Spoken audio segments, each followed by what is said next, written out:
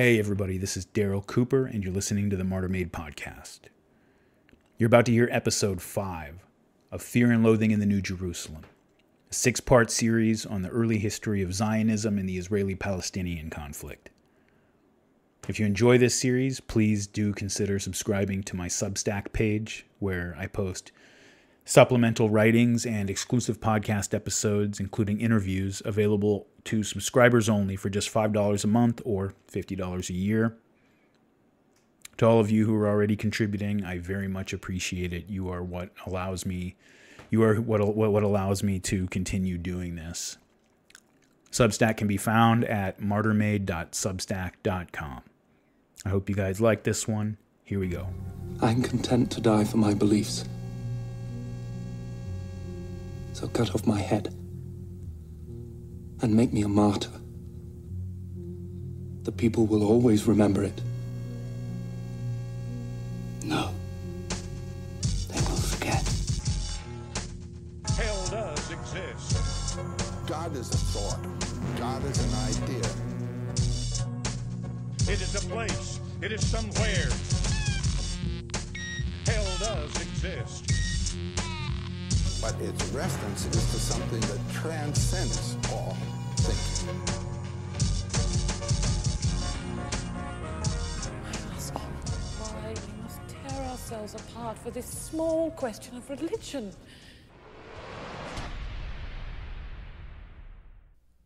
One thing you may have picked up on through the first few episodes is that I'm not real big on blame. I mean, I want to blame. It's natural when you see or hear about something unpleasant to imagine that it must have been the result of an independent human agency, and to want to see the source of that agency exposed and brought to justice. But I got this problem where every time I want to get myself worked up to blame or hate somebody, the closer I look at their situation, the harder it gets for me to hang on to that hatred. And I'm not some bleeding heart that you're going to find out on a street corner trying to get some child murderer off death row. Believe me, that is not me. But if I start letting my mind wander back through a person's history, that all that hatred, even if I try to hold on to it, it just starts to melt away until all that's left is pity. It's as if, I don't know, it's like the further back you go into anyone's story, you push it back through the history of their life, through the worst hidden decisions and the most awful moments of his or her life. And if you keep pushing back through that back wall, what you find at the back of all of it, at the root of everything, is pain. And before that, it's just innocence. The innocence of a 3-year-old Uday Hussein sitting there playing with his toys, completely clueless, no clue at all what's waiting for him in this world, except for maybe this vague, nameless anxiety of a small child deprived of basic emotional care. But that's it. Other than that, he's clueless. He has no idea what kind of world he's been born into. He's just a little boy who didn't ask to have Saddam Hussein as a father, didn't ask to be born to the head of a ruling minority that's been holding down a disenfranchised and oppressed majority that hates him the moment he's born. Didn't ask for that. Didn't ask to be made to watch grisly torture sessions and executions regularly from the time he was 6 years old, when most of us are learning how to play dodgeball. He didn't ask for that. And you try to think back and try to see him before everything took him away, and it gets real cloudy because it's tough. It's hard for me. It goes against everything natural to even try to do it. But if you push, when I push at least, I start to get this feeling that maybe we're just, all of us are just sort of, we're floating along in our early lives until that day that we receive that first scar from fear or from loss or humiliation or physical suffering, whatever it is. You get that first scar, and then your reaction to that scar and the contortions you go through to try to protect yourself in the future, that becomes the first outline of what we eventually call your personality. Maybe you suffer, and maybe you've been given the tools and the resources to use that experience to expand your compassion for other people who are suffering. Maybe. Or maybe you become fearful of new experiences and you become withdrawn and introverted. Maybe. Or else maybe you seek the comfort of always trying to be surrounded by other people instead. Or maybe the pain just rolls right over you with such overwhelming ferocity when you're a 6-year-old Uday Hussein watching a girl from your class being gang raped in front of her suspected dissident father. Maybe then you find that your own 6-year-old resources are just completely inadequate to help you deal with what you're seeing. And that the only options available that are psychologically possible to your 6-year-old mind are to either just adopt the values of the world that you're being confronted with, or just go insane. And so you react. All of us, we react out of pain. And you react to protect yourself, or maybe to take revenge on the world. And everything you do seems to create the conditions for more confrontation and more pain, and then that's it. Now you're caught up in it. You're caught up in it, and that's it. Now it's rolling.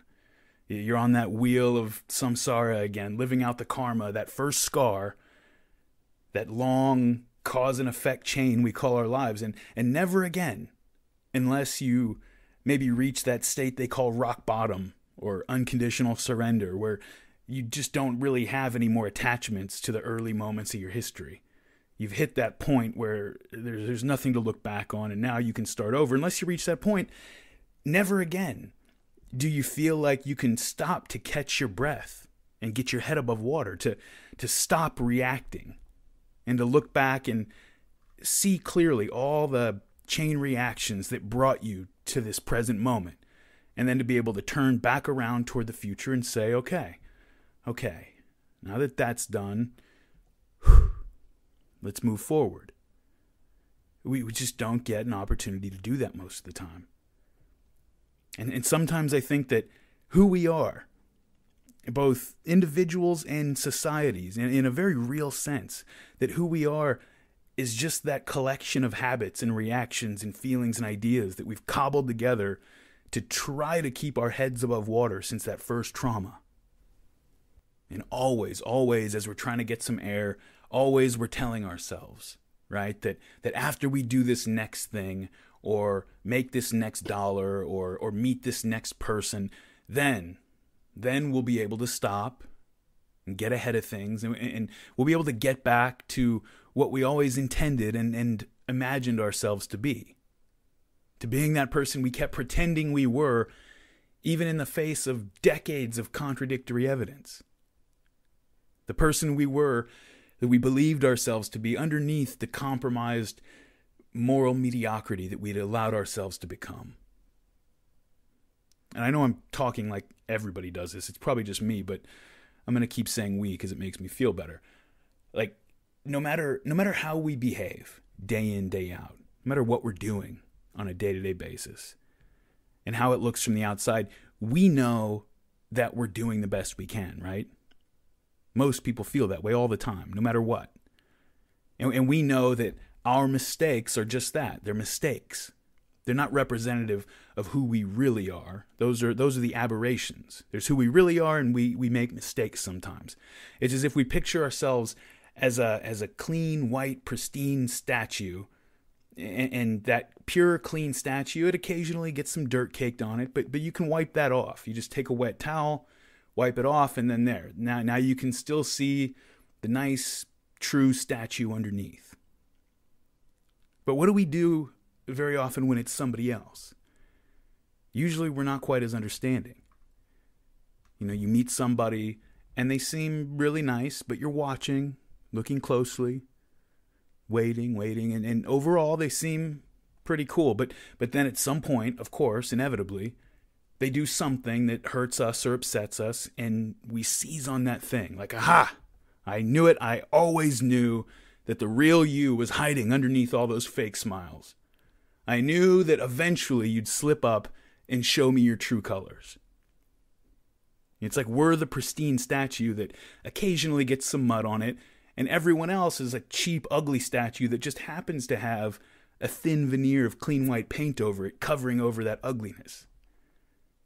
Well, everything I just said about individuals, I think, can be said about movements or about societies. The way we look at our own as opposed to others.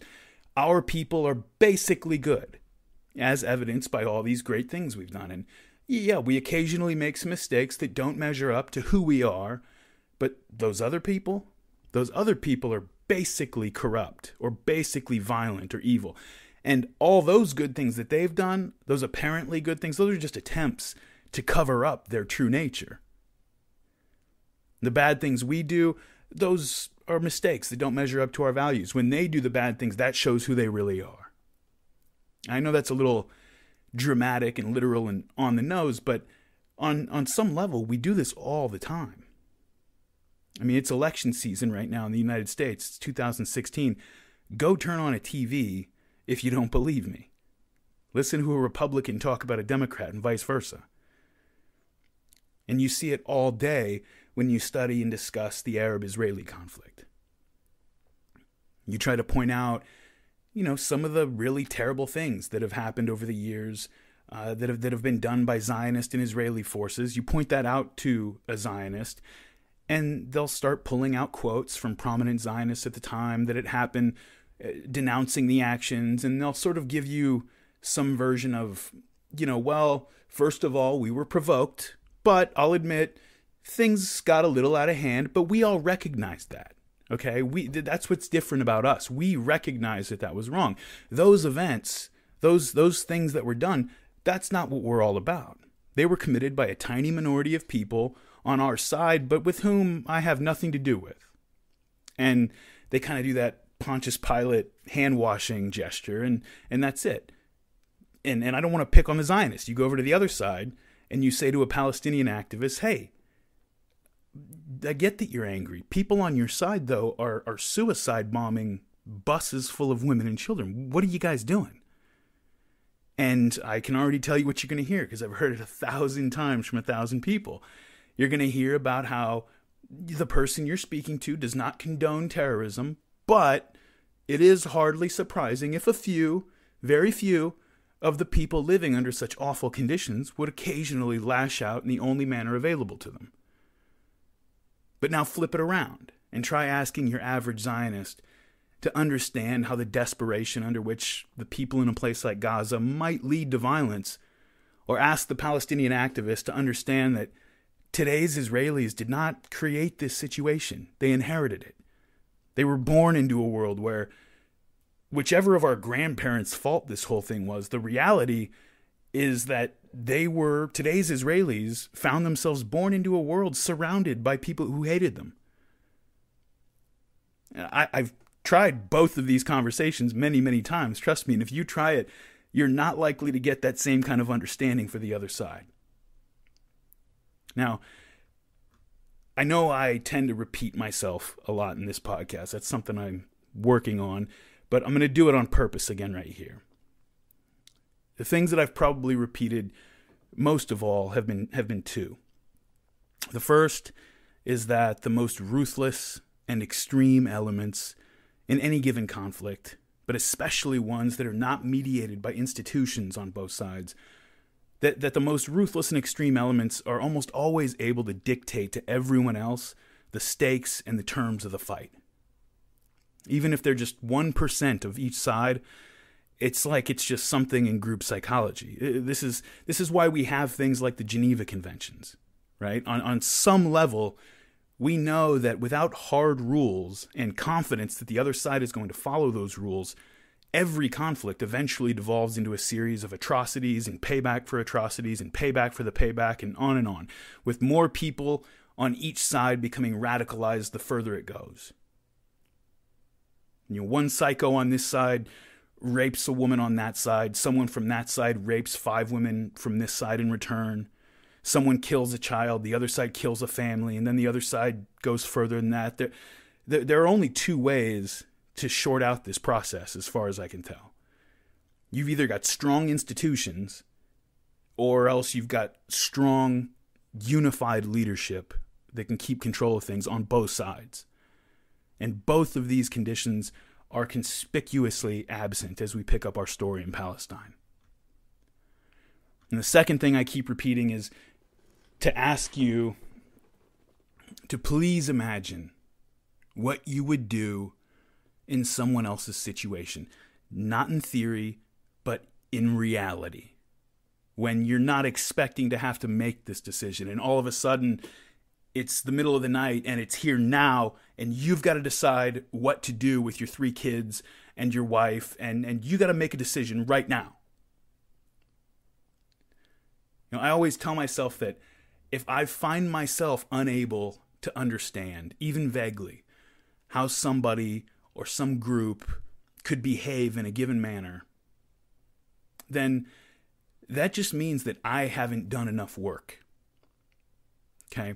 We're talking about human beings here, not monsters, not aliens. And so if I write off someone else's actions as simply evil or incomprehensible, that's a failure of both imagination and empathy on my part. It means I'm not doing my job. And we ended the last episode with the riots that erupted across Palestine in August 1929, when Arab peasants poured into the cities after the cry went out that the Zionists were trying to seize the hill in Jerusalem that still is sacred to both Muslims and Jews. Now, these riots were a real tipping point in relations between the two groups. Partly it was because it was such a massive and sudden escalation in the level of savagery, but more than just the shock of violence, the events of 1929 were a watershed because of how they fit into each side's understanding of what was happening. We've already given a fair amount of context for how these events might have been experienced by the Zionists, but there are still a few points I want to spend some time on. It's really important to understand even Israeli politics today. The first is to emphasize the extent to which pride became an overwhelmingly important factor. It was always a big part of the Zionist mix, but the 1929 attacks crystallized this sense of offended honor that in a way that it would become one of the defining characteristics of Zionism right up to the present day. And so to understand why, I want to take a moment to just go back a little bit. The age of nationalism began in Western Europe before it arrived in Eastern Europe and the Russian Empire. And when the nationalist era arrived, both Jews and the Europeans surrounding them had some difficult problems to solve. When you're living as a minority in a multi-ethnic empire, say, the Austro-Hungarian or Russian Empire, or the Ottoman Empire, you don't have the same privileges as the ruling elite, but at the same time, you're just one minority amongst many minorities. There's no real pressure to assimilate into the general life of the empire to the extent that such a general life exists at all. Similarly, when you're a minority community living in a traditional feudal realm, like the Europe that the Jews moved into in the Middle Ages before the modern era, you're inhabiting a very stratified society where every single group fits somewhere into the hierarchy in some very specific way. Everyone has special, exclusive functions. The aristocracy rules and fights in war, the priests administer the religion, the serfs or peasants do the work, and so forth. Living as a minority under a regime like that, this was very familiar to Jewish communities for a long, long time, and it held certain benefits that they got used to, relative benefits. If every group has a specific niche to fill, then the Jews could just be another group with another role specific to what they could offer and what the settled population needed from them. The fact that they were apart, it wasn't as much of a factor because everybody was kind of in their own little situation. For most of the last 1,000 years of European history, Jewish communities were basically left to run their own affairs.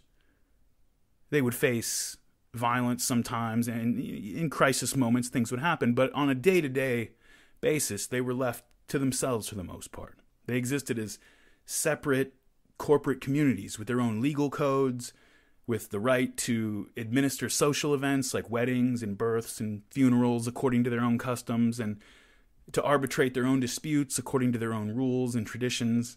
And we take all that kind of stuff for granted today, and we would think of anything other than that maybe to be, a discriminatory or something. But you got to remember, this is happening at a time in Europe when pagans and even heterodox Christians are being exterminated. And so the Jews, being permitted to live according to their own religious traditions, it was a bit exceptional at the time.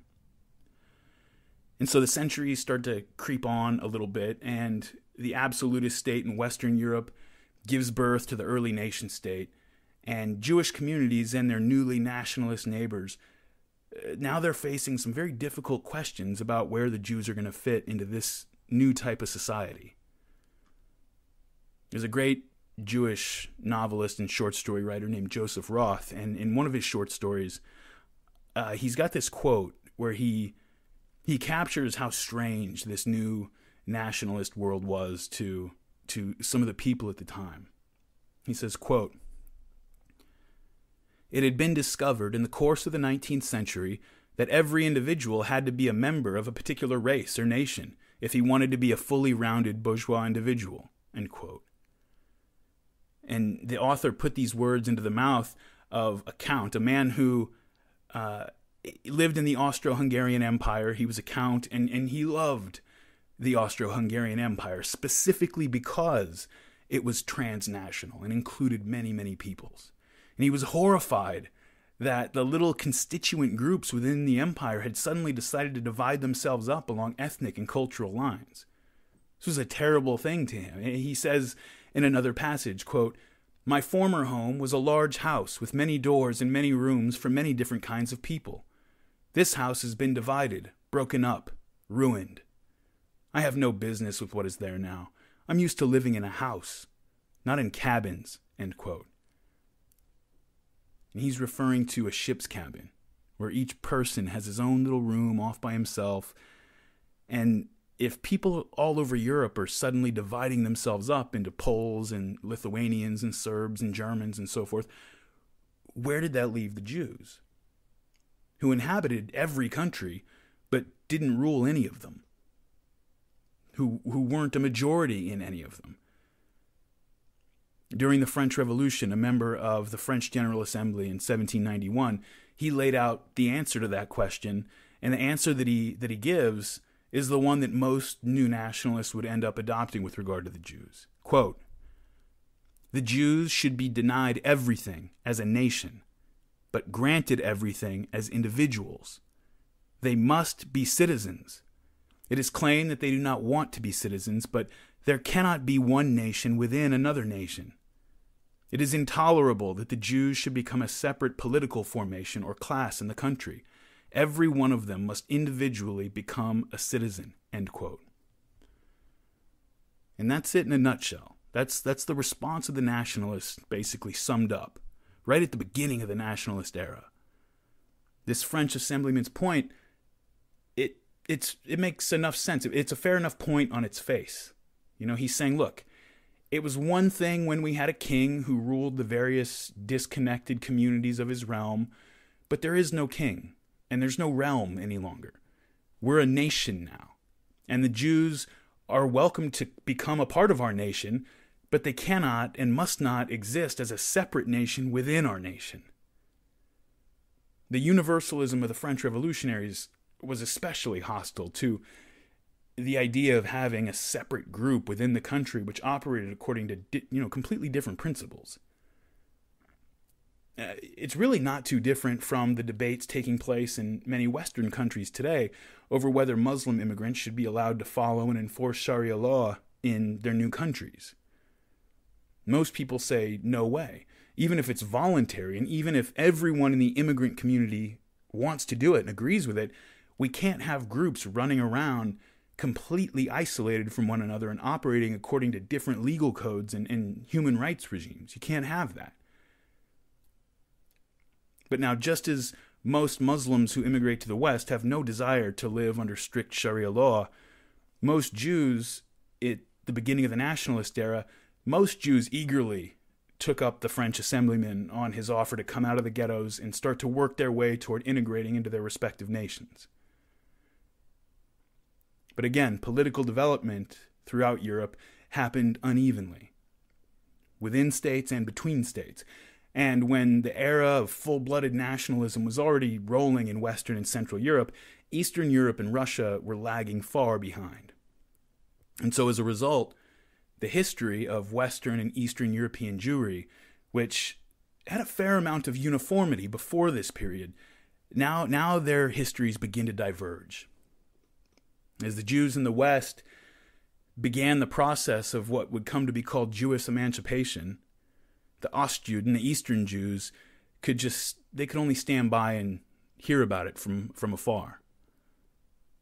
By the time we get up to the period of Zionism's emergence, early Zionism is driven by Eastern European and Russian Jews who are fleeing a much more traditional Jewish life, one in which Jews had hardly even begun the process of assimilation.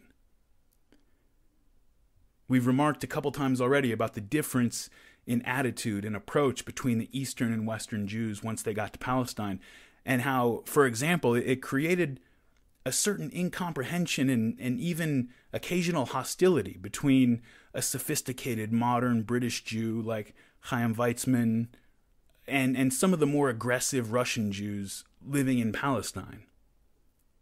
Well, it was these Eastern Jews in Palestine who experienced the horror of 1929, who didn't hear about it or read about it, but who were there.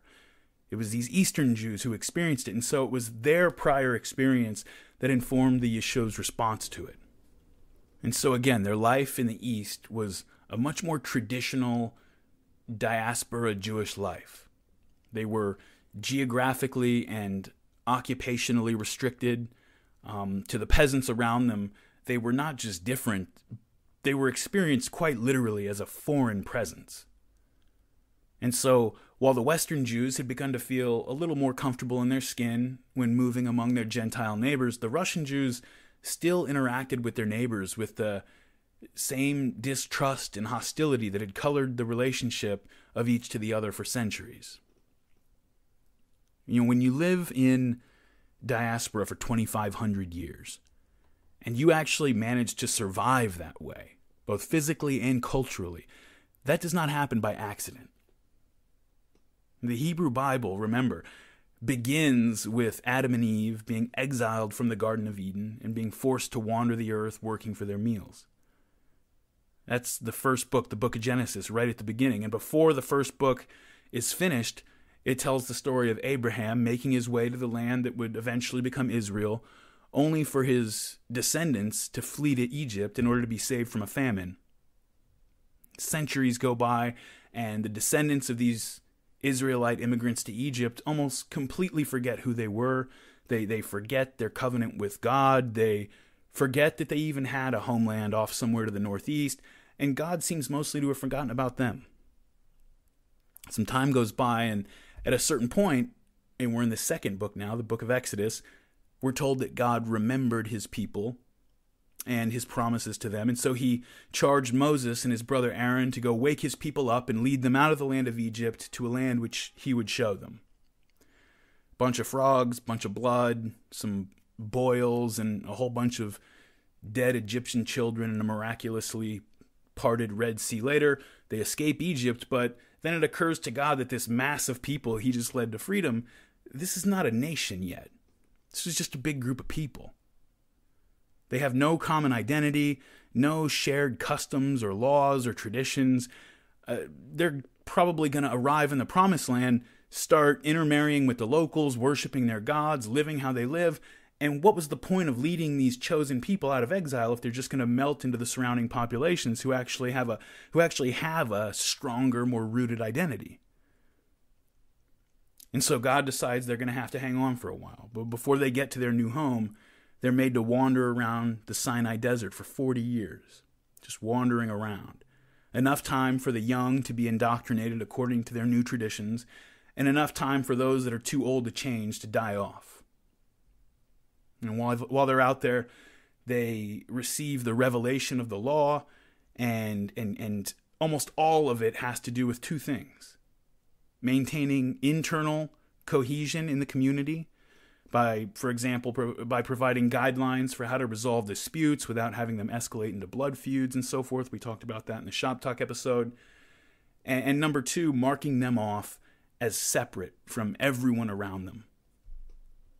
And to this latter end, they were threatened with death and often were killed for worshiping the gods of their neighbors, for marrying outside the tribe, for taking up foreign customs, or for failing to follow the idiosyncratic ritual or dietary laws whose primary function was to serve kind of as a secret decoder ring that would tell us, in an age before laminated ID cards, who is us and who is them.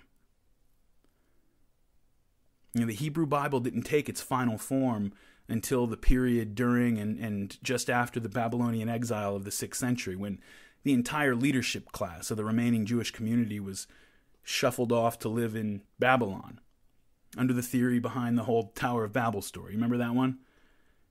Everybody in the world is coming to live as one community in the shadow of the great tower to heaven, and so God pushes the tower over, and everybody just immediately forgets why they're there and what they're doing. They find that they can't communicate with one another, and then they just all go their separate ways. The ancient Near Eastern empires employed a similar strategy when they wanted to destroy their neighbors defeated in war. You didn't always want to kill everybody if you don't have to, because the way the ruling class made its wealth back then was by taxing peasants and other commoners, and if you could keep them alive, that was better. And so sometimes, rather than killing everyone, people would either be dispersed and just sprinkled around all over the empire with the hope that they would simply be absorbed into whatever populations they now lived among, or else they'd be transplanted as whole communities, like the Jews were to Babylon, with the hope that uprooting them would break that sense of historical and cultural continuity that gave them the motivation and the organization to resist. And so the Bible didn't take its final form until after the experience of the Babylonian exile. And it's actually a very interesting and useful exercise to read the Hebrew Bible as a manual for how to survive in diaspora, how to survive in exile. You know, in the Bible, the reason they got into Egypt and were allowed to stay and avoid the famine, for example, was because one of their brothers had been sold into slavery in Egypt sometime before, but he had proven himself so useful to the Pharaoh that he ended up rising to be a prominent administrator, was able to get his people in. When Abraham was traveling with his wife to Egypt, he had to pull a few tricks out of his headscarf to make sure that they were kept safe and treated well. And the laws are mostly about making sure there are plenty of unique markers and social rituals that nobody else would ever think of just randomly picking up on their own, and that anyone who was thinking they might want to become a part of your tribe, they would have to be real committed if they were going to be willing to slice off their foreskin or stop picking up sticks on Saturdays and all the rest of the stuff. The very first thing any organism needs, if it's going to survive and not just melt away into its surrounding environment, is a membrane to separate the inside from the outside, and to mediate between those two realms. The body of ritual law that most of us today just find completely incomprehensible and irrational, it was like a sociocultural membrane. Now, by the 18th, 19th centuries, Jews had been living in diaspora for a long time, 2,500 years for the most part. When the Babylonians were destroyed by the Achaemenid Persians, and the Persians offered to let the Jews go back to Jerusalem and rebuild their temple and their country, the majority of Jews in Babylon said, yeah, thanks, but no thanks. The exile had only been 70 years, but that still meant that the Jews living in Babylon had mostly been born there, and those who hadn't been born there were raised there. And they weren't slaves or prisoners in Babylon, they just weren't allowed to live in their home country of Judea. So when the Persians came to see who wanted to leave the bright lights of big city Babylon and go kick rocks back in Palestine, the majority said, no, thank you. We want to stay in Babylon. A couple hardliners went back, started to rebuild, and they had some very interesting history. And when the Romans came along and finally destroyed Jerusalem and exiled the last Jews from Palestine, when they did that, there were about 8 million Jews living in the Roman Empire, and 6 million of them lived outside of Palestine. 6 million out of the 8 million Jews already lived outside of Palestine. In cities like Alexandria in Egypt, at the time of the Roman-Jewish wars, had a larger Jewish population than Jerusalem did. And so by the time we get up to the early modern era, the Jews have been living in diaspora in countries where other people always had a monopoly on violence, where they owned no land, and so they didn't grow their own food or mine their own minerals or do any of the base level work we associate with a complex, settled society. They didn't do any of that themselves. And they managed to survive like that for 2,500 years, keeping their religious traditions, their cultural identity, their sense of collective historical continuity intact. And I'll say it again, that does not just happen by accident. There are strategies that groups like this use. And the Jews are not the only group like this. They're called middleman minorities, or sometimes service nomads by anthropologists, and they include groups like the Roma and Sinti, the overseas Chinese in Southeast Asia and Indonesia and the Philippines, the Indians in East Africa, the Lebanese in West Africa and Latin America, many, many others. And the strategies that they employ to survive, and the ways that they're treated and spoken of by their hosts, and the way that they relate to and speak of their hosts, are very similar across the board. For example, diaspora Chinese communities in Indonesia and the Philippines and other countries, they had become a financial and commercial elite class, and they were spoken of in almost the exact same language most people in the West today associate exclusively with anti-Semitism. They're always crafty, they're sneaky, they're clever, they're greedy, they're obsessed with money. It's all right down the line, very similar. They faced similar resentment and envy and mistrust, and when the post-colonial nationalist era came to Asia, they faced the similar discrimination and hostility, and then pogroms and massacres dwarfing anything that the Jews experienced in the Russian Empire. And it's a very similar dynamic. In the 1970s, you might remember, the Ugandan dictator Idi Amin Dada expelled 70,000 Indians who were living in his country. And back when the British ran Uganda in the 1890s, they had imported thousands of laborers from their colony in India, and the ones that stayed in Uganda eventually moved into commerce and the service industries and became a prosperous class in that undeveloped Ugandan economy.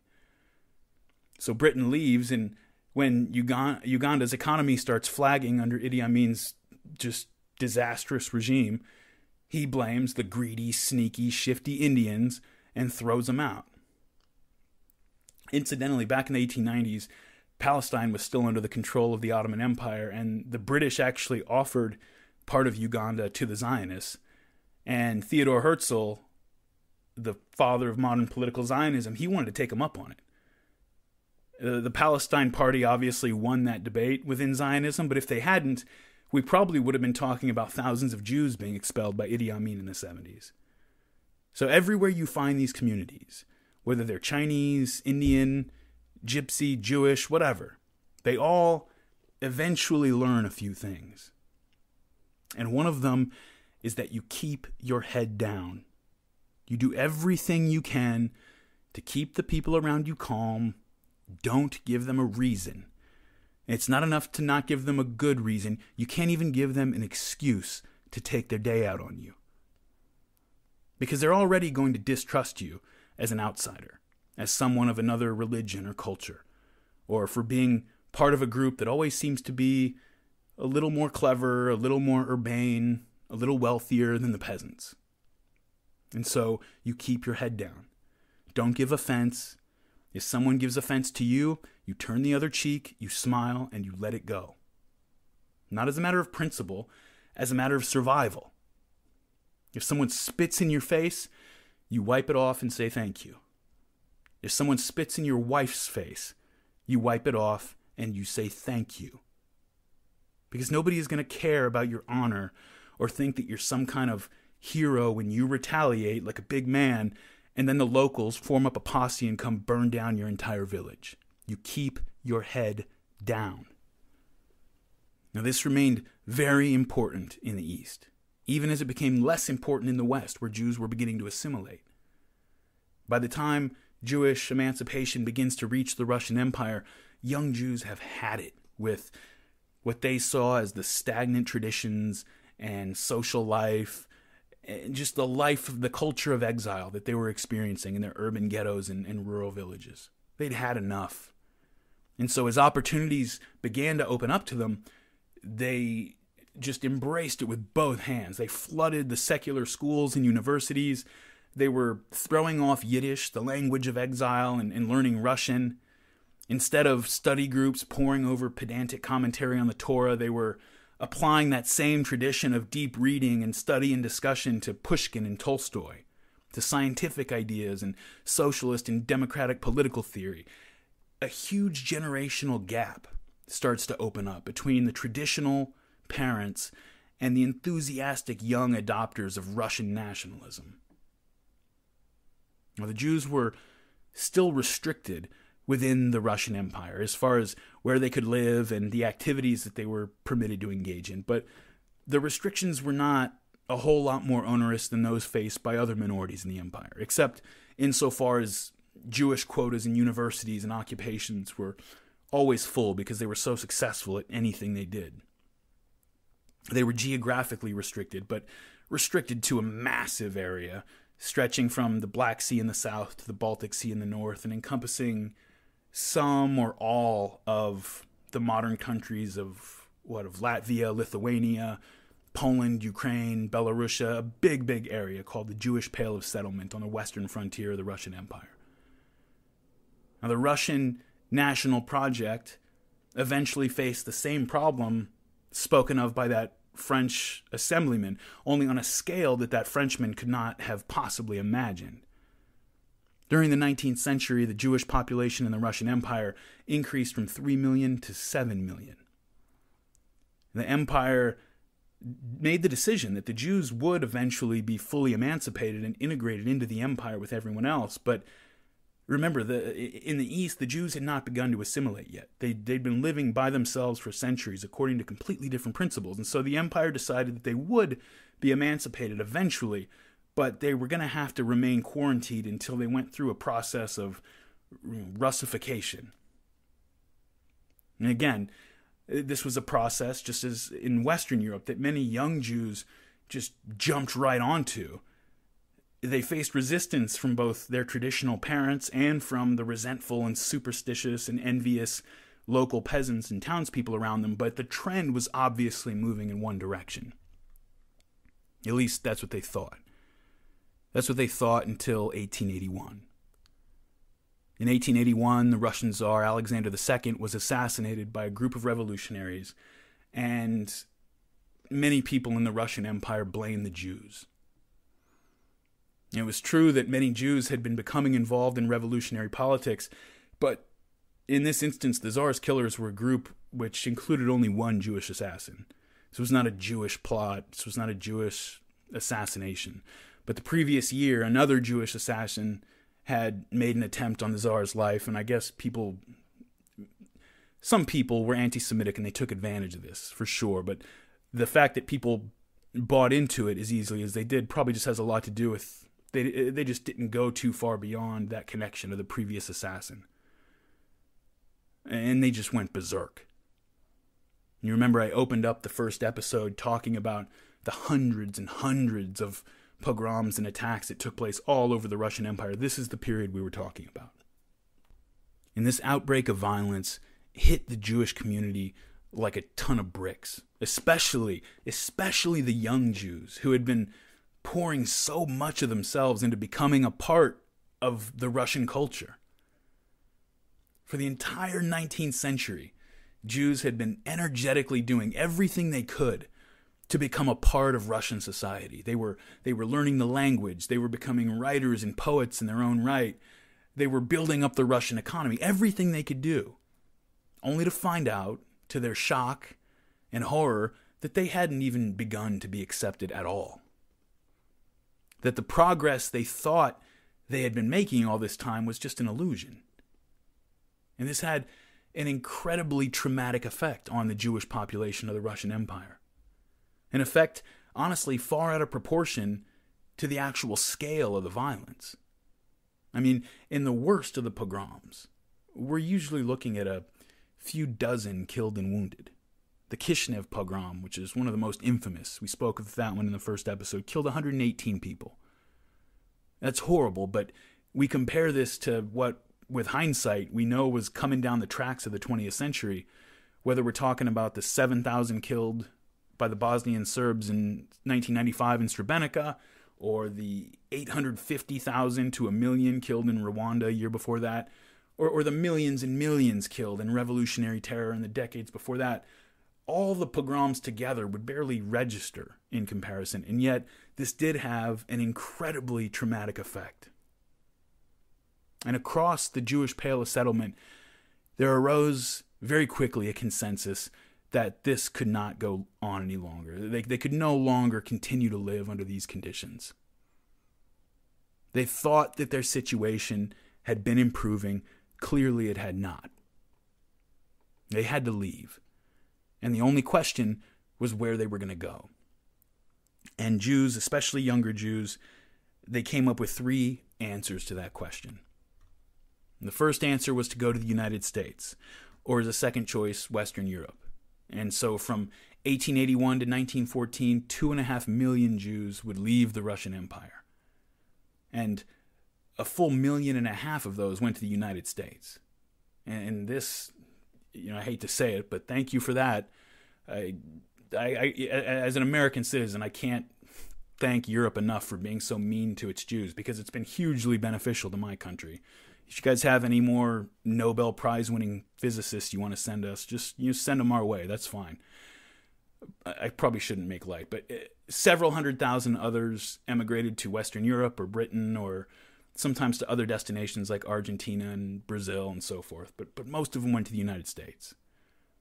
And the second answer they came up with was to just stay put, but to move out of their isolated communities and into Russia's big cities, to join revolutionary parties en masse.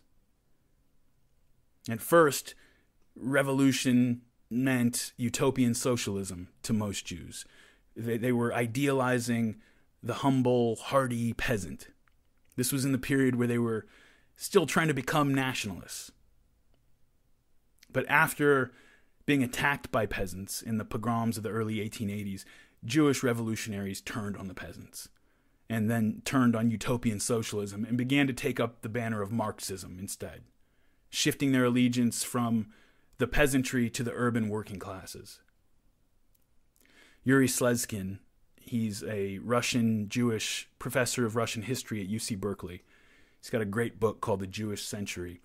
And writing about this period, he says that virtually every village and ghetto in the Jewish Pale of Settlement, it was full of the very young and the very old, but that virtually every young adult and adult Jew who had not left for America or someplace else had bolted for the big cities of the Russian Empire, taken over with enthusiasm for this idea of overcoming their separateness and their exile by joining in with the brotherhood of revolution. And these two migrations, which represented on the one hand a simple desire to get the hell out of here, just escape, and on the other hand an intention to overturn the system under which they'd been oppressed. That encompassed the vast majority of all Jewish emigrants from the Russian Empire. This was the vast majority of the response to those pogroms of the early 1880s and then right after the turn of the century.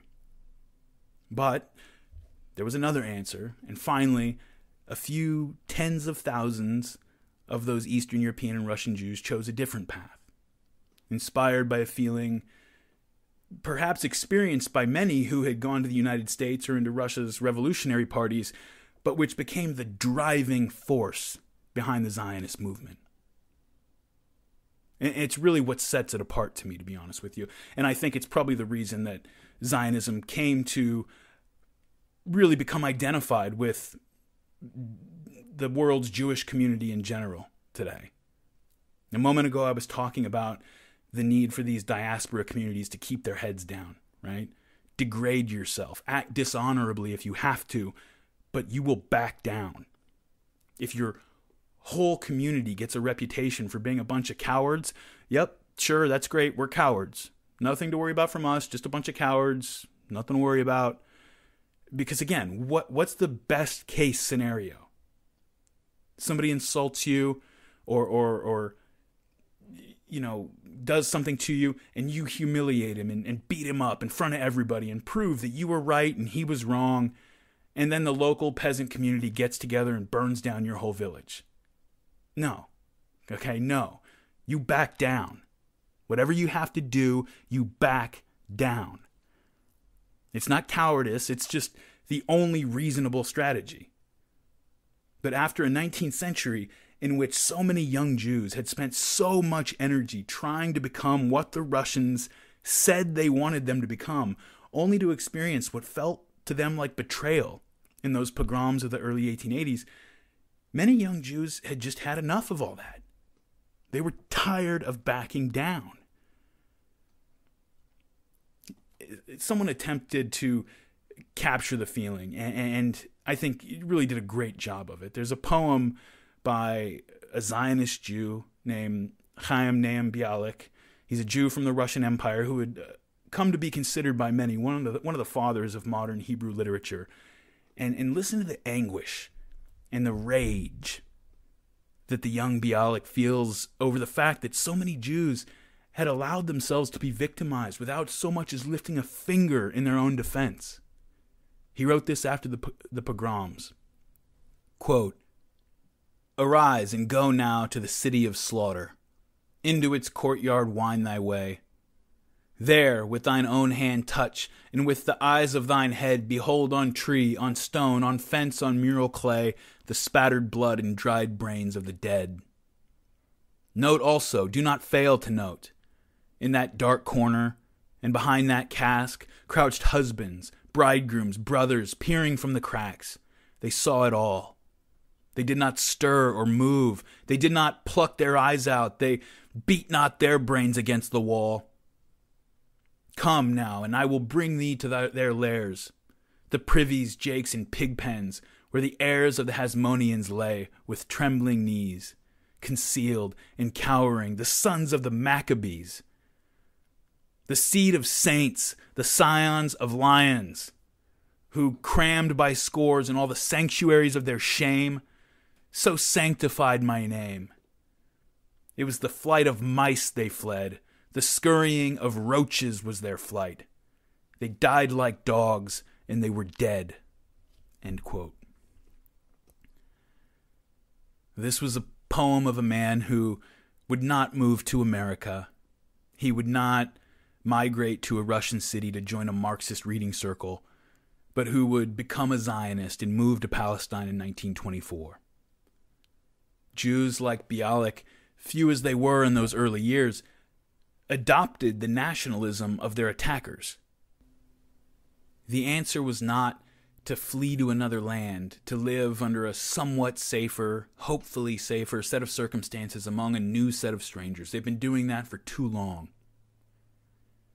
The answer wasn't to join revolutionaries in destroying not only the Jewish, but every other national identity in the name of somebody else's class war. It was to become a nation of their own and learn to defend themselves.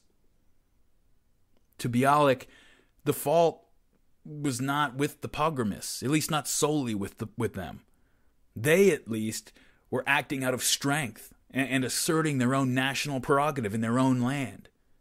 He felt less anger at the pogromists than he felt disgust and shame over their cowering victims, his parents and grandparents and aunts and uncles and the whole line of his Jewish ancestors who had allowed themselves to degenerate into a people who, the way he saw it, so broken and so cowardly that men would hide while their wives and daughters were being murdered in the next room.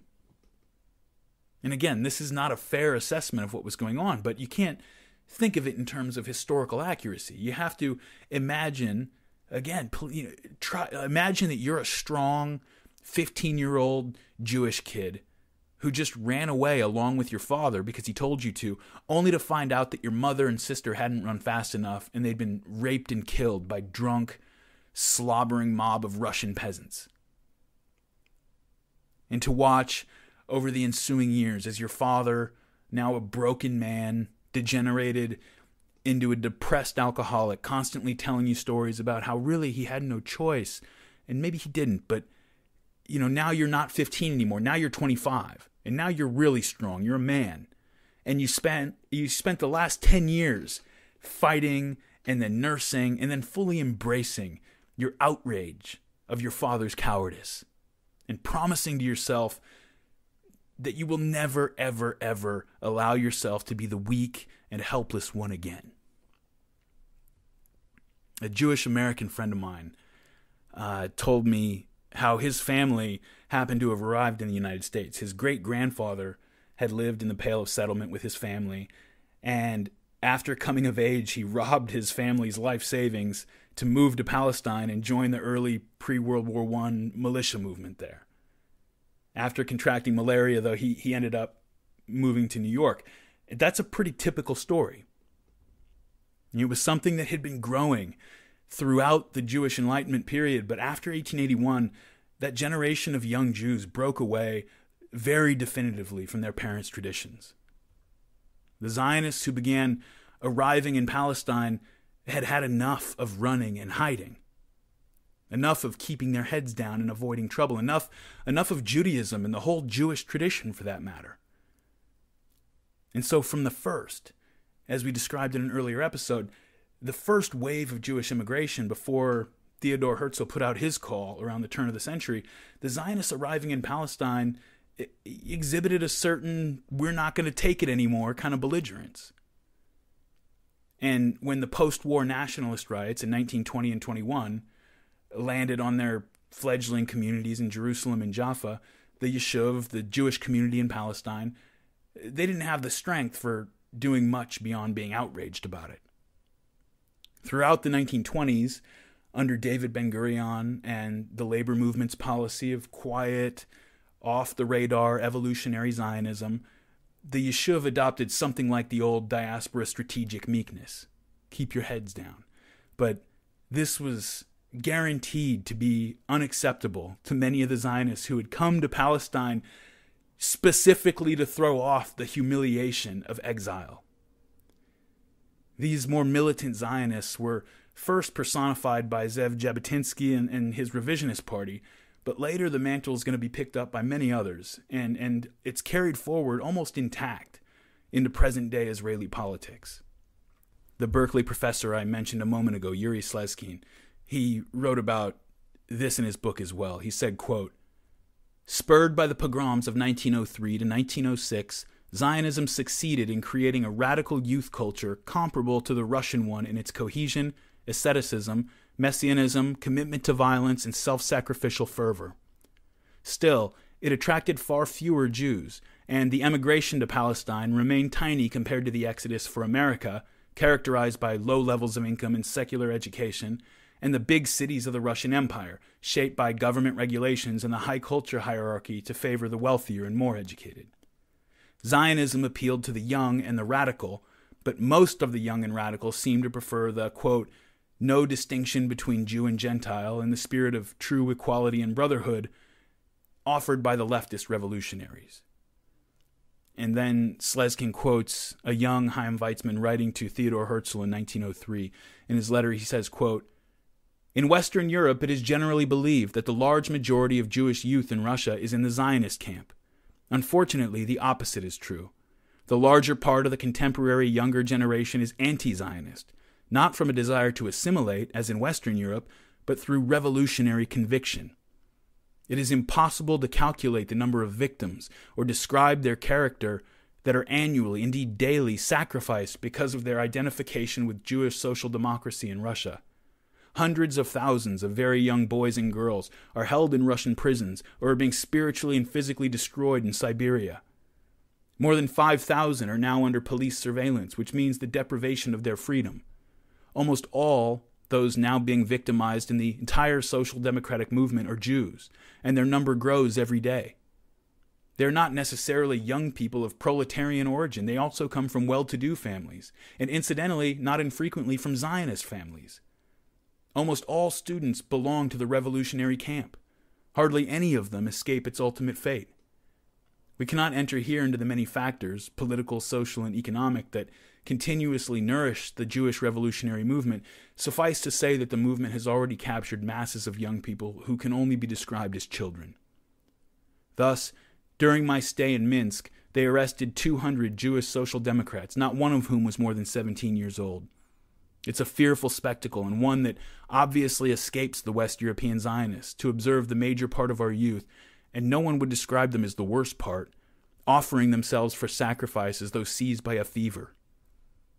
We refrain from touching on the terrible effect of this mass sacrifice, the effect that it has upon the families and communities concerned, and upon the state of Jewish political affairs in general. Saddest and most lamentable is the fact that although this movement consumes much Jewish energy and heroism and is located within the Jewish fold, the attitude it evidences toward Jewish nationalism is one of antipathy, swelling at times to fanatical hatred. Children are in open revolt against their parents." End quote. And finally, Professor Slezkin concludes, quote, "Not all of those victimized in the entire social democratic movement were Jews, of course, but it is true that Jewish participation in the Russian mass sacrifice was very substantial in absolute terms and much larger than the Jewish share of the country's population. The Jews did not start the revolutionary movement, did not inaugurate student messianism, and had very little to do with the conceptual formulation of Russian socialism from Herzen to Mikhailovsky. But when they did join the ranks, they did so with tremendous intensity and in ever-growing numbers. No history of Russian radicalism is conceivable without the story of the Jewish children's open revolt against their parents." End quote.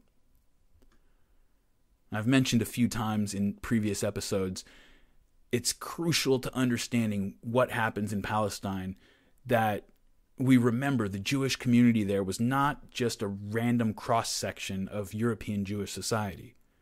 They were mostly young, mostly male, and they had come in large part because they were tired of taking shit from the rest of the world.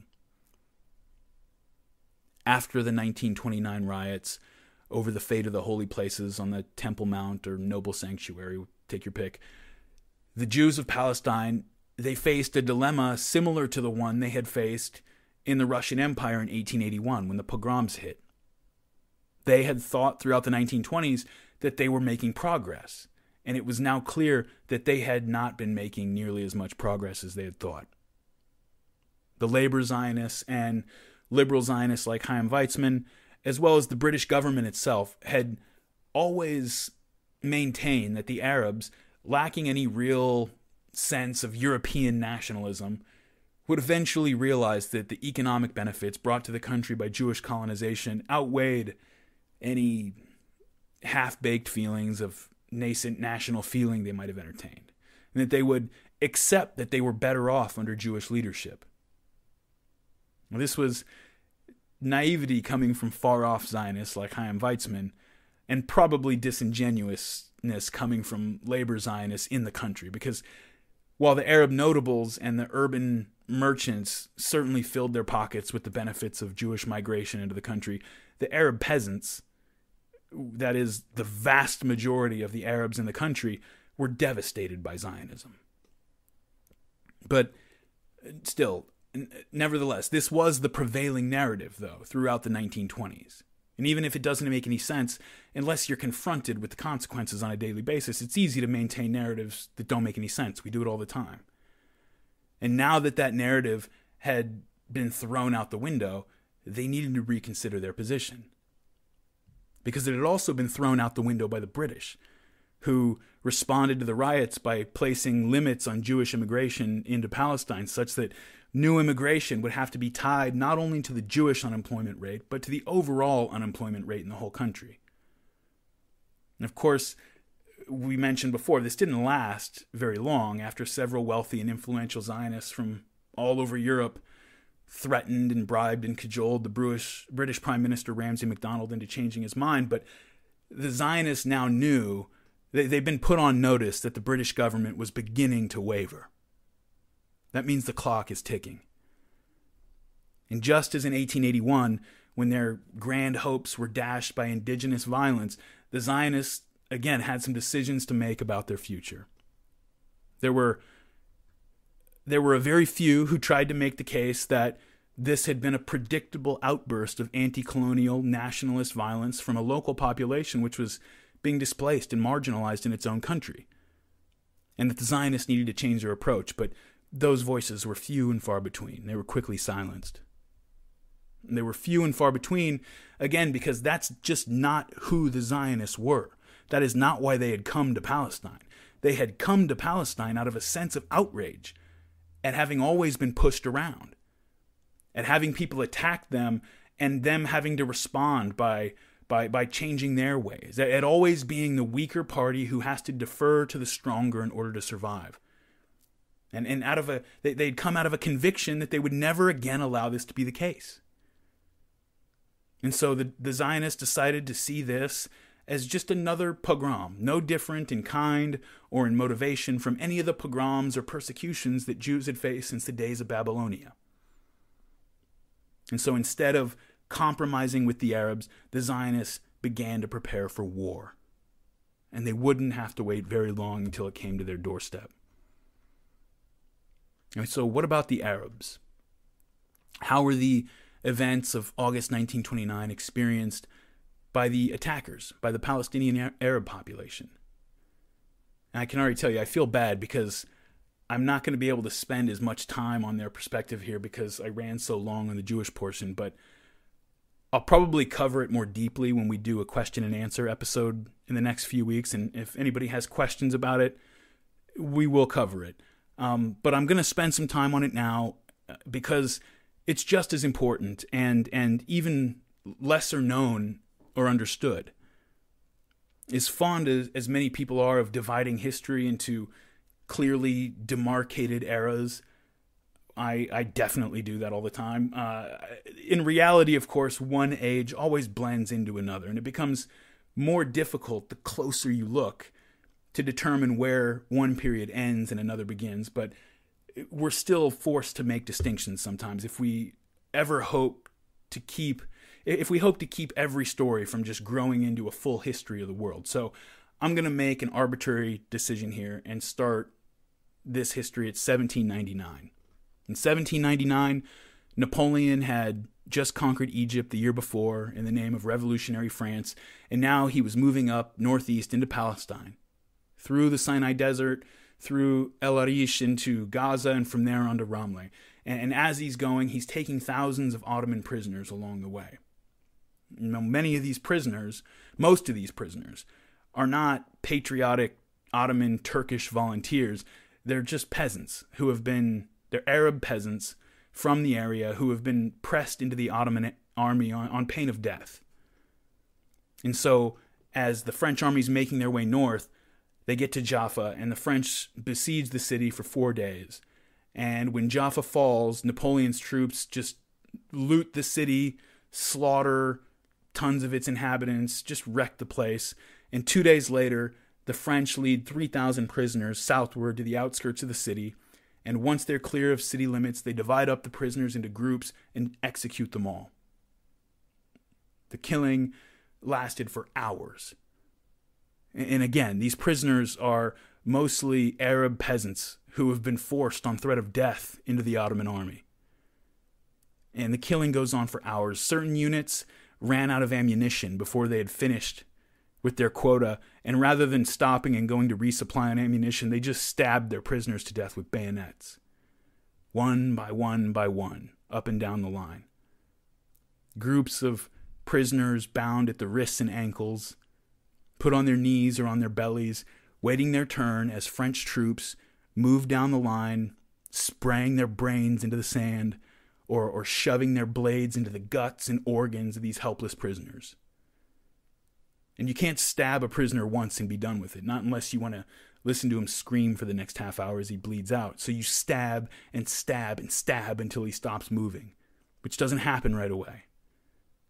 At first, they all have that natural, involuntary, bodily response that you would expect when a 12-inch serrated blade is shoved into your torso. They squirmed, they pulled away, they writhed in agony and terror, and they screamed. And the French soldiers, trying to end the racket, stabbed and stabbed, punching holes in the chest and stomach and groin, stabbing the face, stabbing the throat as the prisoners jerked and writhed and screamed. 3,000 people. In his book, Napoleon, His Army and His Generals, the French author Jean-Charles Dominique de Lacoutel wrote that the piles of bodies after this massacre were left to rot, and eventually they became pyramids of bleached bones, standing as monuments to the beginning of the modern cultural interaction between Europe and Palestine's Arabs. The last cultural memory shared by everyone in the region before Napoleon had been the Crusades. That was the last shared cultural memory of interaction with Christian society. And the return of the Christians to their country had only confirmed the worst fears and stereotypes that had lingered since that period. It can sometimes be difficult, or it's always difficult, to get an idea of how an event like this affected people at the time. You know, it's important to remember, this is the first real interaction any of these people have ever had with Europeans. And it can be so easy to sanitize events like this because of the lack of any real drama. 100 people are killed in an urban riot. That leaves behind dozens of just grist for newspaper stories. You know, these harrowing tales. They chased that woman down the street over there, and then they beat her with rods, and they stabbed that man with knives as his children screamed. I was so scared, I didn't know what to do. Compared to an event like the execution of these prisoners, where it's just, you know, they shot the first man, and then they shot the second man, and stabbed the third, and they shot the fourth, and on and on and on, 3,000 times, and no one survived, and that was that. Joseph Stalin famously, perhaps apocryphally, said that one death is a tragedy and 1,000,000 is just a statistic, and there's a bit of that at play here. A riot that kills 100 people can seem infinitely more horrifying than the brutal murder of 3,000 that lacks the drama and from which no one survives. For centuries, the Arabs of Palestine had lived in peace with the Christians and the Jews in their midst. Neither of the two minorities, Christians or Jews, enjoyed equality with the Muslim majority, of course. I mentioned in the first episode that the Ottoman Empire, as far as places in the world went at the time, was a decent place for a Jew to be, and I got some flack for that from people who wanted to point out, well, there was this type of discrimination, there was that. I get all that. I'm not saying there was equality, but you have to speak in relative terms. It was a different world. No place in the world conferred equality on minorities until very, very recently in world history. And many would say that this really hasn't even been accomplished across the board in any country on earth today. On the whole, though, the Ottoman Empire in general, and Palestine in particular, was the easiest place on the planet to be a Jew. So take this quote, for example. This is a quote from, honestly, one of the better studies that I've found on the Jewish experience in Ottoman Palestine. It's called Letters from the Land of Israel by a great writer and scholar named Avraham Yari. He writes that the authors of the letters that he surveyed, thousands of letters over hundreds of years, that the authors of these letters invariably emphasize, quote, that the regime does not discriminate against the Jews and that the Arab inhabitants harbor no special hatred of the Jews as Jews. The writers stress in particular that there was no contempt for the Jew and his faith, the kind of contempt that had become etched in their souls during their time living in Christian lands. They declare in astonishment that the Arabs honor Jewish holy sites and the tombs of Jewish saints. Rabbi Yitzhak Latif writes in his letter from the last quarter of the 15th century, quote, "The Arabs are at peace with us. They will never strike us and never pillage," end quote. At about the same time, Rabbi Yosef de Montagne declared in his letter from Jerusalem, quote, "On the way we were sometimes in the field among many Ishmaelites, and I never heard a man open his mouth to speak evil," end quote. A few years later, in 1488, Rabbi Ovadiah of Bartanura wrote in his first letter from Jerusalem, quote, "The Jews feel no sense of repression at all from the Ishmaelites in this place. I have traveled the length and breadth of the country, and no one opens his mouth or jeers," end quote. A student of this same Rabbi Ovadiah of Bartanura describes in a letter the punishments imposed by the authorities, remarking that, quote, "As a rule, there is a single law for the Jews and the uncircumcised, the Christians, and the Ishmaelites. But they do not hate Jews and castigate and abuse them as in your country, Italy," end quote. In the mid-18th century, Rabbi Avraham Gershon of Kitav wrote from Hebron, quote, "The Gentiles here very much love the Jews. When there is a Brit Milah," circumcision ceremony that I probably butchered, "or any other celebration, their most important men come at night and rejoice with the Jews, and clap hands and dance with the Jews, just like the Jews," end quote. And so this book, it goes on to describe the close relations and business interactions between Arabs and Jews, close social relationships, and although tensions began to rise during the first wave of Jewish immigration, of Zionist immigration, it wasn't widespread enough to affect most of the country. And just before the outbreak of the First World War, in 1913, I remember reading about a band that would play together in Jerusalem, and the band consisted of 3 Muslims, 2 Jews, and a Christian, and this was not strange to anybody. But let's go back to the 19th century. After Napoleon's forces reintroduced Europe to Palestine's Arabs, although relations would not really go off the cliff until the post-war Zionists drove it off the cliff, things did slowly begin to change after the French atrocities, not least because some groups of Christians and Jews saw an opportunity in the French conquest and collaborated with them. It hadn't occurred to the Arabs before this that the Jews and Christians in their midst might have identified more with these Europeans than they did with their neighbors, and most of them didn't, but the collaboration of a few was enough to make the Muslim majority suddenly more aware of the difference between themselves and their Christian and Jewish neighbors. Suddenly it became necessary to remember that, hey, Christians have been trying to conquer the Holy Land for 1,000 years, and the Jews still spoke of returning to their homeland in Palestine. When the Ottoman Empire was strong, they could afford to imagine that both of those groups would be happy just living in Palestine. But as the Ottoman Empire was eclipsed by Christian Europe in power, the Arabs realized that they had to actually worry about being conquered. Suddenly, the Christian and Jewish minorities around them began to look a lot more dangerous. And this is happening over the course of the 19th century. The Ottoman Empire begins instituting changes which are roiling traditional village life in Palestine. There were over 1,000 villages in Palestine in the mid-19th century, and most of them operated along very similar traditional lines. A typical village would consist of 4 or 5 clans.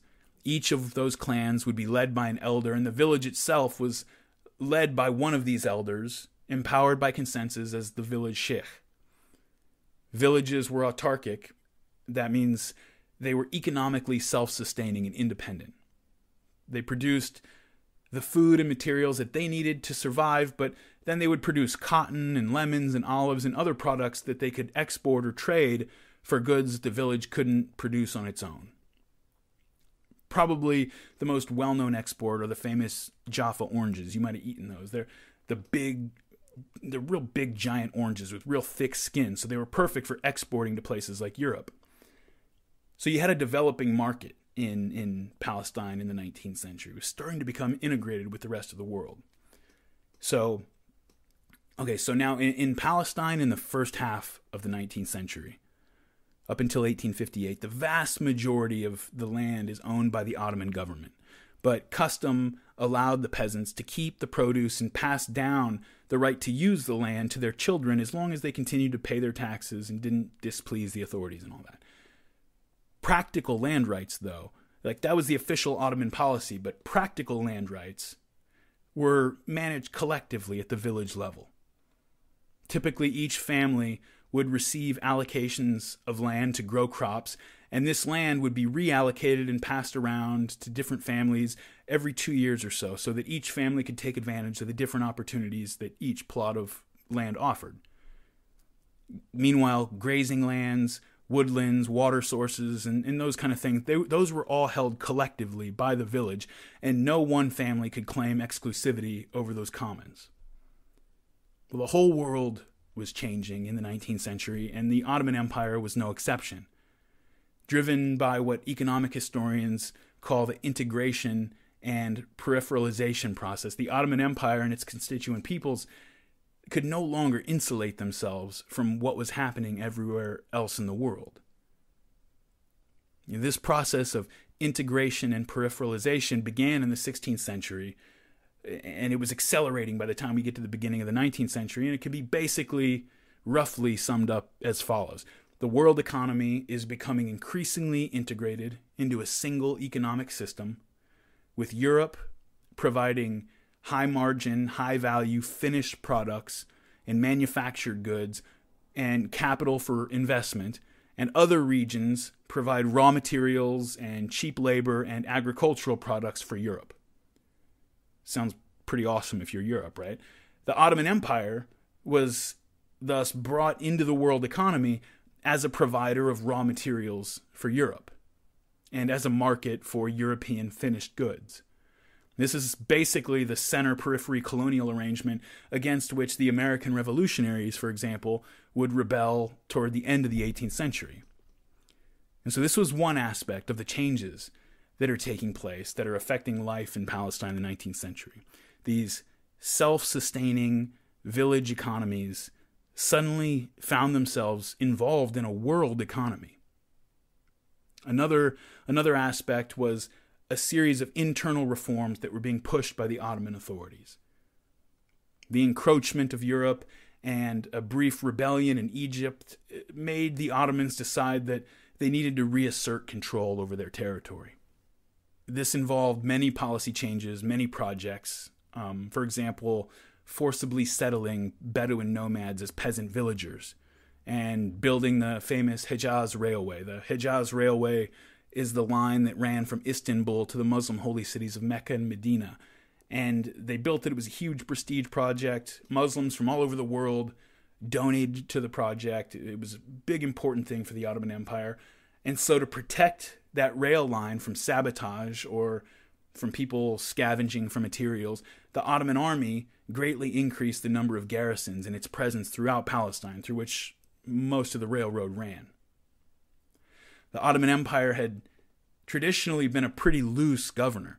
Pay your taxes, just remember who the boss is, but other than that, we don't care. Run your own affairs. Just keep sending your tribute and, don't rebel. But now the Palestinian Arabs were going to have to get used to a much more present and activist Ottoman government. And so the forced settlement of Arab nomads ensured that virtually all of Palestine has been cultivated by the middle of the 19th century. But the recent nomads, they settled in stages. They didn't just go from being pastoralist nomads and raiders and hunters to completely sedentary peasants just like that. In the middle of the century, for example, the land on the coastal plain of Palestine between Jaffa in the south and Haifa up north was being cultivated by peasants who were living a sort of hybrid lifestyle. They would spend most of the year living in tent villages in the hills or up on the plateau overlooking the plain and their crops, and they would come down a few times a year to plant and tend their crops and reap their harvests. And so when European and Jewish visitors in the 19th century got off their ships in Haifa and looked around that coastal plain, they saw thinly inhabited, temporary villages kind of just set up for the times, those rare times that the farmers came out of the hills to work. And so they concluded that there was nobody around but a few poor natives living in these jerry-rigged villages. So move up to 1858. In 1858, the Ottoman Empire passed a Land Reform Act, privatizing most of the land in Palestine. Now, this probably needed to happen. It was definitely a modernizing, progressive thing that probably needed to happen for the empire. It may have even been well-intentioned enough, but it created a huge amount of turmoil and social upheaval in the country. You remember, village land was held collectively, and only the right to use it was reallocated by the village itself from time to time. But the Ottoman land law conferred full, exclusive ownership on whomever happened to be holding it and claim possession of it at the time that the Land Reform Act was passed. And so this led to many unscrupulous people accumulating huge tracts of land, and to many other simple peasants who wouldn't have remotely known how to navigate the bureaucracy in any case to lose out. The Ottoman Empire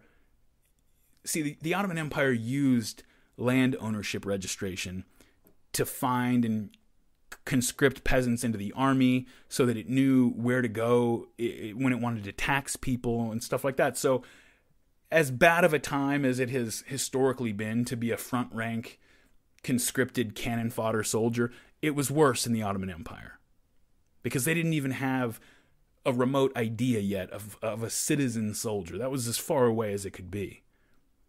You're real cannon fodder.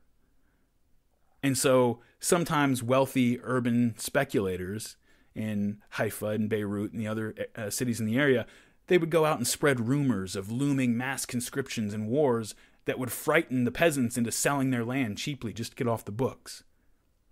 And this is not unique to Palestine. The United States in the 19th century, oil and mining interests would infamously send agents ahead of them to spread rumors in communities of federal seizure of the land or of impending Native American attacks so that a Hearst or a Rockefeller could come along behind and find people who, hey, they're willing to sell for whatever they can get. And so, just as in the United States at that time, in the 19th century, this is something that was happening in a lot of places. This process led to an accumulation of huge tracts of land by urban, wealthy notables who had never and would never set foot on it. In Beirut, the Sorsuk family, for example, owned 70 square miles of land in the Jezreel Valley, 70 square miles, and they had never been there. They were living in Lebanon's capital. Their land was in Palestine, and it was nothing to them other than a profit venture. All they cared about was the income being provided by the peasants living there. And if it turned out that they could turn a larger profit by selling to the Zionists, even if they knew the Zionists would evict all those peasants, they didn't hesitate. They had no connection to the country or to the peasants.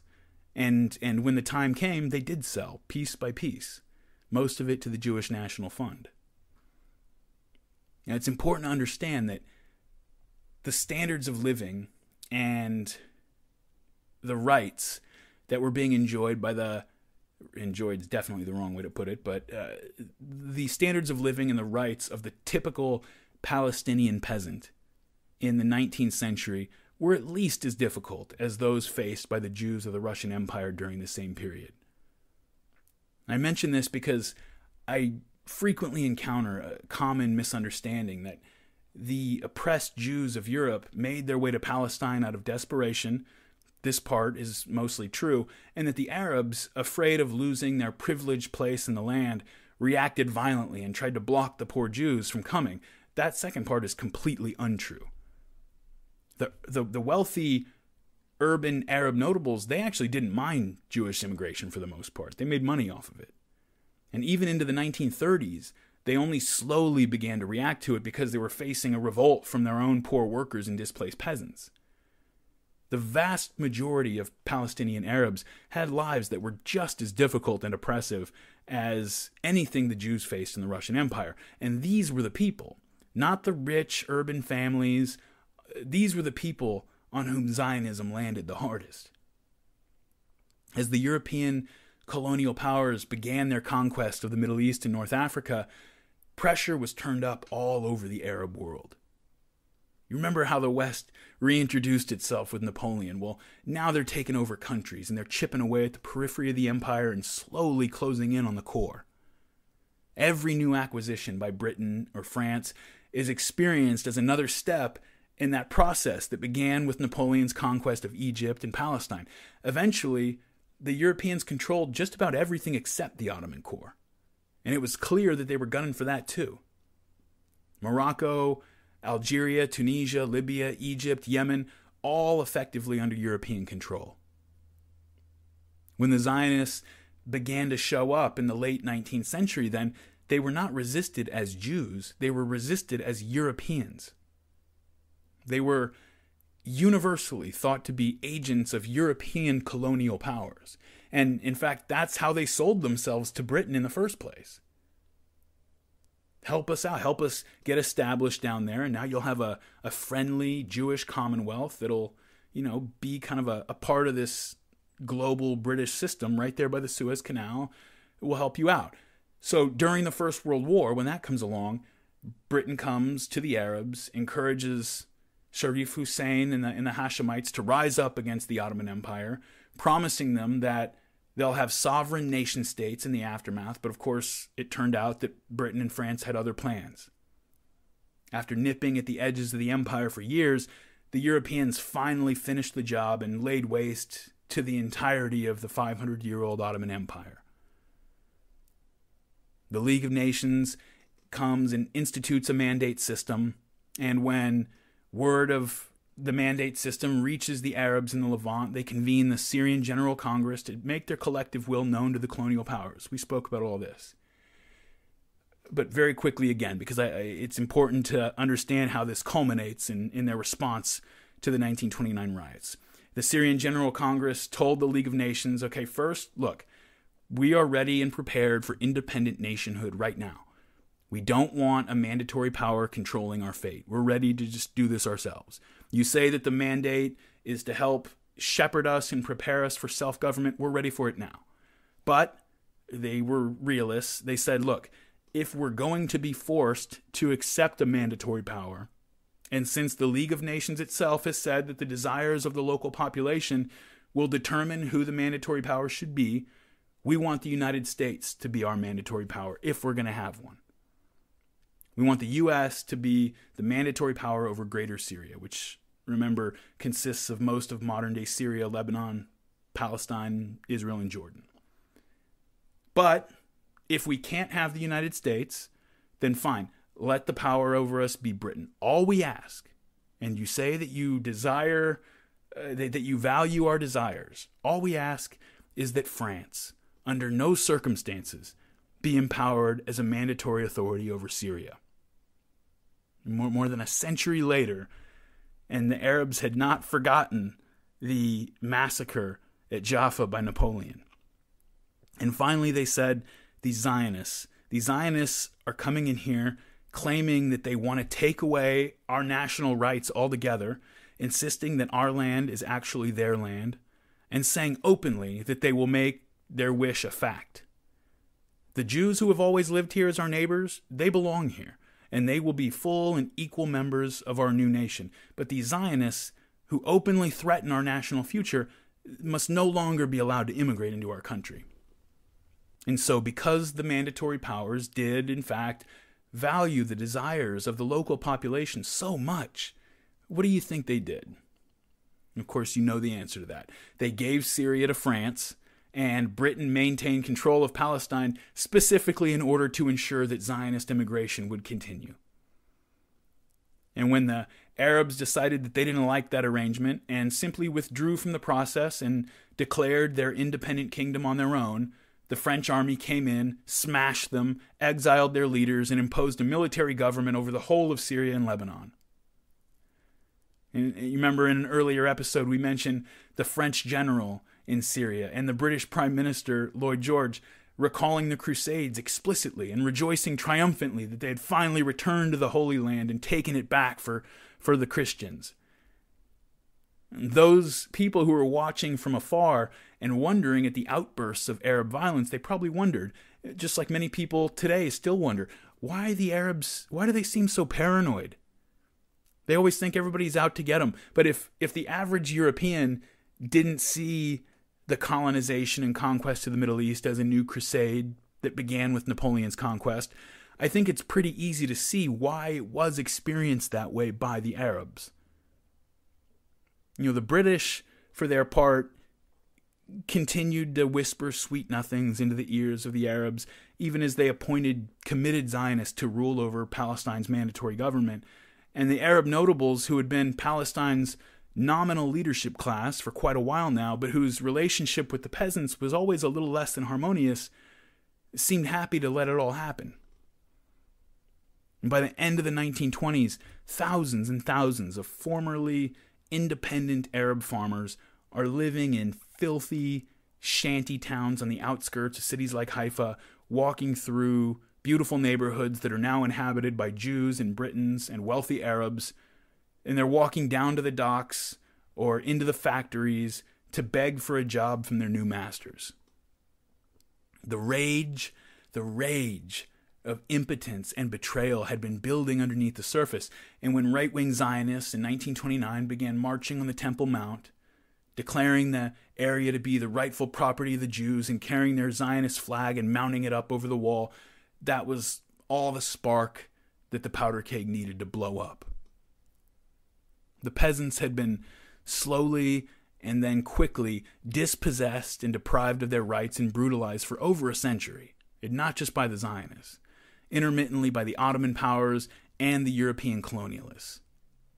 From the Arab perspective, quite reasonably, I would say, every interaction that they had had with the Europeans, from the Balfour Declaration of 1917 to the brutal repression of national uprisings in Iraq and Egypt and Syria, to everything that's still ahead in our story, all of it just confirmed their belief that the Europeans were advancing their conquest of Muslim lands, whatever they said, and that the Zionists were just a weapon in that conquest.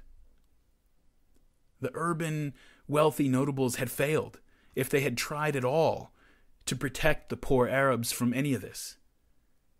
They seemed complicit in their dispossession a lot of the time. With the exception of the Grand Mufti of Jerusalem, the Hajj Amin al-Husseini, the urban families were becoming objects of scorn among Palestine's poor. Instead, the poor workers and peasants had begun to turn to the only people who seemed unafraid to speak out about what was happening to them, the religious leaders. On the morning that the violence of August 1929 struck Jaffa, a young imam named Ismail Tubasi, he gave a fiery speech to a crowd in front of Jaffa's primary mosque. And there was a British military officer there. He wrote about it, and he wrote that the older sheikhs tried to cut him off, but Tubasi wouldn't listen.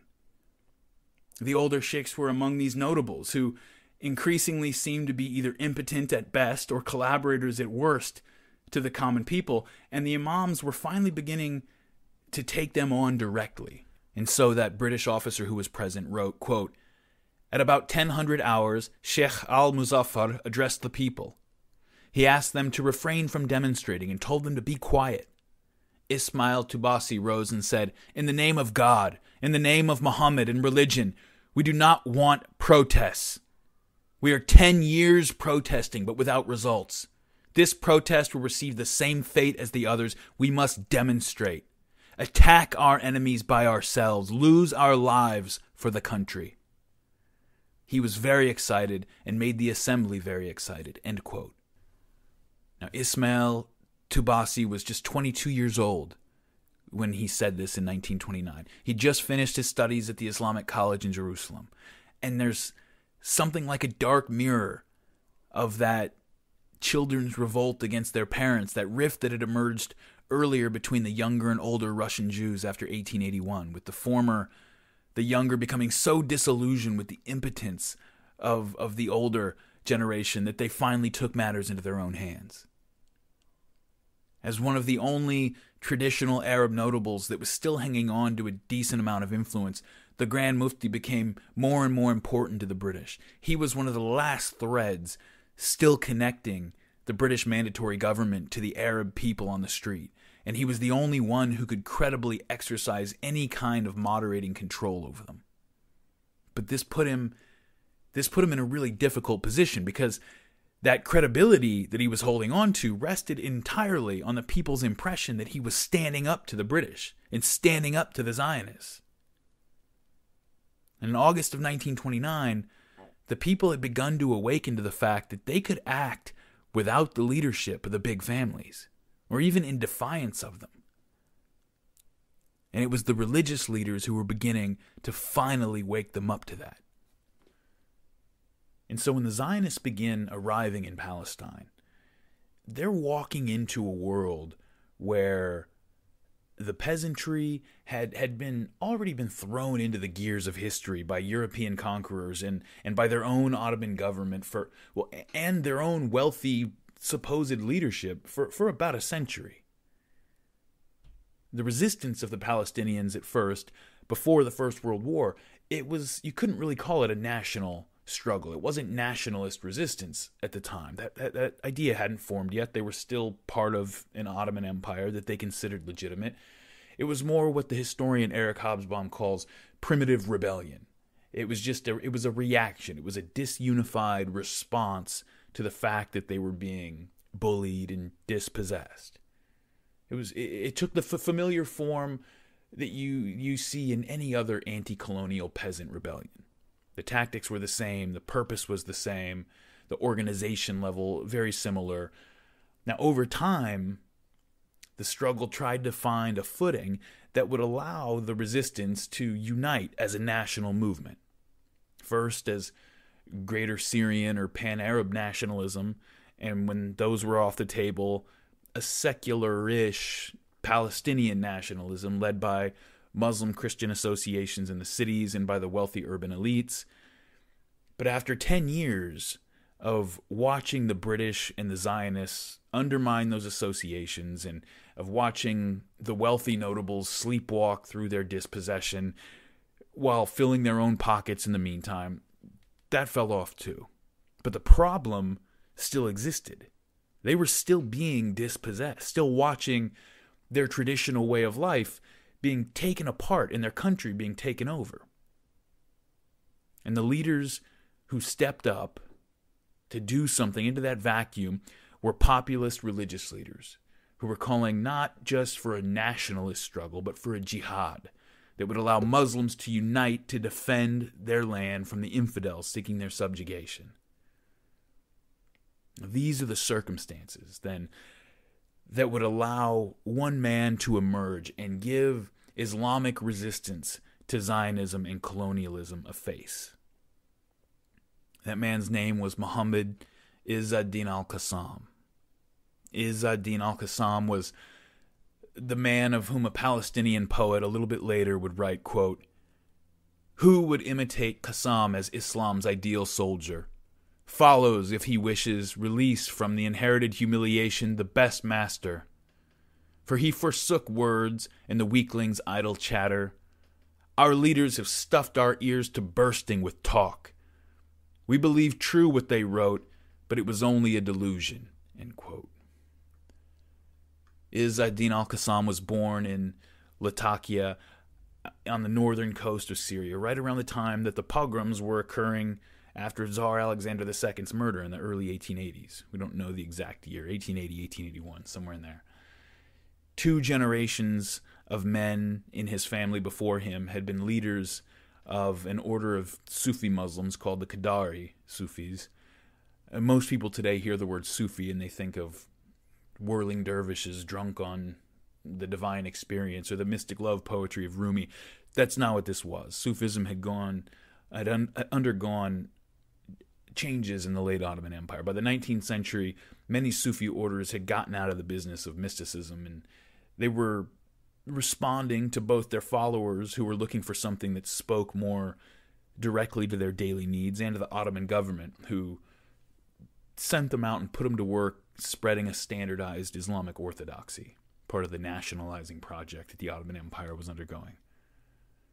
Professor James Gelvin from UCLA, by far one of my favorite sources for every stage of this conflict up to the modern day, he wrote, quote, "The most prominent Qadari leader in 19th century Syria was Abd al-Qadir al-Jazairi. Abd al-Qadir had led the resistance against the French occupation of Algeria before he was exiled to Damascus. While in Damascus, he preached the lessons that he had learned during that resistance. Muslims not only had to use Islamic law to guide them in their daily lives, but had to apply the principles of reason to make that law compatible with modern conditions. Furthermore, Muslims had to assimilate Western scientific and technological practices. The ideas Abd al-Qadir preached were commonplace in the Middle East during Izz ad-Din al-Qassam's youth. Al-Qassam's association with like-minded members of other Sufi orders in Syria and modernist scholars at the Islamic University of Al-Azhar in Cairo reinforced these ideas. As soon as he returned to Syria from studying in Cairo, Al-Qassam began applying the lessons he had learned." End quote. He very quickly gained a reputation as a man of thoughtful piety and fierce independence. Once he was back in Syria, he soon became a popular and respected imam of a mosque in his hometown, as well as a teacher at a local Sufi school. And now Al-Qassam looked around at the Arab world under the late decadent Ottoman Empire, which was on its last legs, and he did not like what he saw. It disturbed him. He had just returned from Cairo, which was once the largest city in the world west of China, and to him it was a reminder of Islam's glorious history, but also a reminder of how that mighty city and the rest of Egypt had been brought completely under the control of foreigners from some tiny little island north of Europe. When the Committee for Union and Progress, the so-called Young Turks, staged their 1907 revolution in the Ottoman Empire, Qassam must have looked upon that with some ambivalence. I'm not aware of any record of his thoughts at the time, but the Young Turks, they were a modernizing force in Ottoman politics, and his Qadari Sufi order would have supported most of that. But they were also pushing toward Turkish nationalism, specifically Turkish nationalism, and kind of abandoning their role as the leader of the whole Muslim world. And already they had abandoned their responsibility to protect some North African Muslims from European domination. And when Italy moved against Libya in 1911, the Ottoman Empire appeared ready to declare it too much trouble to protect as well. Some people started to wonder if they would let it go that easy if they were Turks and not Arabs. Muslims who had depended on the Ottoman Sultan and Caliph for protection, they were being exploited, being killed by European colonial powers. And the Turks seemed prepared to watch it happen. Again. Resentment and worry over the fact that the Turks were not any longer interested in protecting their Arab subjects was a big factor in the Hashemites' decision to take the British up on their offer to rebel during the First World War. But if the Turks were prepared to watch Libya fall under the Italian yoke, Izz ad-Din al-Qassam was not. He began gathering up men and making preparations to set sail for Libya himself to go fight the Italian invasion, to join up with whoever was fighting it. He took up collections and donations for supplies and weapons, and he got together his volunteers, and he was at the port, ready to depart when the Turkish government ordered them to stay put and intercepted them all before they could embark. So Libya is taken over, along with the rest of North Africa, by the Europeans, and Qassam, frustrated, he went back to work as a teacher. And so 1914, the World War comes along, and Qassam, he's frustrated with the Ottoman Empire, but he's still an Ottoman subject, and he still believes in it to the extent that it's a reality and it exists, and it's the primary vehicle Islam has at that moment to defend itself. And so he joined the Ottoman army and serves as a chaplain. He wasn't originally slated to serve in combat, but he demanded to serve in combat, and so he received training on weapons handling and basic tactics and survival, basic stuff. I'm not sure if he ever actually made it into combat. He also made valuable contacts with other trained military veterans, and when the war ended and the Turks were gone and their ostensible enemy, Faisal ibn Hussein al-Hashimi, the Hashemites, who had staged the Arab revolt, he was the only leader who was available at the time that could unite the Arab kingdom of Syria, and so Qassam threw in with him and his supporters. And when the French decided to throw Faisal out, Qassam thought that his time had finally come. This is what he'd been waiting for. He was ready to fight. This time he wasn't traveling to some other country in the name of defending an abstract concept. This jihad would be in his home country to defend an Arab ruler from European invaders. Pretty clean. But we already covered how this went. Faisal backed down, surrendered to the French without a fight, and Qassam was disappointed by the passivity and compliance of the elite leadership again. After Faisal surrendered, Qassam was not prepared to give up, so he was one of those who took up to the hills to carry on the fight against the French. These militias were made up of former soldiers from the Ottoman army, from peasant and working class volunteers, and there were some well-equipped fighters from wealthier families who kind of expected their status to guarantee that they would be leaders, that they would receive some deference from everybody else in the hills, from all the poorer fighters and militia members. The landowners and the urban notables were necessary to help fund and supply the resistance, and the French, they've been doing this a long time at this point. They knew it was much easier to target these self-interested rich supporters of the resistance instead of chasing a bunch of jihadis who had nothing to lose but their lives. And the French didn't have to do much. They didn't pull out toenails or publicly hang any of these wealthier supporters. They just threatened to disrupt their businesses, seize their lands and their assets. Basically, they took aim at their pocketbooks. And the notables, the landowners and the notables, they just showed no heart at all. No heart at all. Not only did they immediately fold and stop funding the rebels, leaving them in the hills without supplies or ammunition as French planes flew by and strafed them, they also called back their own sons and relatives who took all their fancy gear back home with them, and then they even collaborated to help the French target the remaining fighters. This was a formative experience in Qassam's life. It was probably the formative experience in his life. And he made a decision right then and there that he was never going to trust the wealthy to come through again. Not for their country, not for their religion, not for anything. Men who had too many worldly interests were shackled by them. Only the common people had proven reliable when push came to shove in that rebellion, and it would only be the common people from now on with whom Qassam would hold any truck. After the resistance against the French in Syria fizzled out, Qassam was marked for death by the French, and so he fled into British Palestine, taking up residence in the port city of Haifa, and quickly rose to prominence there as a pious and eloquent teacher. 1924-25, I believe, he got a job as an official for the Grand Mufti's Supreme Muslim Council, going around administering Islamic marriages in the villages, and this was a big deal for him because this, it not only provided him an income, it gave him an opportunity, a rare opportunity in British Mandate Palestine. As a marriage official, he was one of the few people who had license to travel freely anywhere in the country.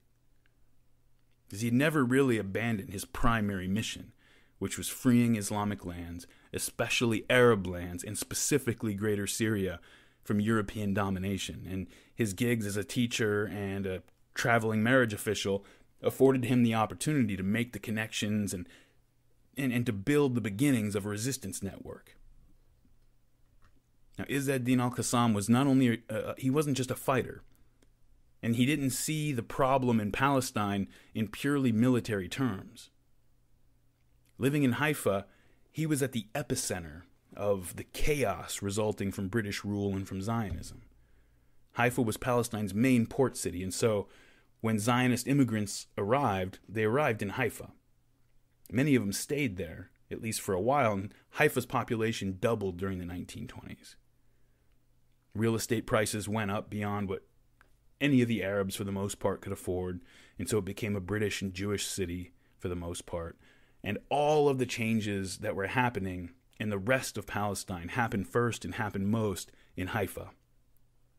Haifa was the first city of Palestine as far as the British were concerned because it was the Mediterranean outlet of the oil pipeline they had built from Mosul in Iraq. And this, along with the influx of Zionist immigrants and the capital they brought with them, made Haifa the first destination of the displaced Arab peasants who were now looking for work. And the degradation of the Arab poor was more evident there than anywhere else. Arabs who had lost their farms, lost their land, lost their sense of agency, who suffered each day the indignity of begging for jobs from the people who had evicted them, and who were doing backbreaking manual labor in exchange for a pittance, especially compared to the Jewish laborers doing the same work, each of whose wages were marked up 30% flat from the Arab wages whenever they worked for the British. This was a policy. The British paid Arabs one wage. They paid all Jewish workers 30% more flat. And these people, these Arabs, these young Arabs especially, were not doing well, especially the young men.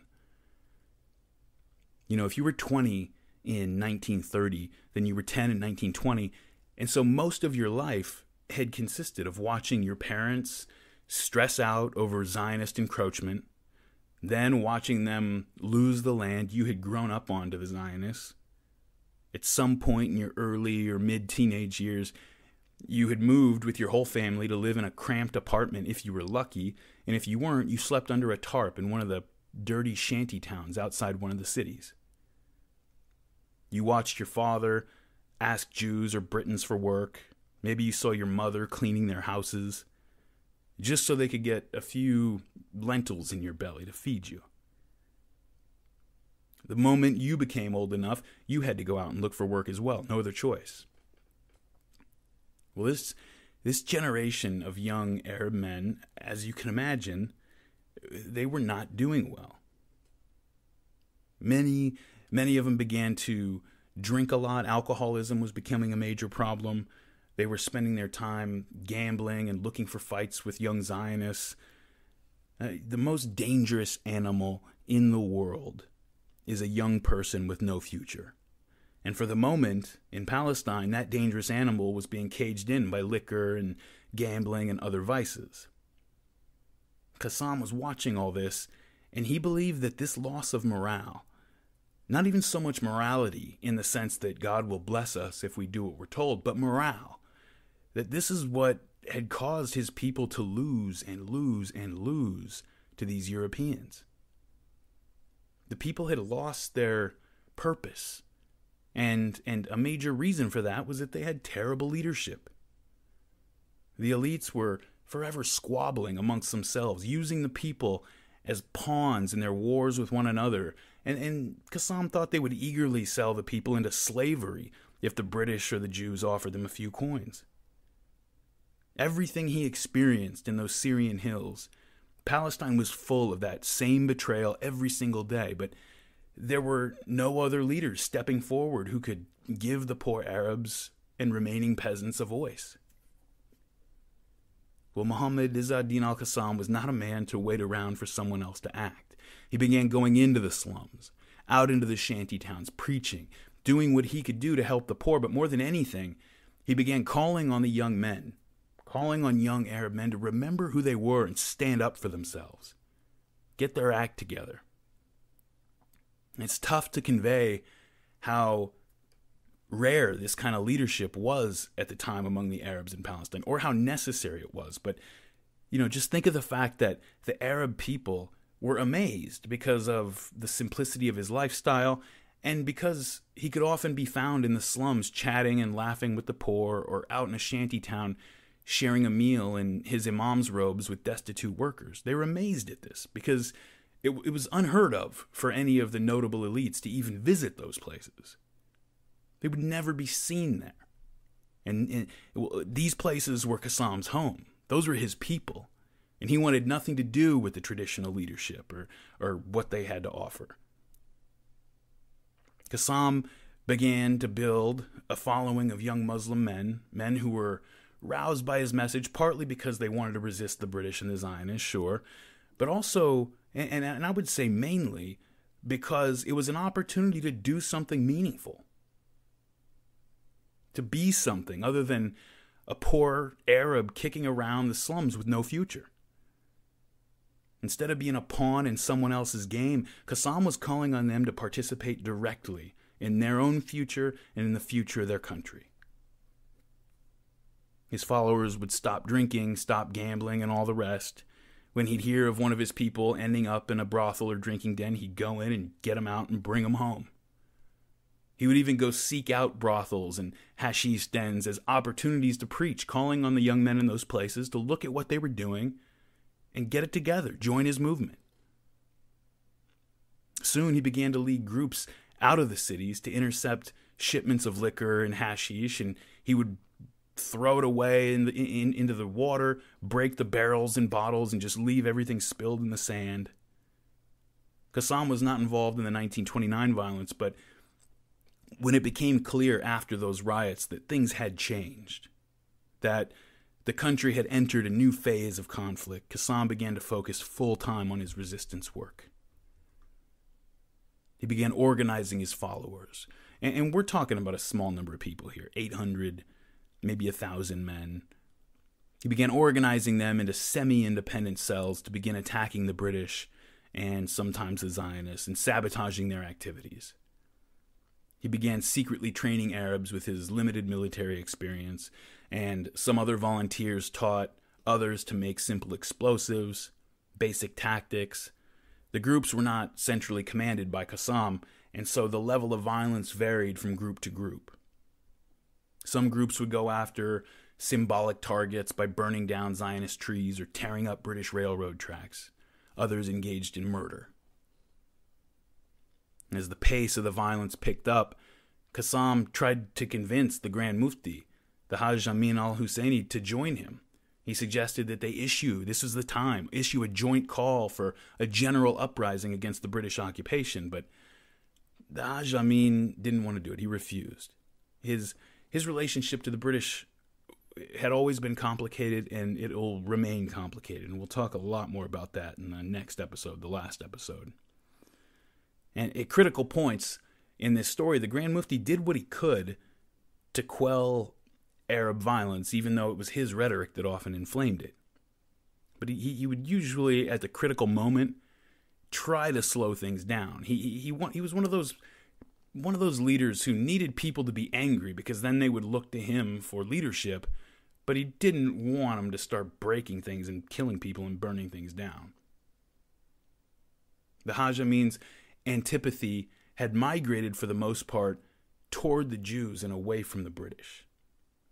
And this wasn't just self-interest because the British were his patrons. It was also due to a change that had been taking place in the way the Arabs perceived the Zionists since the end of the First World War.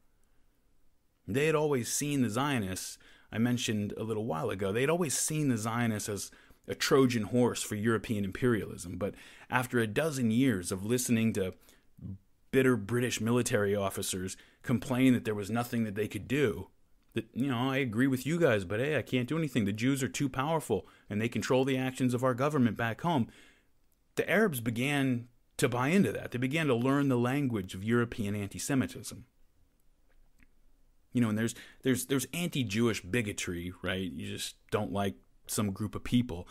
But anti-Semitism has a specific connotation for most people, right? When most people hear it, they don't just think of people who don't like Jews. They associate it with a particular kind of dislike, the conspiracy theories about the Jews running the world and controlling the banks and governments and bending the planet to their diabolical will. Well, that was something that had never existed in the Arab world. They didn't have any experience with Jews other than the traditional Middle Eastern Jews that they were used to and got along with for the most part. It wasn't until the Europeans showed up, with Mark Sykes, if you remember from the first episode, telling Emir Faisal that the Jews controlled all the world's financial centers and governments and so forth. And so many important leaders, Winston Churchill, so many others were writing and talking about all this that the Arabs began to pick it up. And if it seemed improbable to them at first, their experiences seemed to confirm it. How else were they supposed to explain the fact that so many of the military, police, and mandate authorities working for the British government that they came into contact with and who seemed to support their cause, that they were saying that they had to take their orders from a British government that was always seeming to come down on the side of the Zionists? Now, there are good cultural and historical reasons why this was the case, of course. It's not a big conspiracy, but you can imagine a Palestinian Arab in the 1920s and 1930s just accepting Mark Sykes' word on the matter. The Haj Amin definitely accepted it, and by the 1930s, he's usually a good bet to be found openly quoting from the protocols of the learned elders of Zion during official government proceedings. So it wasn't a good look. But this wasn't universal yet in Palestine, so while the Grand Mufti was directing his ire toward the Jews, Qassam was still aiming at the British, and the Zionists only secondarily as agents of the British, and the Haj Amin wanted nothing to do with that. And finally, in 1933, after a few of his followers burned down a Zionist house and killed a father and son, the British took notice and Qassam was forced into hiding. They still didn't really know who he was, but they were moving now against the violence and against the insurgents. But even though he was underground, Qassam never stopped working. Finally, the scattered energies of the anxious Arab masses were beginning to move to something like a common rhythm. And they were beginning to find a vocabulary rooted in both Islam and Palestinian nationalism, a fusion of the two, that might finally allow them to express and organize their resistance and make a stand for their country. But this is happening just as the Zionists were discussing plans to make a stand of their own in the wake of the 1929 violence. And one prominent leader of the labor Zionists, a protege of David Ben-Gurion, Chaim Arlosarov, wrote a long letter to Chaim Weizmann in 1932 sharing his thoughts on the Zionist situation in Palestine. And he writes with an urgency that you're going to hear in a minute. And he wrote this just 6 months before events in Germany would sweep every other consideration except escape off the table.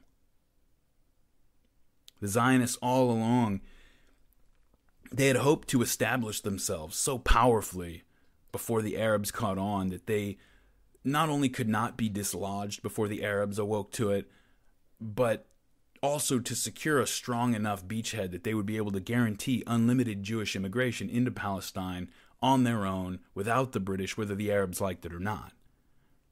But the riots in 1929 had come too soon. And now, without unconditional British support, the Zionists could not stand up to the Arabs if the Arabs decided to get together and make them leave. And so it's in this environment that Arlosarov wrote to Weizmann, quote, "It is evident that if we do not wish to establish diaspora conditions in Palestine once again, we must strive toward the quickest possible settlement of hundreds of thousands of Jews in order to assure at least a rare equilibrium between the two peoples in the country. I am forced to the conclusion that with the present-day methods and under the present regime, there exists virtually no opportunity for solving the problem of large-scale immigration and colonization. This is so because our policy is based on the assumption that it is necessary and possible to attain our aims gradually, step by step. The present stage, which we have attained by means of gradual development, may be defined approximately as follows. The Arabs are no longer strong enough to destroy our position, but still consider themselves strong enough to establish an Arab state in Palestine without taking into consideration Jewish political demands. Whereas the Jews are strong enough to preserve their present position without possessing sufficient strength to assure the constant growth of the Jewish community through immigration, colonization, and the maintenance of peace and order in the country in the course of its development. The next stage will be attained when the relationship of real forces will be such as to preclude any possibility of the establishment of an Arab state in Palestine, i.e., when the Jews will acquire such additional strength that as will automatically block the road for Arab domination. This will be followed by another stage, during which the Arabs will be unable to frustrate the constant growth of the Jewish community through immigration and constructive economic activity. The constantly growing strength of the Jews will influence the Arabs in the direction of seeking a negotiated accord." End quote. And so you can see here, when the two Zionist leaders are speaking frankly and privately, that they've left off any language indicating a desire or hope for a peaceful resolution. Everything is about strength. And Arlosarov is speaking purely in terms of having the power to impose what they wish on the Arabs. Now, this was the line of Jabotinsky's revisionists all through the 1920s when they would say plainly that questions of right and questions of morality had no place in struggles over identity and statecraft. The strong would do what they wished, the weak would suffer what they must. The social Darwinian militancy of the revisionists after 1929 had finally burst through the membrane, and even the left-wing, anti-colonialist, labor Zionists were using their language. Arlosoroff goes on to describe to Weizmann what he sees as the regional situation, and also his anxiety over the fact that the Arabs were beginning to learn how to organize themselves. He says, quote, "In addition, we are witnessing a shift in borders in the Middle East which has not yet come to an end. Should Syria and Iraq come under one ruler, the United States could exert upon us a greater pressure than if the states in the north were to remain apart. The question whether the Emir of Transjordan will succeed in extending his rule southward and annex parts of Arabia is also more serious than it was 6 months ago. We must not forget that the Arab movement in Palestine has meanwhile learned all the political practices of Zionism, from congresses and presidents down to banks and campaigns. It has succeeded to some extent in attracting the attention of the Arab and Muslim world to Jerusalem and Palestine. Any policy which aims at isolating the Arabs of Palestine will now encounter greater obstacles than it would have encountered 10 or even 5 years ago." End quote. And we spoke in an earlier episode of the efforts by the British and the Zionists to ensure that the Palestinian Arabs remain divided amongst themselves and isolated from any other Arab states. The Grand Mufti Haj Amin had stirred up fears about the Al-Aqsa Mosque partly in an attempt to get the attention of those other states, those other Muslim countries from which Arlosoroff would prefer to keep Palestine isolated. He continues, quote, "Moreover, it is scarcely necessary for me to remind you that the non-Jewish population of Palestine is increasing at a rapid rate. A decade ago, a Jewish majority or numerical equality in Palestine was a matter of 500,000 additional persons. Today, it's a question of 800,000. In another 15 years, it'll be a question of 1.25 million. But since the area of Palestine, even within its widest borders, is fixed, the pressure on the means of subsistence in the country will rapidly increase.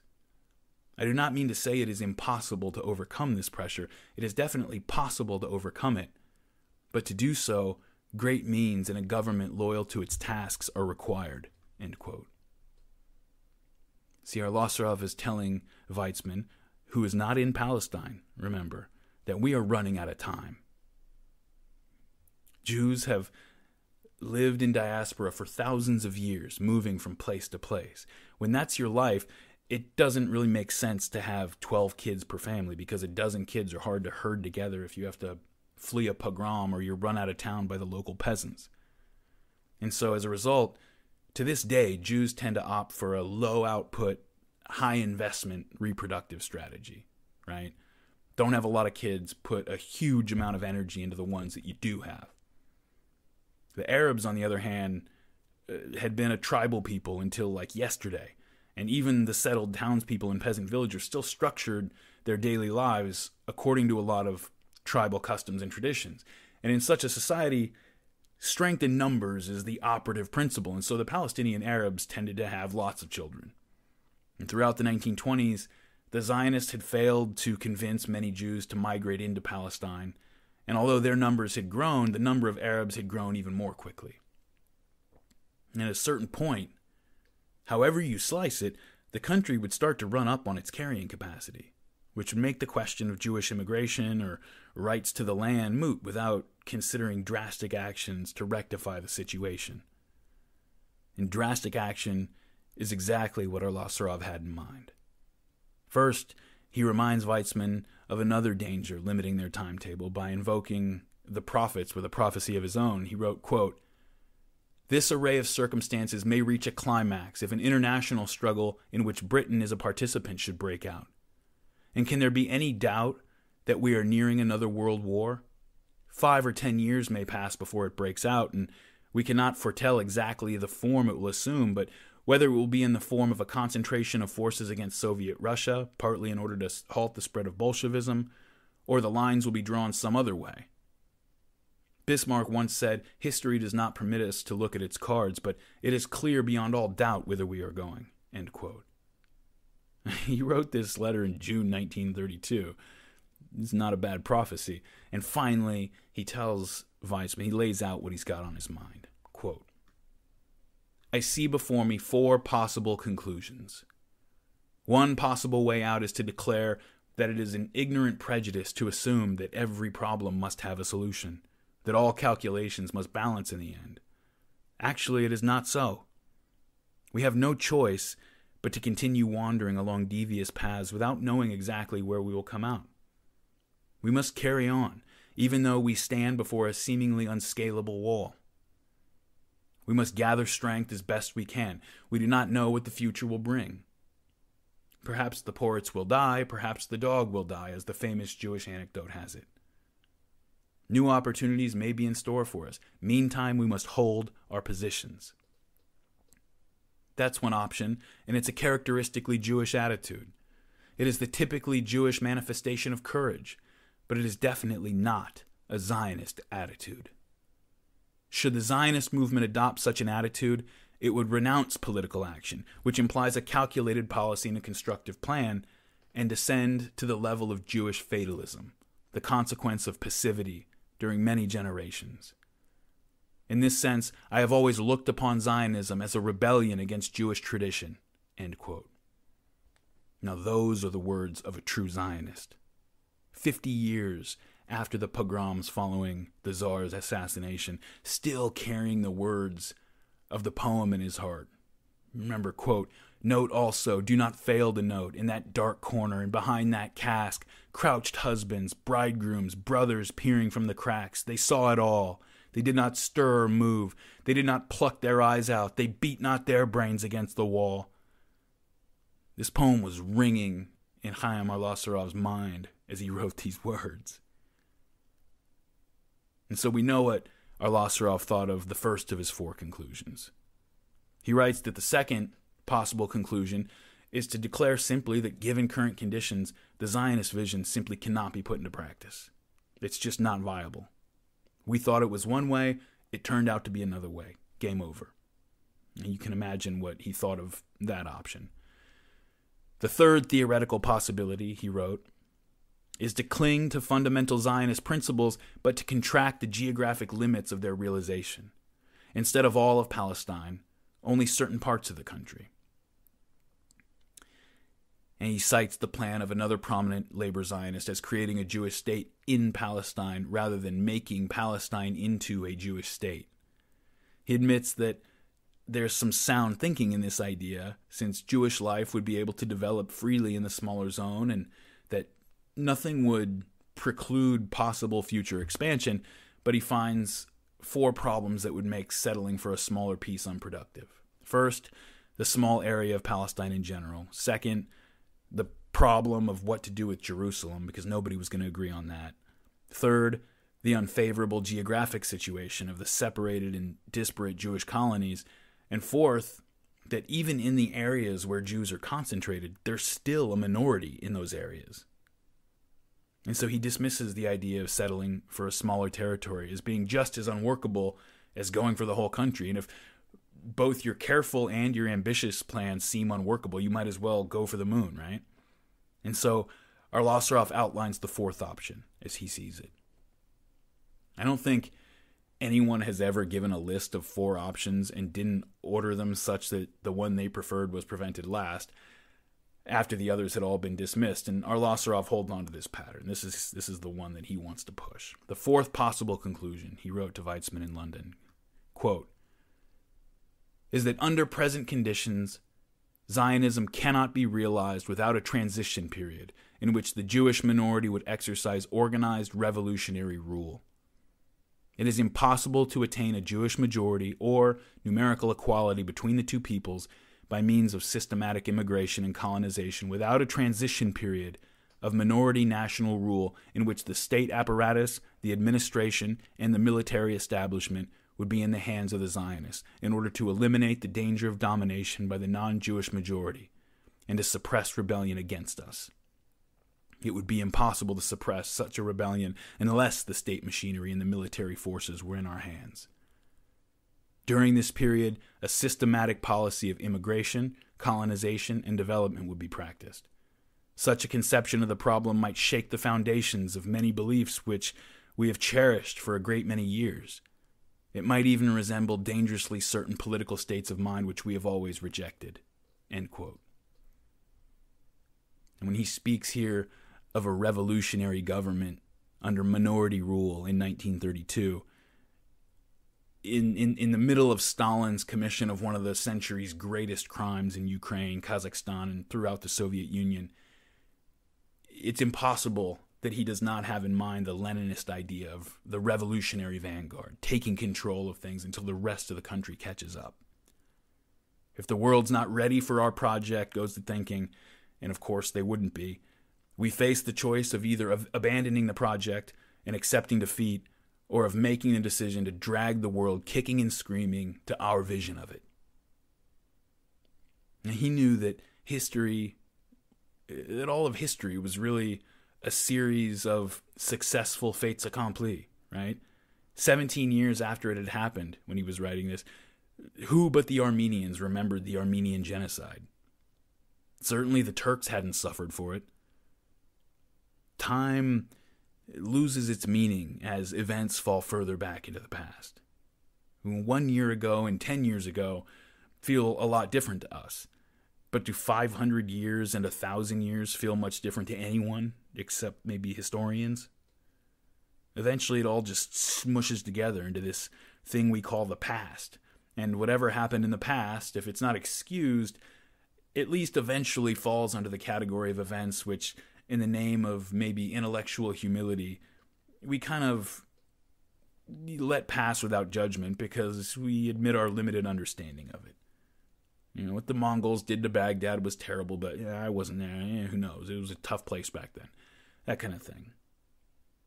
You know, if I say that America enslaved sub-Saharan Africans, that hits you one way.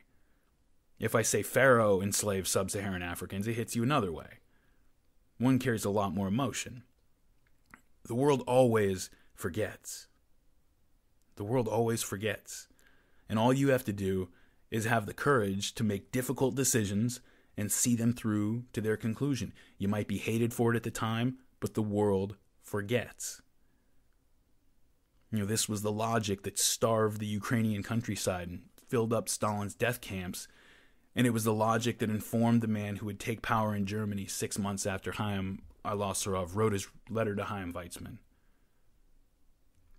His letter closes with the words to demonstrate his conviction.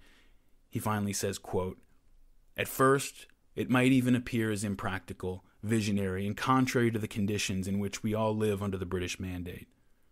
All these questions require discussion, which I do not intend to inaugurate here in writing, but there is one thing about which I feel very strongly.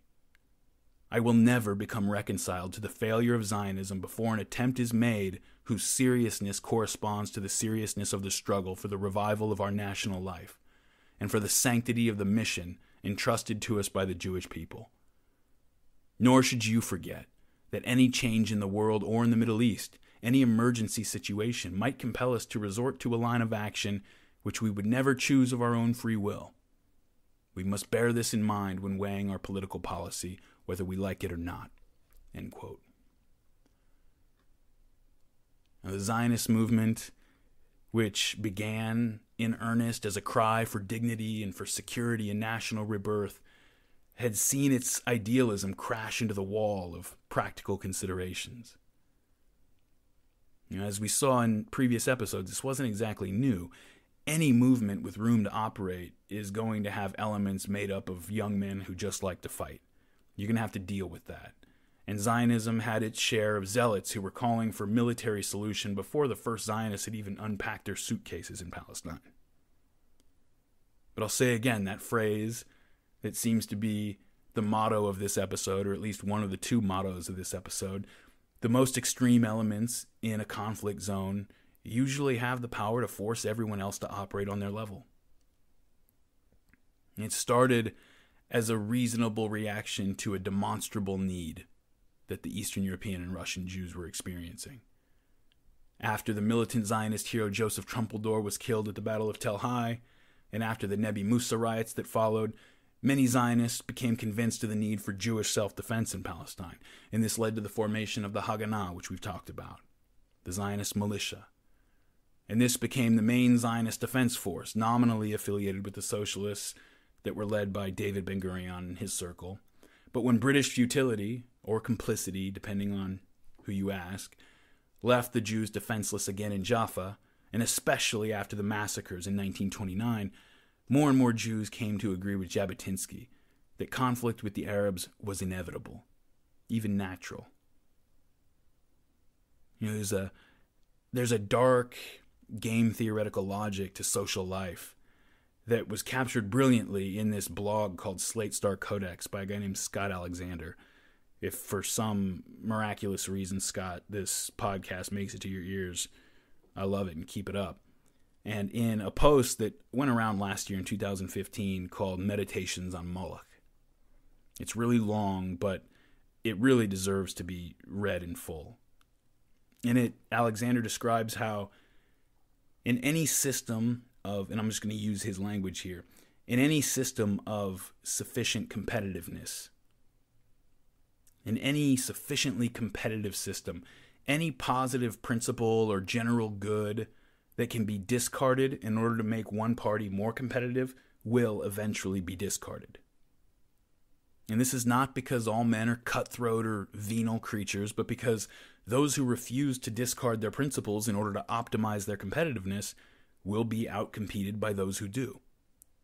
Eventually, after everyone has either discarded the social good or refused to do so and disappeared, equilibrium is reestablished so that everyone's basically in the same relative position they were before, only the society as a whole is worse off because everybody has discarded one more voluntary principle which served the general good. We can get away with holding on to our principles as suboptimal luxuries in environments where competition is less than fierce, but that does not describe Palestine at the time that Arlosarov is writing that letter. The competition in Palestine had become the definition of zero-sum in the eyes of both parties, and much to the frustration of the British. But at least up to this point, zero-sum to the Zionists had meant that only one side or the other would win the privilege to exercise their national rights. With the stakes less than total, some Zionists managed to hold on to their illusions, especially Zionists outside of Palestine like Chaim Weizmann. But in January 1933, the stakes the Zionists were fighting for would go parabolic. In that month, Adolf Hitler had been elected Chancellor of Germany. Hitler was one of those veterans of the First World War of whom it was said that, although they walked around and continued to live their lives after 1918, in truth, whatever they had been died back in those trenches. Hitler never left those trenches. And you can see a few old pictures of Adolf Hitler sporting a normal mustache in the early days of the war. The shortened mustache tucked under his nose, that was a modification made in order to allow a soldier's gas mask to seal against his skin during an attack. And this is one of those little nuggets that gets lost over the years and decades, but when Adolf Hitler gave his fiery speeches to throngs of screaming Germans, every one of them knew what that little mustache meant. Hitler's choice to wear it was not just a nod to the fact that he had been a veteran in the Great War. Nearly every German of his age group had been a veteran. Hitler was putting the entire nation on notice that the war had never ended. Germany had been forced to beat a tactical retreat in order to deal with the traitors and saboteurs at home, but she had never been defeated in battle. I'm giving you Hitler's perspective here. With the help of Germany's enemies, the traitors had taken control of the country, taken control of the government during the 1920s after the revolutions, but German patriots had never forgotten their treachery and had finally risen up to correct the injustices of the past. This was Adolf Hitler's religion, it was his philosophy, it was his life. During the war, the German army had been a force of nature, but they were finally overcome in the end, partially by a lack of material and an eventual collapse of morale, first on the home front and then out in the trenches. Many veterans, not just Hitler, many, many veterans of the war, blamed socialists and communists for instigating strikes and undermining support for the war. And they weren't wrong about that part. Leftist groups were working against the war effort, and strikes at munitions factories and the spread of leftist ideology among the soldiers did undermine the ability of the German army to sustain its momentum in that final push in 1918. It's highly questionable at best whether Germany ever could have won the war once the United States threw its full weight behind the Allies, behind the Entente.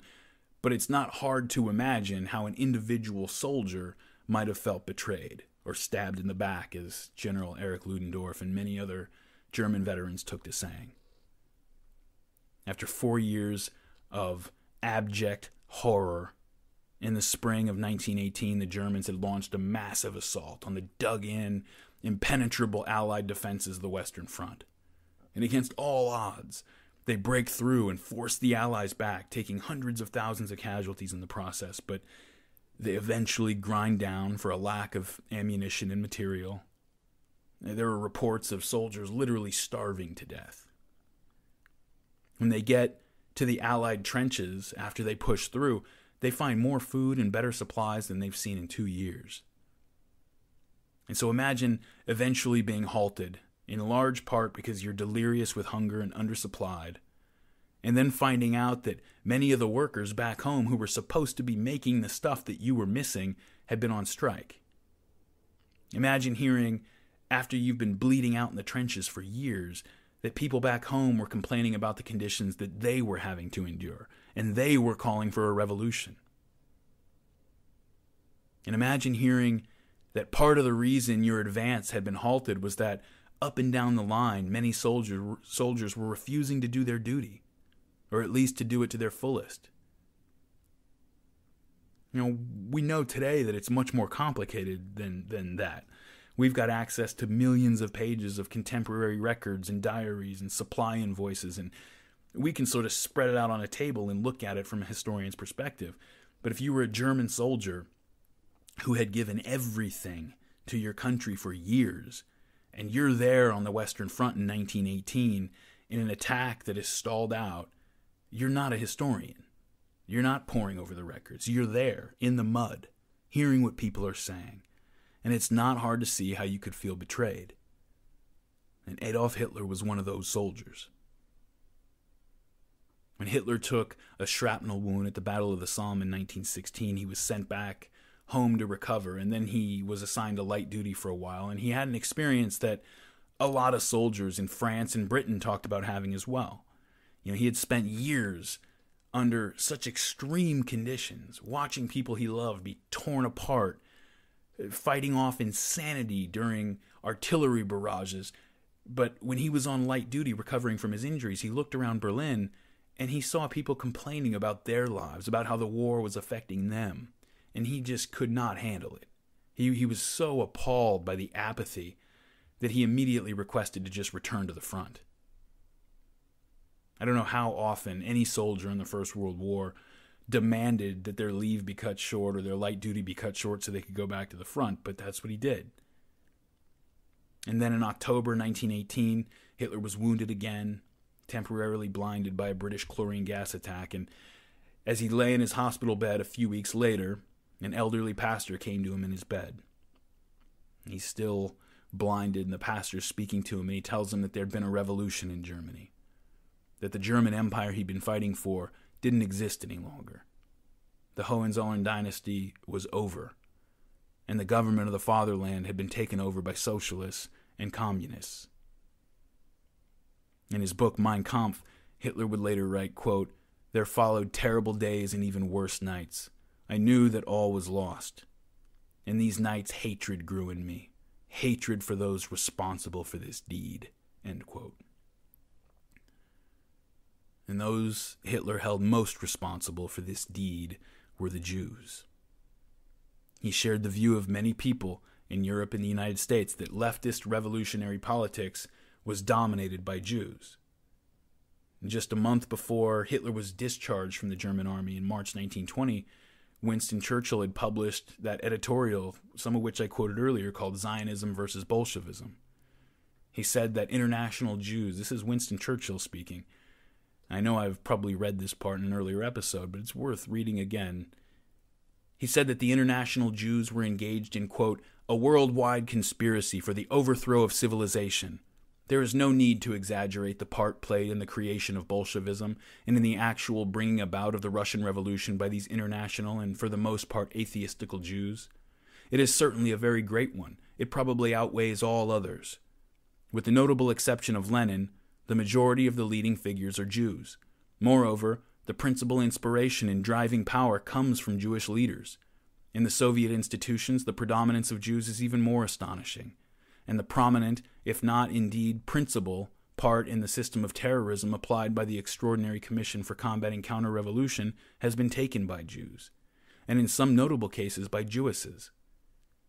The same evil prominence was obtained by Jews in the brief period of terror during which Bela Kun ruled Hungary.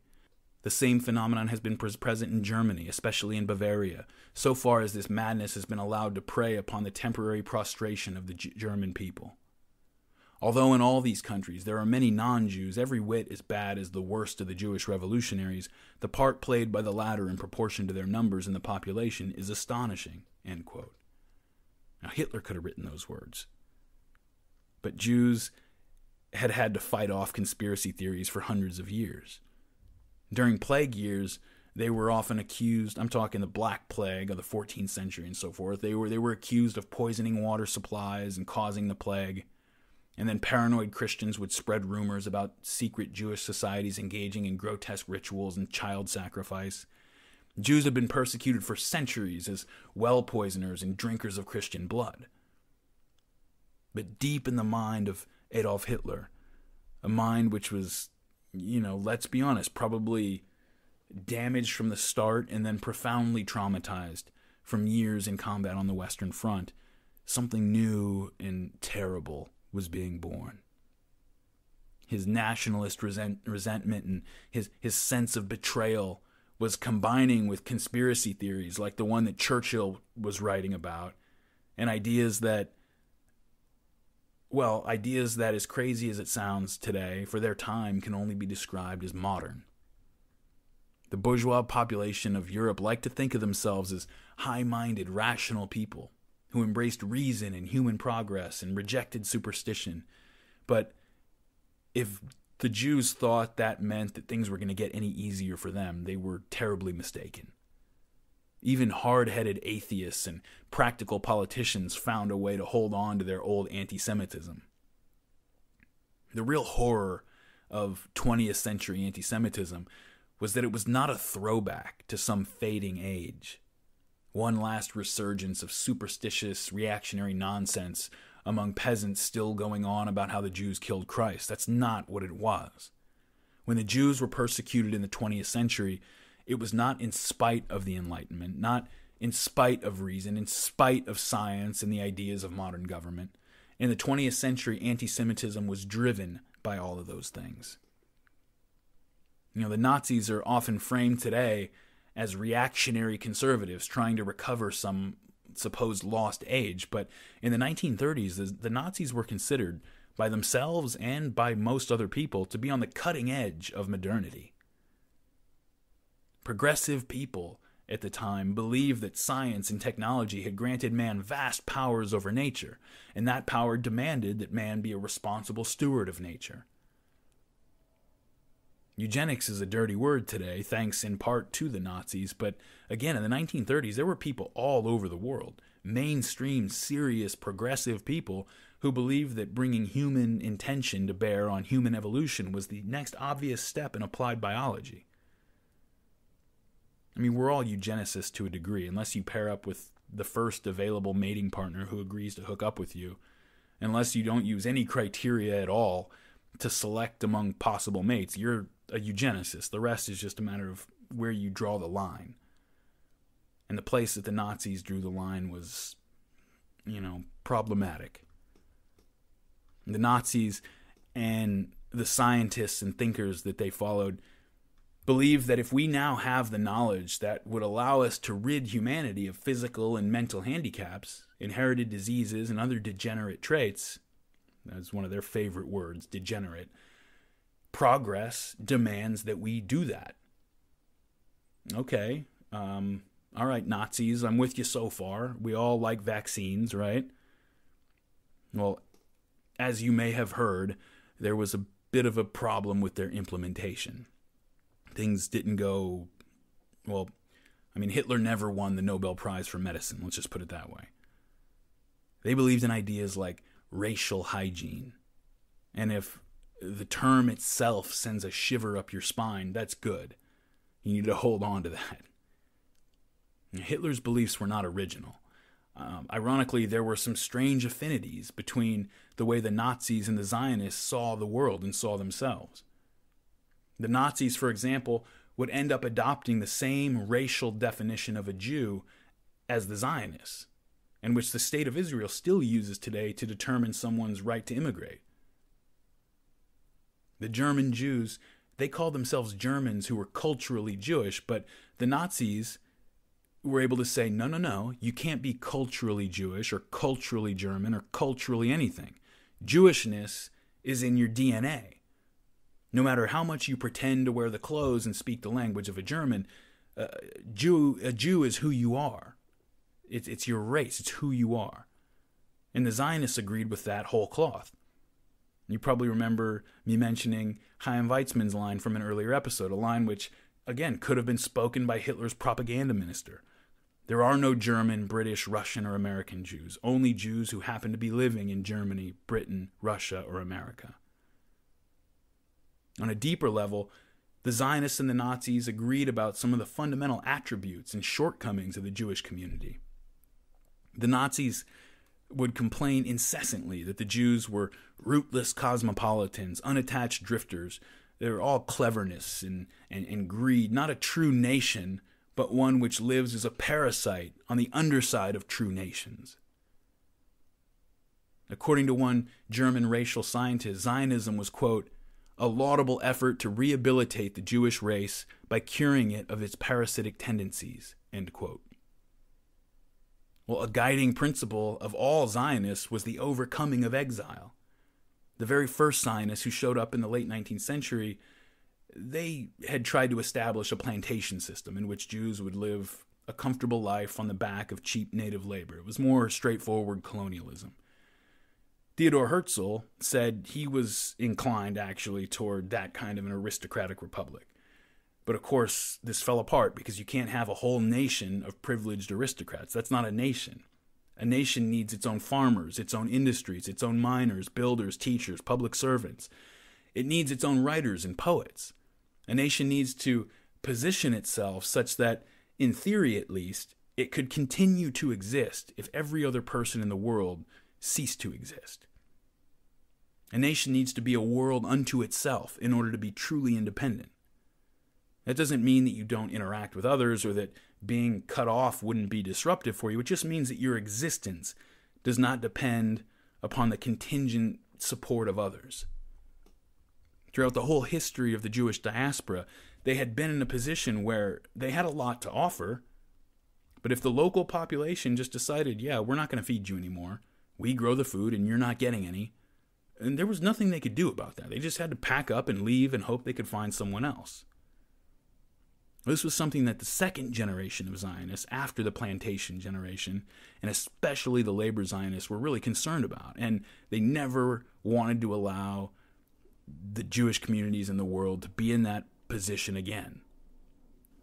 And so all their policies and plans were designed to escape the type of life that they had learned to live in exile, where they were all bankers and lawyers and doctors and traders and shopkeepers, and not a farmer or a miner in sight.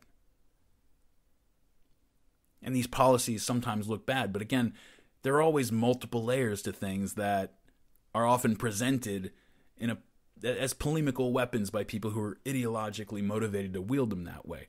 The fact that the Zionists refused to hire Arabs, the labor Zionists refused to hire Arabs, sounds like nothing but rank discrimination if you think of it like one group refusing to hire another group in a modern developed country today. But when the labor Zionists made that decision, they had a lot more on their minds than just discrimination.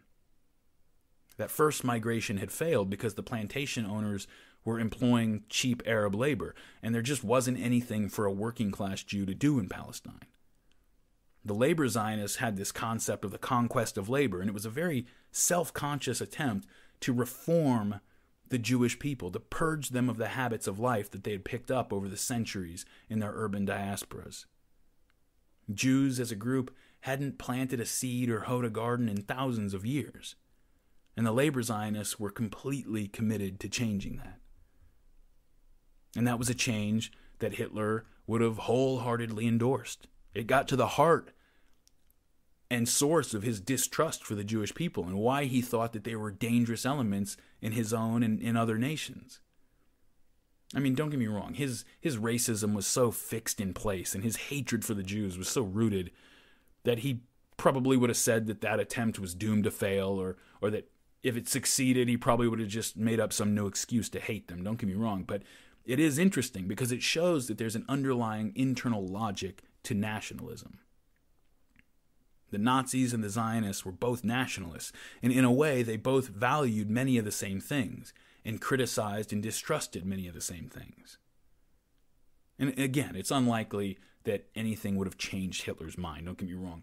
And don't think that I'm trying to say that Hitler only hated the Jews because of some real deficiency in the Jewish community. I'm not. I'm just pointing out that there are almost inevitable conclusions that confront you once you adopt the perspective of a nationalist.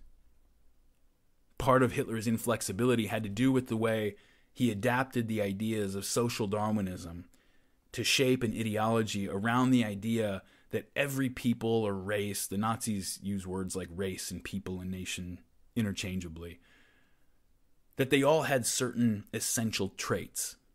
Not only physical traits like darker skin or blonde hair or bridge noses, but internal characteristics having to do with psychological makeup and creative abilities, things like that.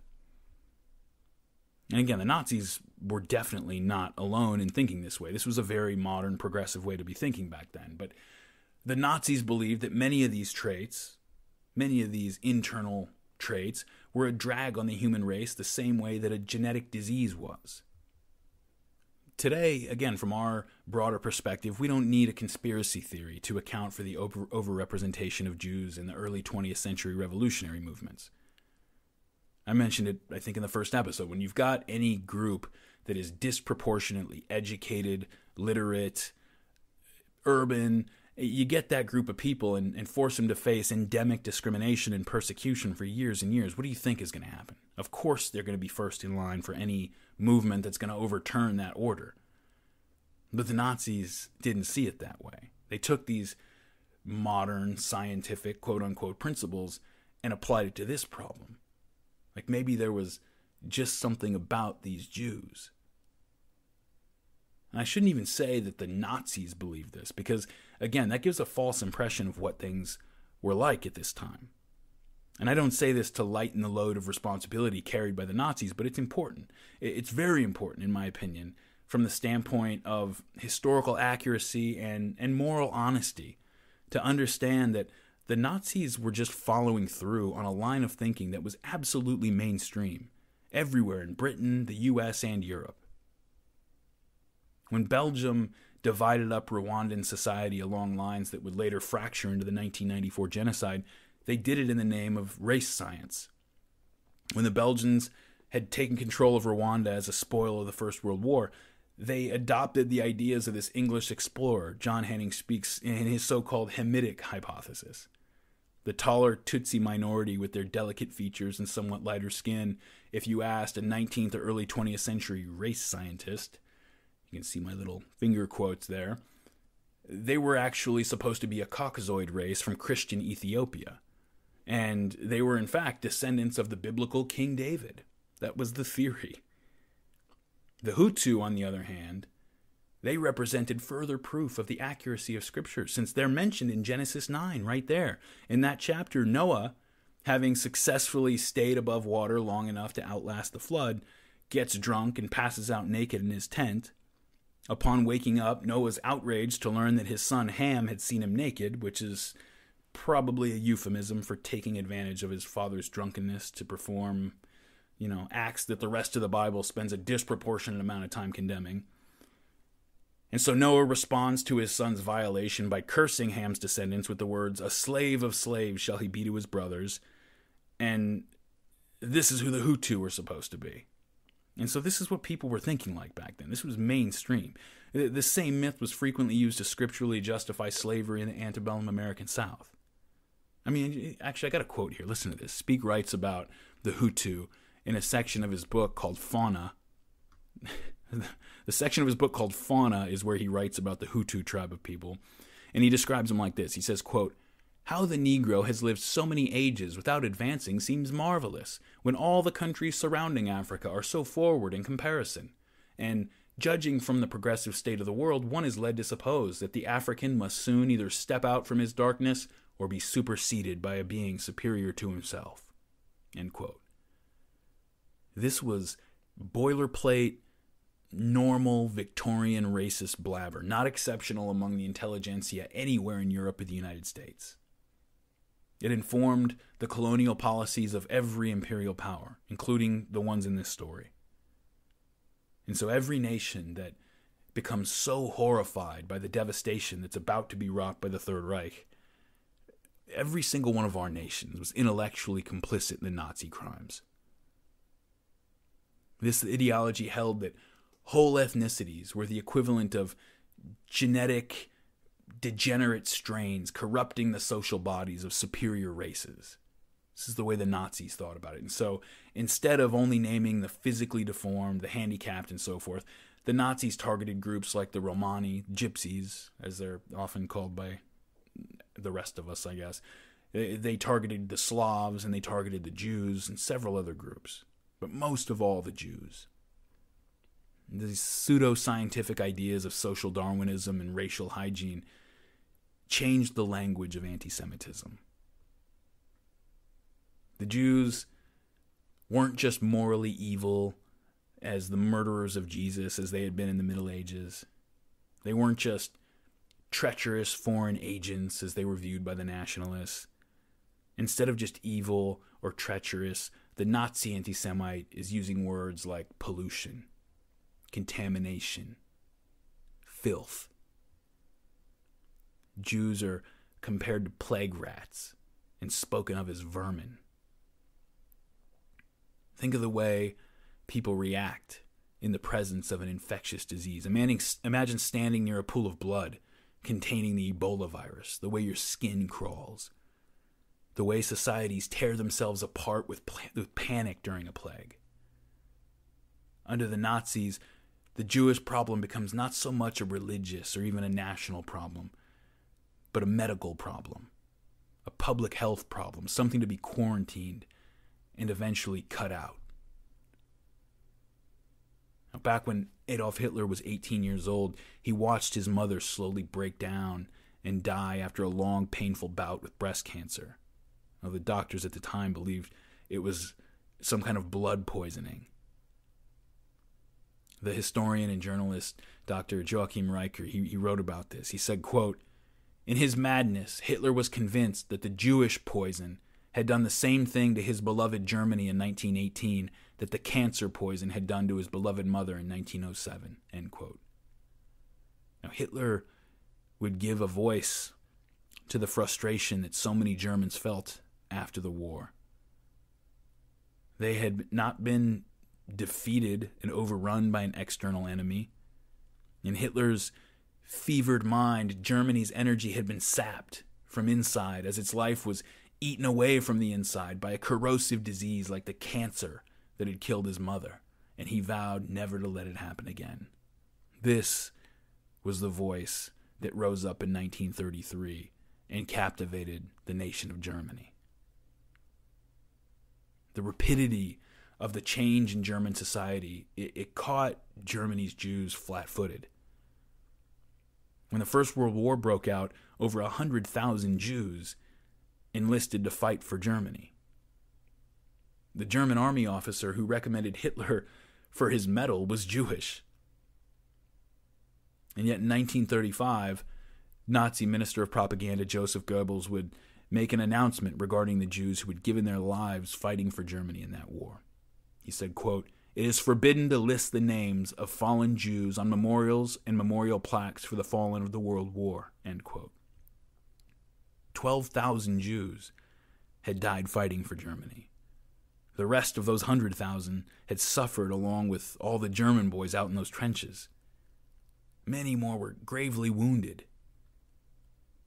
The names of these Jews were chiseled out of existing war memorials, sometimes replaced with the names of battles or crudely covered over with some kind of embellishment.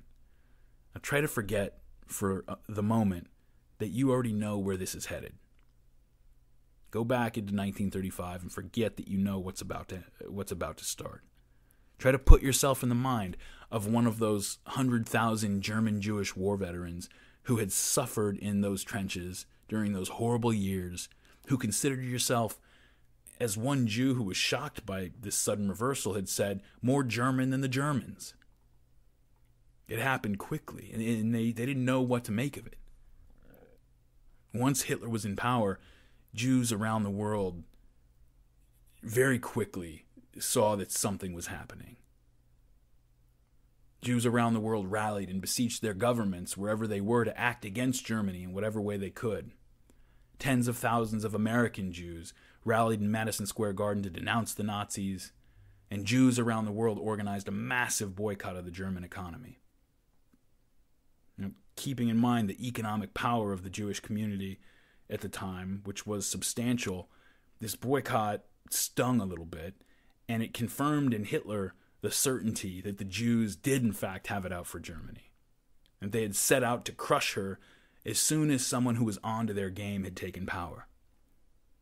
And again, Hitler's plans did not depend on a boycott from world Jewry, and I don't mean to say that anyone provoked Nazi persecution of the Jews, but the boycott gave Hitler the pretext he needed to get started with the persecutions.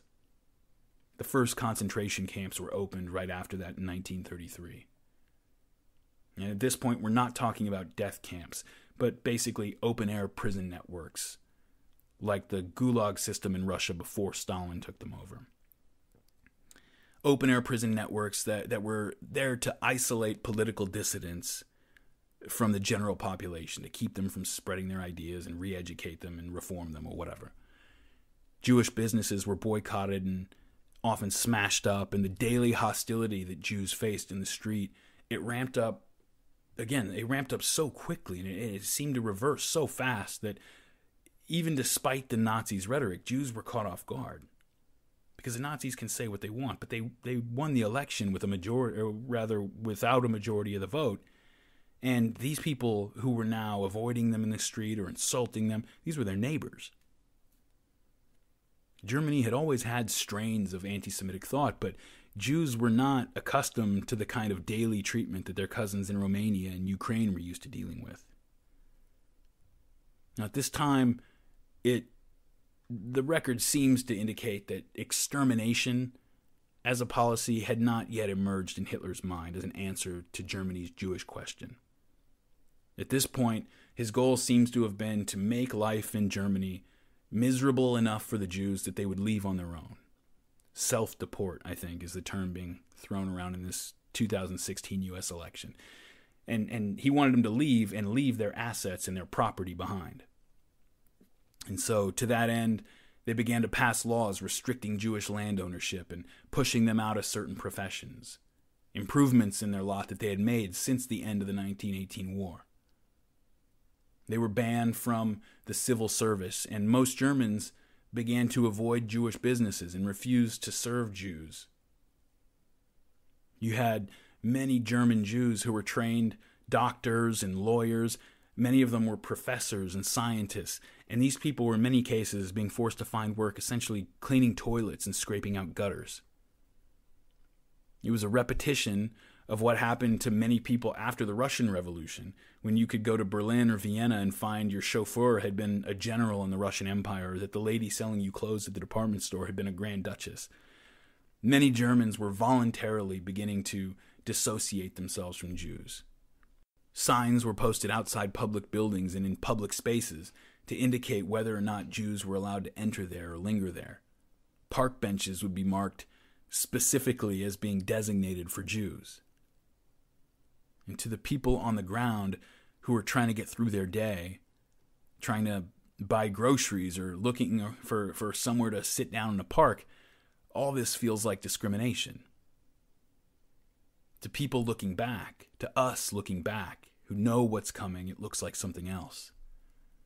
It looks like quarantine.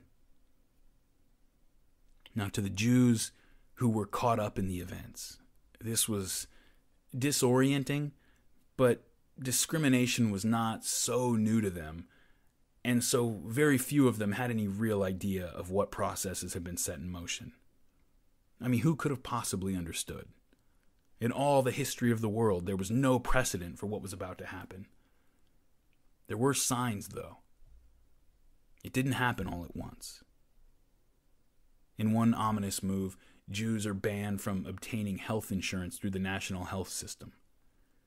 That's a little bit like a weatherman who also happens to run an insurance company coming to tell me that my flood insurance has been canceled. In 1935, at the annual Nazi rally in Nuremberg, 2 laws were proposed which put to bed any remaining hope that this was going to stop a discrimination. The first was called the Law for the Protection of German Blood and German Honor. Jews were forbidden from marrying or having sexual intercourse with Germans, or even having German women under 45 years old work in their homes. And the second law would strip all Jews of German citizenship, including all rights and all legal protections. Now, they hadn't just lost certain privileges or legal rights. Their basic status had changed. The Jews had been removed from the social body and marked off as an intruder, like an invasive species that the German immune system, or the Nazi autoimmune disorder, was about to attack.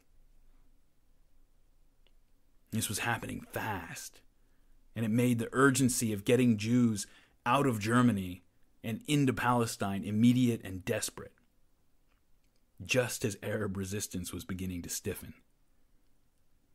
Many Zionists were willing to grit their teeth and try almost anything to find a way to get them out.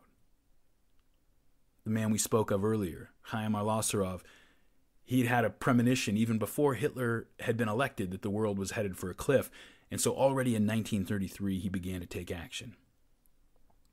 As the political head of the Jewish Agency and someone who had Ben-Gurion's ear directly, Al-Asarov opened negotiations with the Nazi government to facilitate the transfer of Jews out of Germany and into Palestine. The Germans had been playing around with ideas like this. They thought about perhaps deporting the Jews to Madagascar, and they were receptive to Al-Asarov's plan. The Nazis had been confiscating the property of any Jew who immigrated, but Al-Asarov was able to put over a scheme that would allow emigrating Jews to retain most of the value of their assets. And basically, simply put, he had convinced the Germans to go along with a scheme whereby Jews would be permitted to leave for Palestine, and their assets would be placed in a trust when they departed. They couldn't take the assets with them, but instead the assets were used to buy equipment and supplies from German companies that they would need for their lives in Palestine. In this way, Al-Asarov was able to get 60,000 Jews out of Germany and into Palestine, almost certainly saving their lives. But the scheme also provided a major boost to the Nazi German economy, as you can imagine, and so not everybody was happy about this, especially the revisionists. Now, the British had banned Zev Jabotinsky from entering Palestine once he'd left in 1930, and they were beginning to find out that despite his tough rhetoric, he may have actually been a moderating force on the Zionist right wing. The younger ones coming up behind him were more ferociously anti-liberal, and they felt none of the opponent's respect, that kind of respect for the enemy as a fellow, as a worthy opponent that Jabotinsky kind of exhibited for his enemies. They didn't feel any of that. And now when Al-Asarov made this deal, he saved 60,000 Jews from almost certain death, but the revisionists were furious. Furious at Al-Asarov, furious at Ben-Gurion and the whole Zionist left. What did they think they were doing? You don't sit down at a table and legitimize the Nazis by negotiating with Heinrich Himmler. It doesn't matter if you can save 1 million Jews. And so when Arlosoroff returned to Tel Aviv, he was threatened and insulted in the streets, and the rift between the fascist revisionists and the socialist labor Zionists began to tear open. One night, on a beach near Tel Aviv, two men approached Chaim Arlosoroff as he sat on the beach with his wife. One asked him for the time, and as he reached for his watch, the man pulled out a gun and murdered him. His wife was left alive, and she identified two members of a hardcore revisionist group, but a trial that was threatening to break apart the Jewish community in Palestine decided that there wasn't enough evidence to convict them, but nobody in Palestine doubted what had happened. Ben-Gurion and the labor Zionists were outraged, blamed the revisionists completely, and even the revisionist party dissolved the particular subgroup of which those two men were a part. And that year, 1935, massive numbers of new Jewish immigrants are flooding into Palestine as Hitler continues to ramp up his reign of terror. And as anti-Jewish violence spreads in places like Romania and Ukraine, it's getting worse and worse all over the place. In 1931, Zionists still only made up about 17% of the population. And that's a little bit deceiving because the Zionist immigrants are heavily weighted toward young, single, military-age males, which in a conflict like this is really the operative demographic. But still, they were only 17% of the population in 1931. 4 years later, by the end of 1935, they would be a third of the population. Now, try to step back for a moment from those abstract numbers and put that in a perspective that you can relate to. I'll use the United States, but use whatever country you're comfortable with. In the United States, today, 2016, immigration is one of the hot-button controversial issues. It gets a lot of people riled up over the impact that it has on native workers, on the ability of our economy and social institutions to absorb so many new people. So think about that. And then think about this. Hispanics, which is the main part of the immigration question in the United States, Hispanics make up about 17% of the population of the United States today, right around the same proportion as the Zionist population in Palestine in 1931. And about 500,000 new immigrants come in from Latin America every year into the United States. Maybe another few 100,000 or so come in illegally. So let's say 1 million or so new arrivals each year is enough to cause one of the most bitter, acrimonious debates in U.S. politics. Now imagine that over the next 4 years, 75 million new immigrants from Latin America come into the United States. Because that's what it would take to create a demographic change in the U.S. population equivalent to the one that Palestine went through from 1931 to 1935. 75 million in 4 years. Now imagine that those new immigrants aren't even making a show of trying to assimilate. Imagine that the presence of so many new people was driving up rents and real estate prices to levels way beyond what anyone who lives here can afford. Anybody except for the immigrants can afford. And the immigrants are being funded by a massive international infrastructure and wealthy financial interests from all over the world.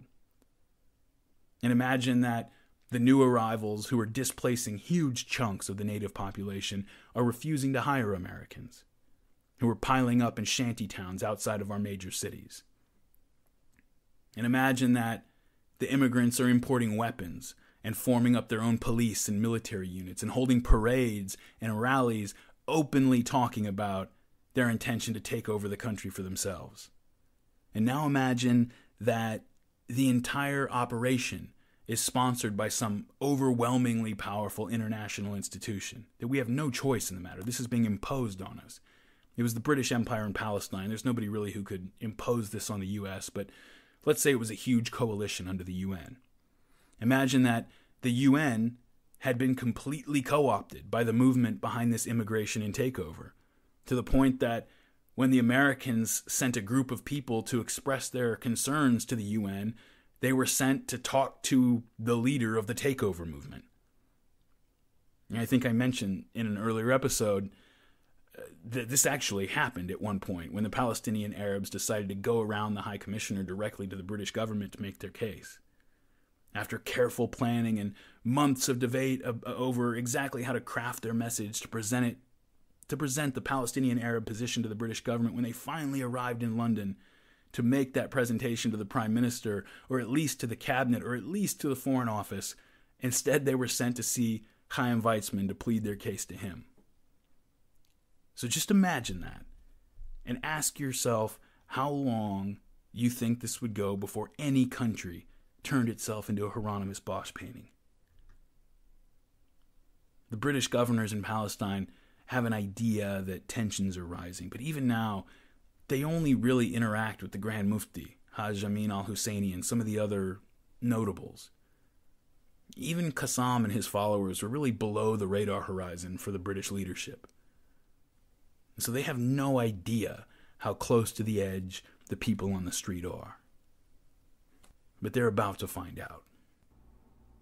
Because in October 1935, a month before the Nazis held that Nuremberg rally and passed those Nuremberg laws, a Belgian flag cargo ship was being unloaded in the Palestinian port city of Jaffa when a barrel of cement headed with most of its cargo to Tel Aviv fell and cracked open on the deck. A group of Arab longshoremen and stevedores gathered around the spilled cement, pointing and talking among themselves, getting more and more excited, and then they started to take hammers and axes and break open all the other barrels and spill their contents out on the deck. And British supervisors start to see what's going on, and they immediately intervene, get control of the Arab workers, but as soon as they saw what had gotten them so worked up, they immediately closed off the area and called in the British police. When the British police got there, spread out across the deck were weapons, rifles, machine guns, ammunition, explosives. Now, it had long been suspected, at least, by the British and the Arabs, that the Zionists were smuggling in some weapons. A few rifles here, a box of grenades there, that kind of thing. But the British had more or less maintained a monopoly on violence in the region, and they didn't allow the Jews or the Arabs to organize militias or to really seriously arm up. Even the Haganah, the labor Zionist militia organization, that was still an underground organization. It wasn't legal. And when these cement barrels were all broken open, British investigators found 800 rifles, dozens of machine guns, 400,000 rounds of ammunition. The Arabs, again, had imagined that the Zionists were bringing in a few weapons here and there for self-defense. They couldn't process this. This was something on a scale so far beyond anything they had imagined was going on, or that they had access to themselves, that they were really excited about this, to say the least.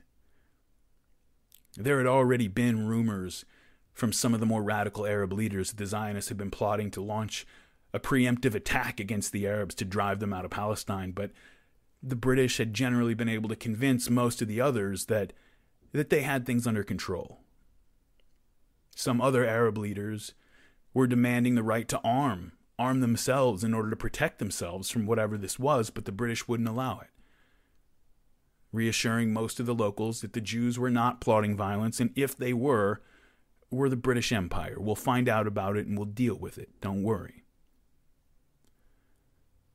But when the cargo of weapons here is discovered, and they see that something is going on a scale that they had not imagined possible, the news was not received by the Arabs merely as a thwarted shipment of arms, as some contraband that didn't get in, but as proof that the Zionists had been violating the British instructions this whole time, and that they were arming themselves and training fighters while the Arabs had been asleep at the wheel, mindlessly obeying the British. Were they supposed to believe that this was the first shipment, and the first shipment just happened to be intercepted? How many others had gotten through undetected? And many Arabs are thinking, hey, if the Zionists do have a secret army, and they've been training and building up arms without our knowledge, we don't have anything like that right now. If they are plotting an attack, we're defenseless. We start to hear Arabs, even peaceful Arabs, like Khalil al-Sakakini. We quoted him in the second episode. He was the Arab Christian we quoted, whose heart was sick and who was so shaken after the violence of the Nebi Musa riots of 1920. And after this, he's writing, quote, "If this immigration continues, Palestine's future is very black. There is no choice but to rouse ourselves. There is no choice but to shake ourselves. There is no choice but to act." You know, one thing about the dynamic of paranoia in the clinical sense, is that it causes the paranoid to sort of lose the ability to create psychological distance between himself and other people and the rest of the world.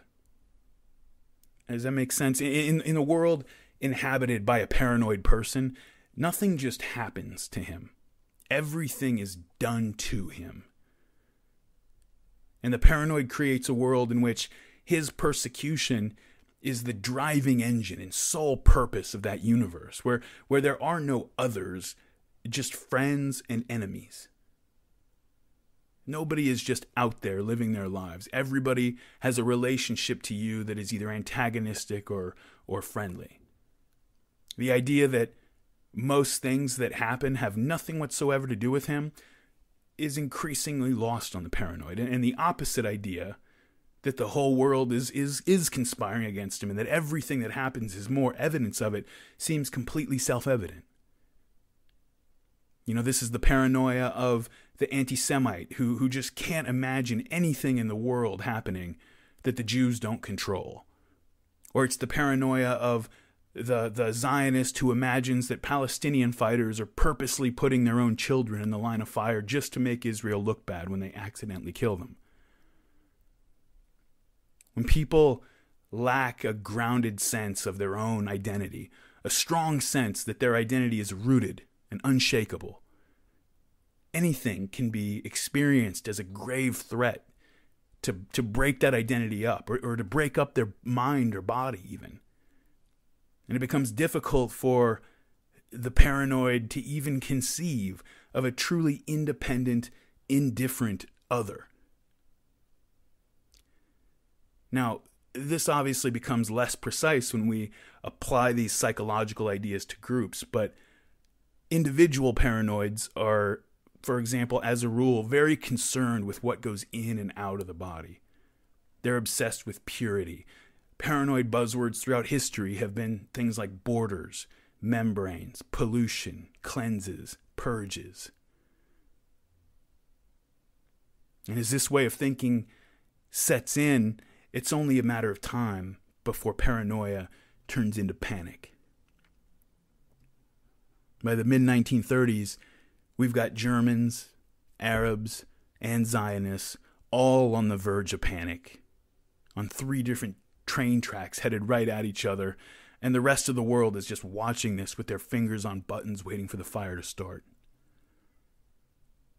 After the discovery of those smuggled weapons, Arab leaders called together a meeting to discuss their future and to try to figure out what the Zionists were planning and what to do about it. What were they planning to do with all those weapons? The British didn't help matters when they just confiscated the weapons and didn't even investigate who they were supposed to go to, didn't make a single arrest. And, you know, at this point, it didn't even matter what was actually true. The momentum of the rumors were taking on a life of their own. And it wasn't long before many Palestinians were completely convinced. It wasn't a belief, it wasn't a thought, it was just reality to them that the Zionists were planning widespread, organized violence against them at any moment. The Palestinian notables and tribal leaders huddled in meetings to talk about the possibility of calling a strike maybe, or of drafting a petition to call on the British to act. And as they're huddled together, haggling over things, at this point, Izz ad-Din al-Qassam, who had been in hiding for the last 2 years, he decides he's seen enough. Once again, he approaches the Grand Mufti, hoping to persuade him to issue another joint call for jihad against these invaders and to lead a mass rebellion. But again, the Hajj Amin refused, saying that he was working for a political solution to the crisis. And maybe that was the right thing to do, but to Izz ad-Din al-Qassam, who at this point felt that there was no reason to continue talking. He just left once again disappointed by these elites, these collaborators who would never risk endangering themselves or their positions at all, for any reason. They would talk and talk and talk until there was no Palestine left to talk about.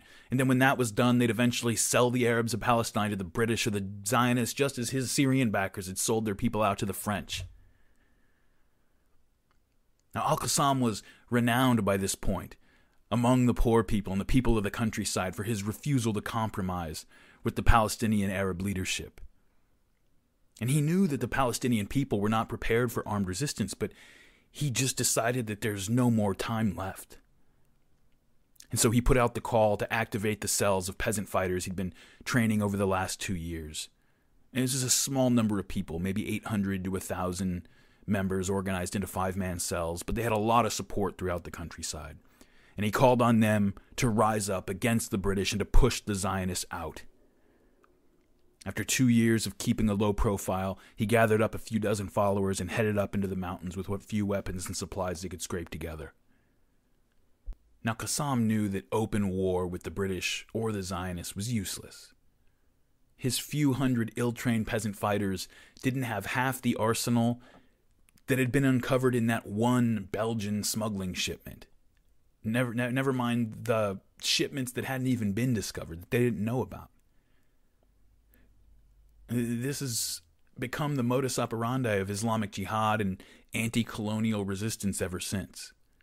There's no way a bunch of guys with limited supplies and rickety weapons are going to stand in front of the British Army or a U.S. Ranger Battalion or the Israeli Defense Force and expect to survive.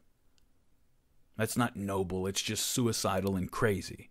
And it means that you'd rather die symbolically than have any hope of actually achieving the goals you say you set out to achieve for your people. The largest part of the Syrian resistance that actually hung in there and fought against the French in 1921, they tried that. You might remember from the second episode at the Battle of Meysalin, and their tiny force of civilian militia was torn to pieces by French tanks and artillery and aircraft. Now, new tactics were going to be needed. Qassam knew that the only way for a civilian militia to beat a world empire was through guerrilla warfare. And not only against military targets, but against any target that would make staying in your country more painful. And the strategy of jihadis ever since has essentially been to say, look, we are going to make this place unlivable for us and you until you either get out or come to the table and negotiate a settlement that we can live with. And so his people focused their attacks on things they knew would be important to the British and that were vital to life for the Zionists. They would attack railways. They would try to attack pipelines and other infrastructure. They tried to disrupt cargo traffic around the country, block roads, destroy roads, things like that, burn down orchards. Al-Qassam's group lived in caves up in the mountains, ducking around, trying to avoid British aircraft, studying the Quran for hours and hours and hours every day. This was a man who was completely committed. This wasn't a game to him. It wasn't a way to achieve power for himself. He had to know there was almost no way he was coming out of this.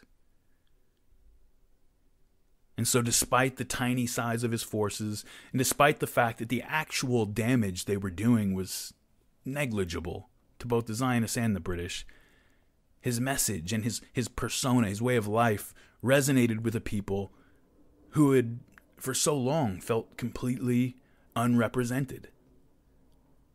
And more than that, it resonated with a society who needed something. They needed to find an identity that they could all get behind when there were no legitimate political entities or other secular alternatives. The Arabs in Palestine had been 1,000 little groups trying to form up a defense against the unified British and the unified Zionists. You know, the British were the British. The Zionists were the Zionists. They both knew what they wanted and acted with a single will to accomplish their goals. If they had differences, they handled them in-house and then they worked toward their common goal. The British were the British, the Zionists were the Zionists, the Palestinian Arabs were the Husseinis, the Nashashibis, the Khalidis, and so on. Occasionally cooperating, but never offering the people an identity that would bring them together as Palestinians, to allow them to meet the British and the Zionists with a united front. This is the need that Qassam was speaking to, and it was turning him into a folk hero. Now, Qassam had learned from his campaign against the French. He wanted to avoid the mistakes of the resistance campaign in Syria. This time, there were no landowners among his group, no dependency on rich benefactors who could betray him and his people when things got a little bit dangerous. Everybody wants to be a revolutionary until it costs something. Qassam had already given up everything he had, and he chose only the most committed men to follow him up into the hills. He didn't want any weekend warriors, no war tourists.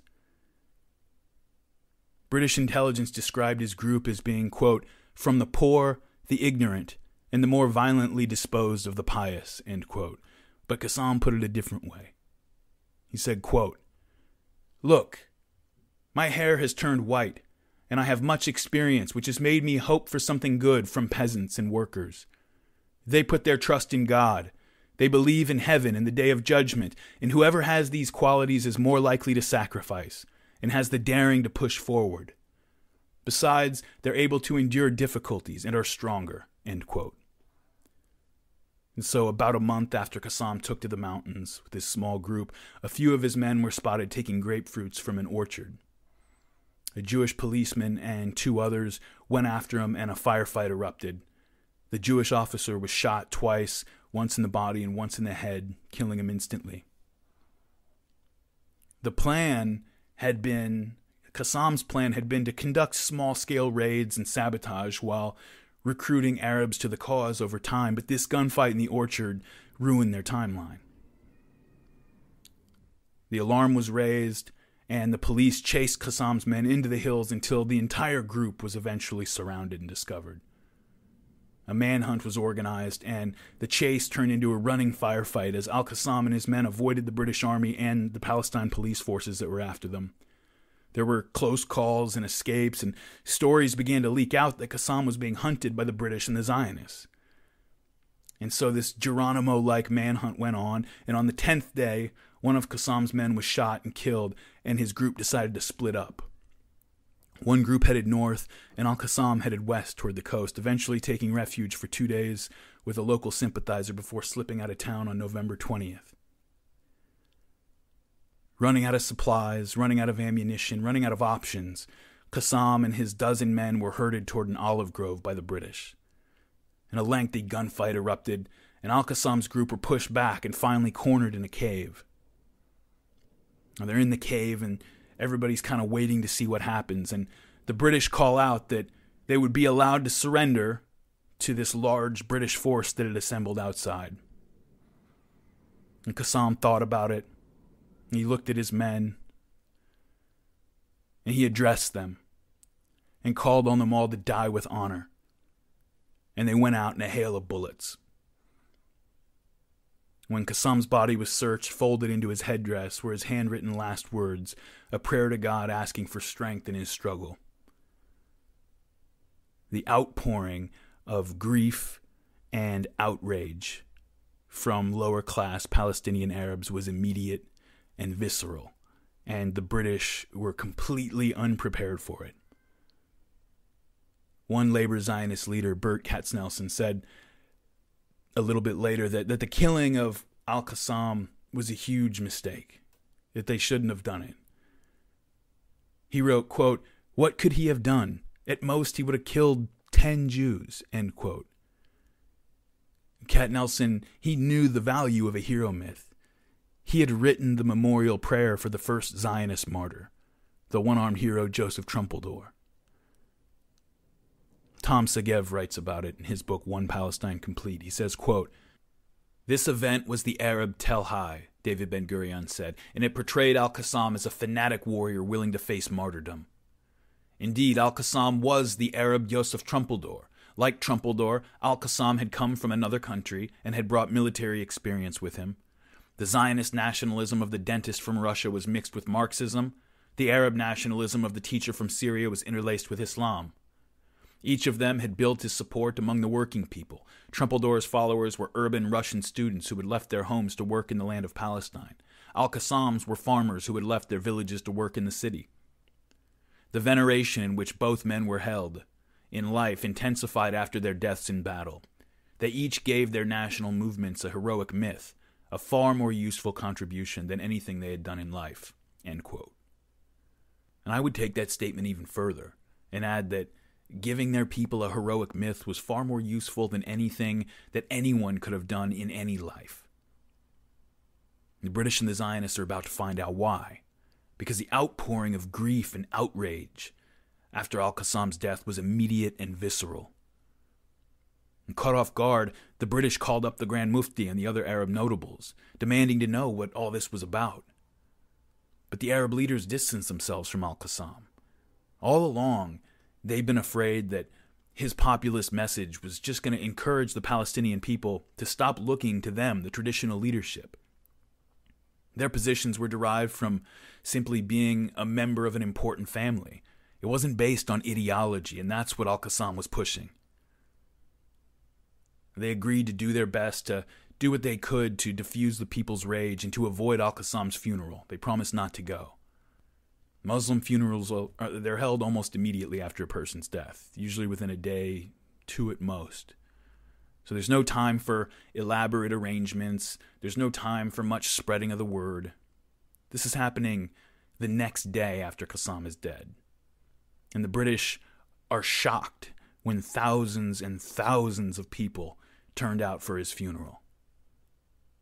British intelligence officers were watching in consternation as the crowd grew, and people would step forward and start delivering speeches and sermons denouncing the British and Zionist occupation, and even denouncing their tribal leaders as collaborators and calling for a populist jihad to drive out the colonialists.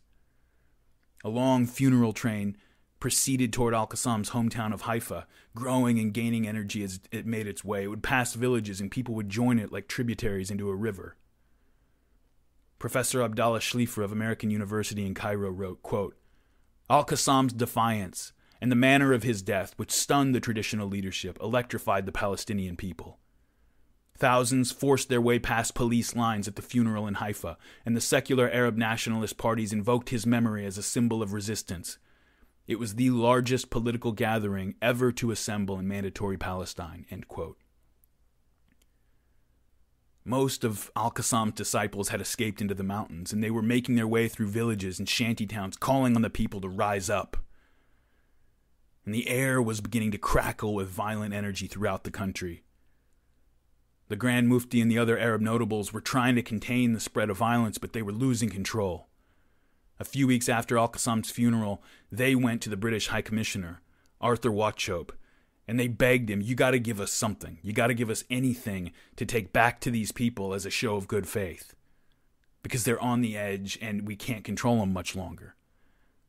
Now, Arthur Wauchope had a good, even a friendly relationship with the Mufti, and so he was responsive to it. He understood their predicament, and he wrote back to the British Colonial Office that at least 1/5 of Arab villagers had been reduced to wandering migrant work. And he warned the British government that without some kind of a change, their friendly Arab leaders were not going to be of any use to them anymore. He said, quote, "I think that they are right in saying that with an unsatisfactory response to their demands from the mandate, the possibility of alleviating the present situation will disappear." End quote. He asked the Arab leaders to consider a revamped proposal for a legislative council that he had been trying to push through for 2 years. His proposal would create a new representative council that would govern the daily affairs of the country. It would consist of 11 Muslims, 7 Jews, 3 Christians, and of course the British mandatory government would retain final authority and veto power on all decisions, but they promised not to micromanage. Now, up until now, the Arabs had resisted the terms of this proposal because it based Jewish representation on the council on the numbers that they had now after the doubling of their population, which had occurred against the Arabs' will in just the last few years. They didn't want that to count. And they'd also resisted it because it really didn't change their situation. The British would still retain ultimate power. And so while the Arabs may be able to govern on marginal issues in the country, no fundamental alterations to the government or the international status of Palestine would be permitted. But something had to be done. And so finally the Grand Mufti and the others relented. They accepted a power-sharing arrangement with the Zionists, including all the recent new arrivals in a Palestinian representative government. They brought the message back to the people that, look, it's not perfect, but at long last, the transition to a Palestinian self-government has begun, and they prevailed upon the people to halt and condemn any violent activities. But it wasn't going to be that simple. The Zionists had always been focused on establishing a majority in the entire country of Palestine, but as late as the early 1930s, this was something that most of them were seeing happen maybe 100 years down the road. One more acre, one more goat, right? Well, they had just doubled their population in Palestine in the last 4 years. Many of them began thinking about a majority not by the end of the century, but by the end of the decade. And so the Zionists just rejected the plan outright. If they could keep up this rate of immigration just a little longer, they might have a majority soon, and then they would consider talking about a representative government.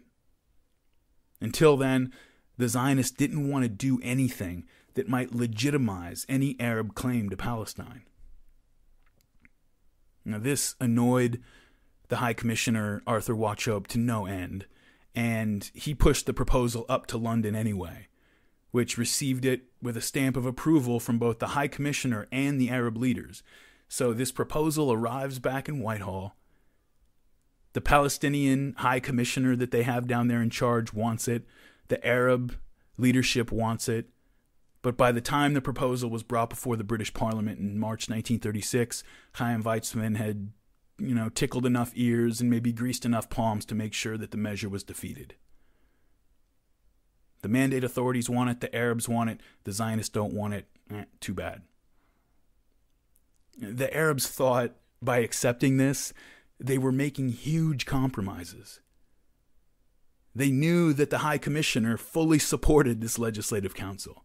And so when it went down in Parliament, two things were completely confirmed as far as the Arabs were concerned. First, the Zionists owned the British government. How could a proposal go down in flames when the High Commissioner, the highest authority, the highest British authority in the country, and the whole Arab leadership representing 2/3 of the country's population were in favor of it? How was that possible? And second, it confirmed to them that the Zionists were not negotiating in good faith. They were getting a good deal here. The Arabs were compromising by agreeing to a power-sharing arrangement that legitimized and accepted the gigantic number of immigrants that had arrived in the last 4 years. But the Zionists wouldn't even accept that. And so to the Arabs, this seemed like proof that the Zionists were not interested in any proposal that involved sharing any power in any way. High Commissioner Wauchope and the Arabs had tried to find a compromise that might allow the notables to maintain enough credibility to diffuse this simmering rage, to go back to the people and say, look, we're making progress, but the Zionists torpedoed it. And Wauchope was insane after this. He was so furious. He said, quote, "The thing is, I have never met the Prime Minister, and I don't suppose I ever shall. Weizmann can go in there whenever he wants to," end quote. So with this latest failed attempt at compromise by the Arab leadership, sporadic violence resumes around the country, led by those disaffected young men who were not connected to the big families or to their political parties or to anything else. They're just pissed off. Some of the big families gave them a bit of tepid or rhetorical support because they were struggling to keep them under control, but their credibility and their control was slipping away very quickly now. Young men from the slums and the shanty towns, following Qassam's example, had taken up to the hills to resist. They were not interested in lobbying the British to approve alterations to the mandate. They weren't interested in lobbying the British to listen to the Arabs' pleas Why were they begging the British to stop giving away their country? Without the British, they were saying, none of this would have been possible. This is not immigration. It's never been immigration. And thinking of it that way led to our crippled and confused response to it. When an army occupies a territory, making way for other people to move in, dispossessing the population and trying to impose a new governmental regime that the people there don't want, that's not immigration. That is an invasion. It doesn't matter if the people moving in are using someone else's army to do it. It's an invasion, and it's always been an invasion. Now, Ben-Gurion, Chertok, Jabotinsky, and many of the rest of the Zionists could have told them that a long time ago. But their public relations teams had convinced the Arabs that British occupation and Zionist colonization were two separate issues to be dealt with on their own terms, as the Grand Mufti had been doing, being friendly toward the British but opposed to the Zionists. All this time, he'd been wasting his time asking the British to stop the Zionists, but they were never separate issues. The British were the invading army for the Jewish conquerors. On April 15th, 1936, a convoy of trucks was ambushed by Arab shooters, and 2 Jewish drivers were killed in the firefight. The next day, revisionist paramilitaries executed a coordinated reprisal and murdered 2 Arabs while they were sleeping in their beds. The swiftness and sophistication of this attack, being organized, launched, and executed within 24 hours, it just shocked the Arabs. 2 days later, the funerals for the 2 murdered Jews mushroomed into a giant anti-Arab demonstration. And armed Zionists raided an Arab neighborhood, smashing up several houses and shops and assaulting several people, including a couple children, reportedly. The Arabs responded with anti-Zionist demonstrations in several cities. Several of these turned into riots and led to several killings.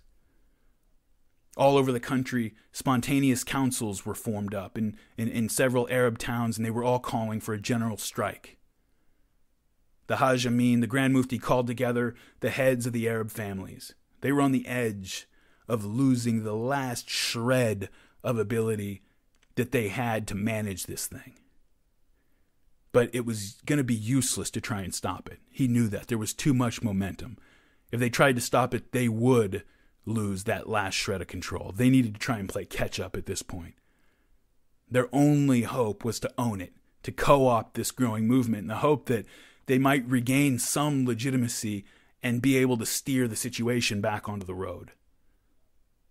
The Grand Mufti's chief rival, hated rival, each of them hated each other, Rahib al-Nashashibi, he was loath to submit to the Grand Mufti's leadership, but the Grand Mufti had the upper hand here.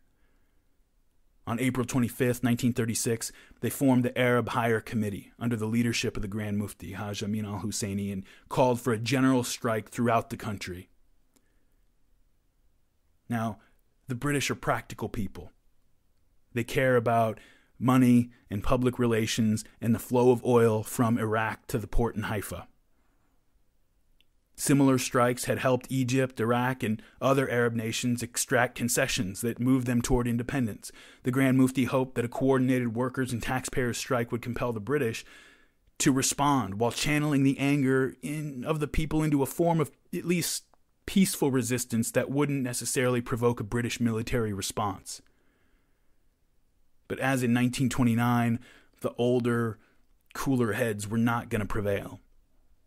Author and journalist John B. Judas, in his book Truman and American Zionism, writes, quote, "The committee included the different factions, including the Husseinis and Nashashibis, with the Mufti as head. The committee issued a manifesto calling for a complete halt to Jewish immigration, a prohibition of the transfer of Arab lands, and a national government responsible to a proportionately representative legislative council. The Husseinis and Nashashibis were still hoping that the pressure of the strike would persuade the British to grant Palestine's Arabs the same self-government neighboring Arabs had won, but younger militants, dismissive of peaceful protest, took the initiative in pressing the case for an Arab Palestine. Over the next 6 months, Arab groups attacked the Jews and the British. The oil pipeline from Iraq to Haifa, which had opened in 1935, was sabotaged. British police stations and railways were targeted. Forests planted by the Jewish National Fund were burned down. About 80 Jews were killed. End quote. The revisionists on the Zionist side are watching this, and they are chomping at the bit to fight. They wanted a war. But Ben-Gurion knew better. If Arabs and Jews start fighting each other in the streets, the British would come out in force and suppress both of them to keep the peace. No. This was a time for restraint. Sit back, let the Arabs rise up, and enjoy the view as they learn what the British Empire is all about. And this drove the revisionists crazy because that British response didn't happen right away. Wauchope was angry with the Zionists, refusing to accept anything less than total control, and so he was still friendly with the Mufti. And for the most part, he was treating the sporadic violence as a police problem, not a military problem. But he was under pressure from the British government back home to get this situation under control. And in June 1936, the Palestinian Arabs get a lesson in what India and Sri Lanka and South Africa and, hell, even Ireland already knew about what happens when the slow thighs of the British beast begin to move. The Arabs had heard, but they had never seen what the greatest empire since Rome could do, and they were about to find out.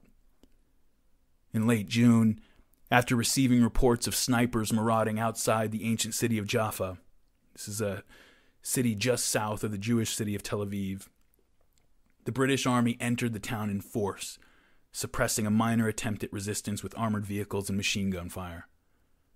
The residents of the town were rounded up and forced to watch as British soldiers moved down boulevards and streets, demolishing buildings and houses one by one. You remember that line in that Batman movie, The Dark Knight, with the Joker, that one where Alfred is describing to Batman how a mysterious bandit had been robbing supply trains, making their way through the forest and giving away all the loot.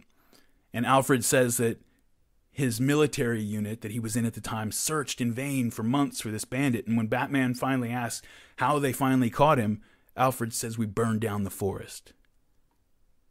That's supposed to be a shocking line in that movie, but Alfred is just describing counterinsurgent warfare. You burn down the forest. Asymmetric warfare is always horrific. And, I mean, you have an organized and identifiable force fighting people who are indistinguishable from the general population and who set traps and melt away. A favorite strategy of the colonial British Empire was just habitat destruction. A lot of the violence at the time was thought to be emanating from the southern city of Jaffa, but it was impossible to know exactly who was an enemy, so the British burned down the forest. They destroyed almost the entire Arab section of Jaffa, making 6,000 people homeless. The only warning the residents received came in the form of leaflets hours before the demolition, warning them to evacuate right now. Most of them had no idea what was going on, and they escaped with nothing more than the clothes on their backs. And this is in a country and at a time where people don't have bank accounts.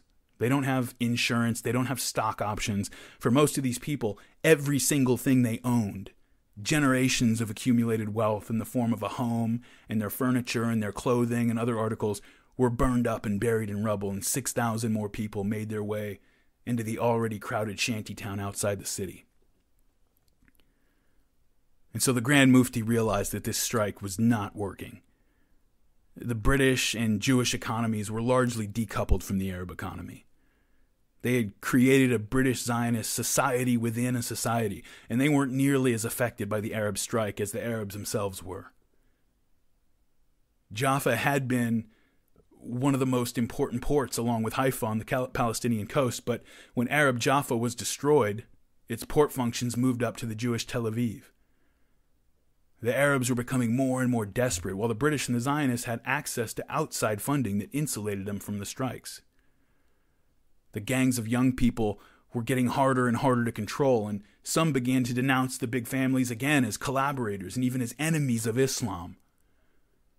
The Arab Higher Committee reached out to the High Commissioner again to try to negotiate an end to the strike, and with the help of the surrounding Arab countries and some of their ambassadors, some of who had contacts with the gangs fighting in the hills.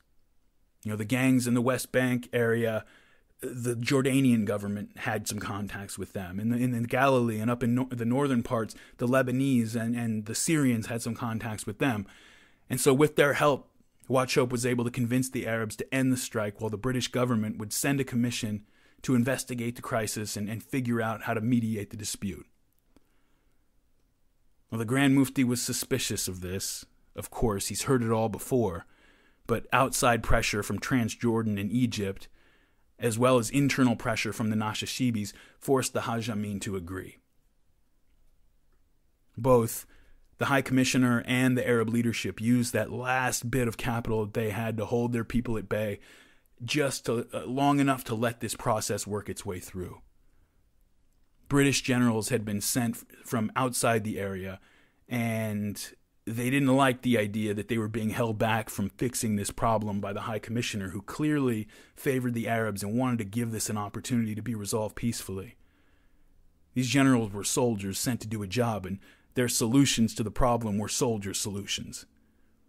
The Hajj Amin and the Arab leadership managed to convince most of the people to stand down and end the strike in September 1936. They were saying, look, everybody, we made our point.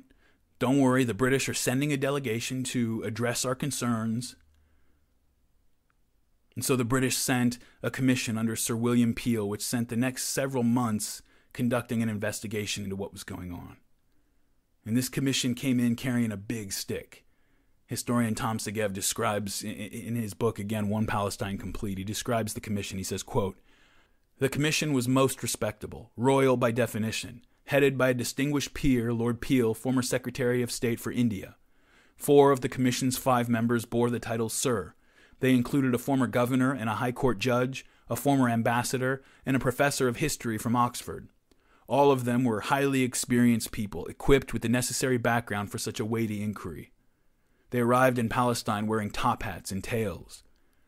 The commission's hearings were treated with the utmost seriousness. Weizmann, Ben-Gurion, Jabotinsky, the Mufti, Winston Churchill, and the elderly Lloyd George all testified, as did many others. Some testified in closed-door sessions.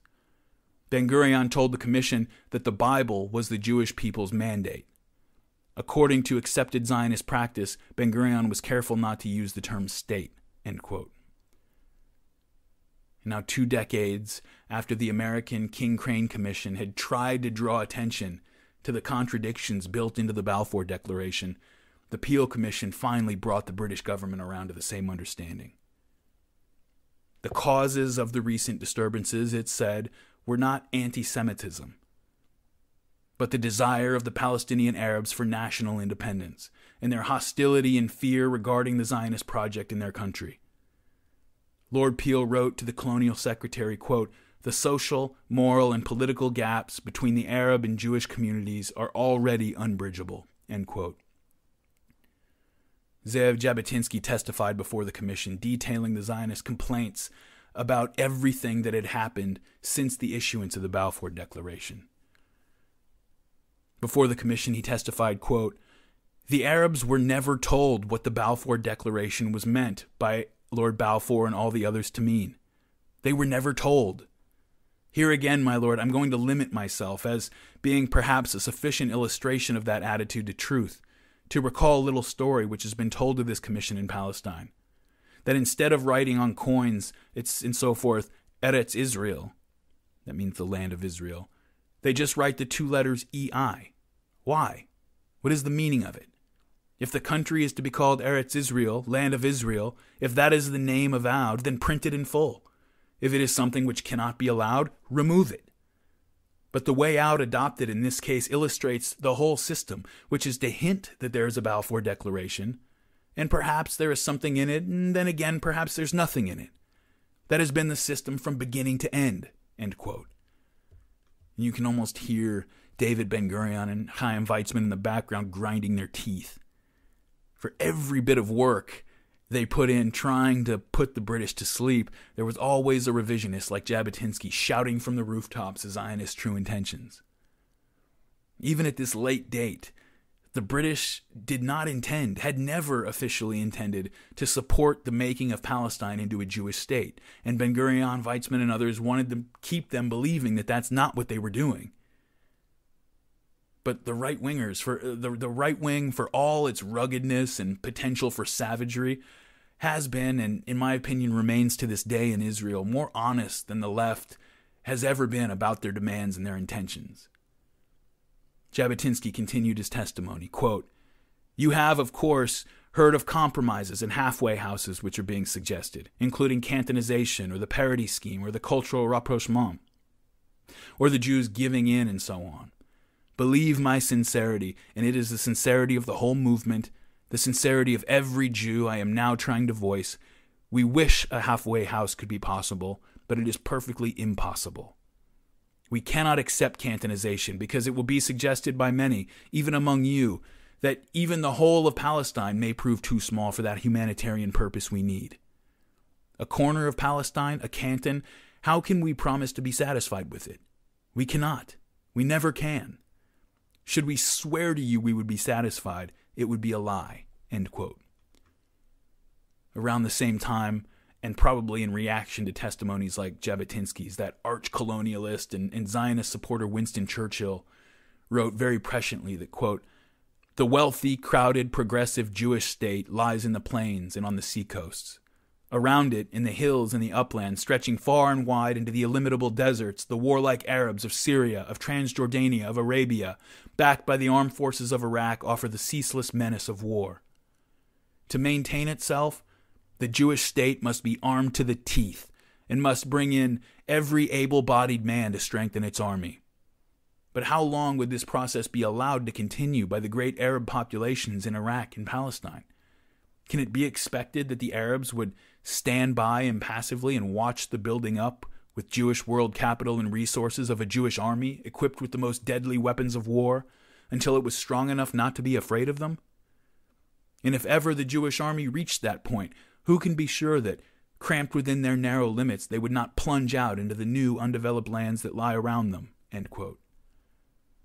And when Churchill concluded, quote, "I find it difficult to resist the conclusion that the partition scheme would lead inevitably to the complete evacuation of Palestine by Great Britain," Jabotinsky indirectly replied to that statement in his testimony, quote, "We utterly deny that it means bringing Great Britain into conflict with world Islam.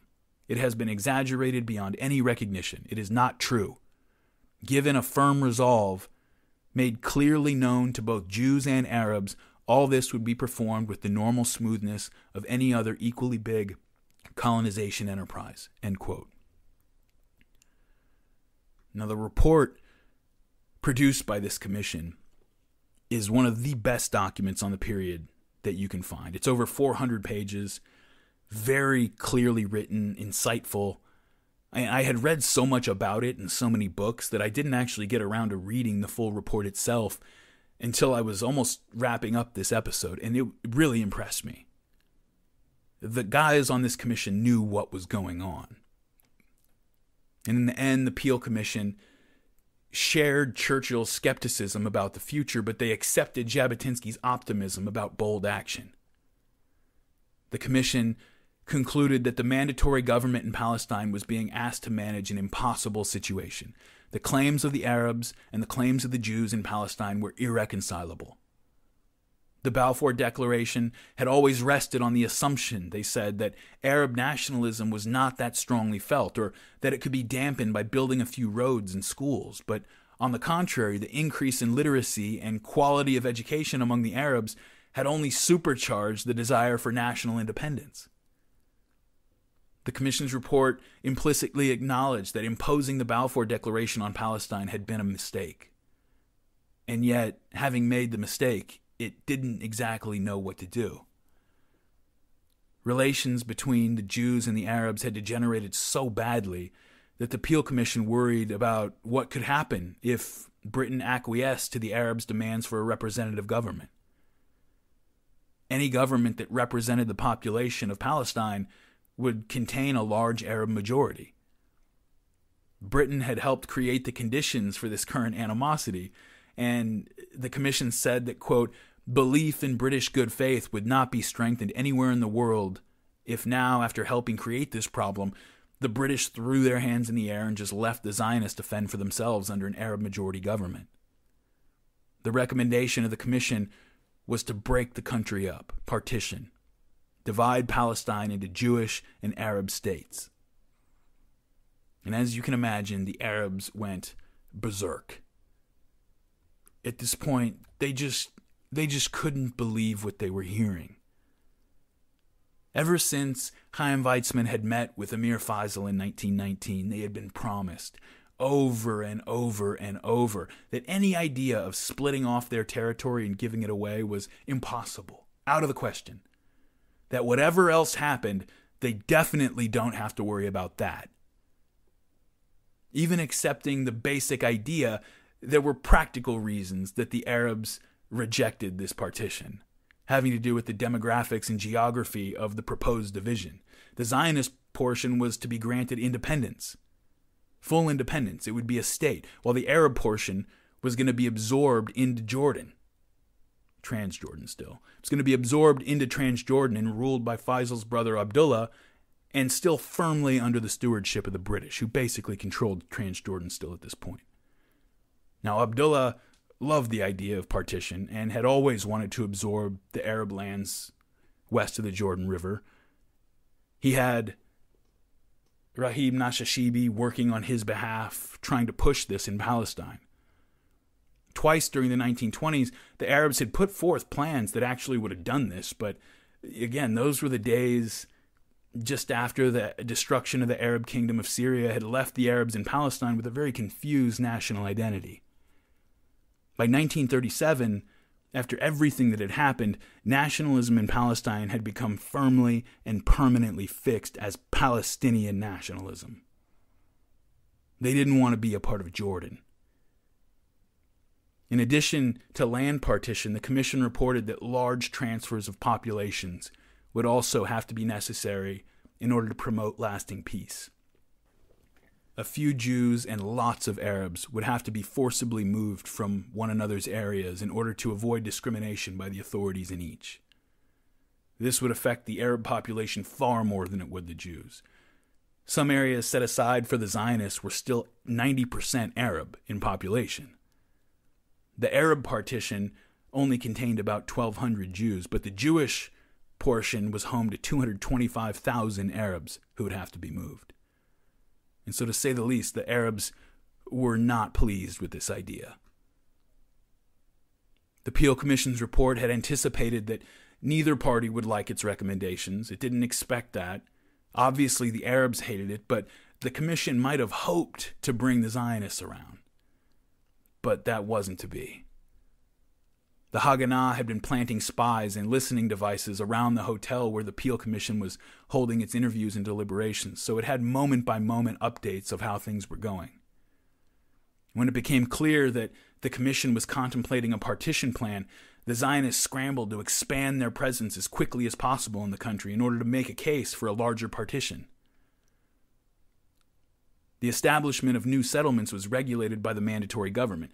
The British mandatory government decided if you could create another Jewish settlement somewhere, but there was a loophole in the law that the Jews rushed to exploit while the Peel deliberations were going on. The law resisted new construction. You couldn't build any new settlements unless the British say it's okay, but the loophole was that there was another law stating that a building could not be demolished if it was completed. Once the roof was completed, that's actually how the law was written. You couldn't tear it down. Then it becomes a whole other thing. And so Zionist work teams were sent out at night with prefabricated construction materials to throw up tiny outposts all over the country to establish a Jewish presence in an area. They were called tower and stockade settlements, and they were basically 4 walls, a few shacks, and a watchtower, just something to put a mark on the map presented to the Peel negotiators. In all, 57 of these settlements were established, and they did what they were supposed to do. The partition gave the Zionists a lot more land than they otherwise would have received based on their population, but even that wasn't enough for everyone. According to the partition plan, the Jews would receive almost the entire coastline, and most of the fertile land in Galilee and the rest of the north, while the Arabs would receive the hill territories bordering Jordan and then the empty Negev desert to the south. And then you'd have the city of Jerusalem and a corridor to Jaffa would remain under British control. But it wasn't enough. Now that the Zionists had gotten the British talking about partition and talking about forced population transfers, many Zionists wanted to use these recommendations as just a basis for further negotiations, hoping to extract even more concessions. Now, David Ben-Gurion thought this was madness, and he pleaded with the rest of the Zionists to accept this partition. He told the doubters that it didn't matter how much land the partition granted to the Jews, because it would just be a jumping-off point for future acquisitions anyway. Let them give us somebody's backyard, and then we'll import a couple million Jews, and then we'll take what we want. Writing to his son in a letter, Ben-Gurion said, quote, "A Jewish state in part of Palestine is not an end, but a beginning. Our possession is important not only for itself, though this would increase our power, and every increase in power facilitates getting hold of the country in its entirety. Establishing a small state will serve as a very potent lever in our historical efforts to redeem the whole country," end quote.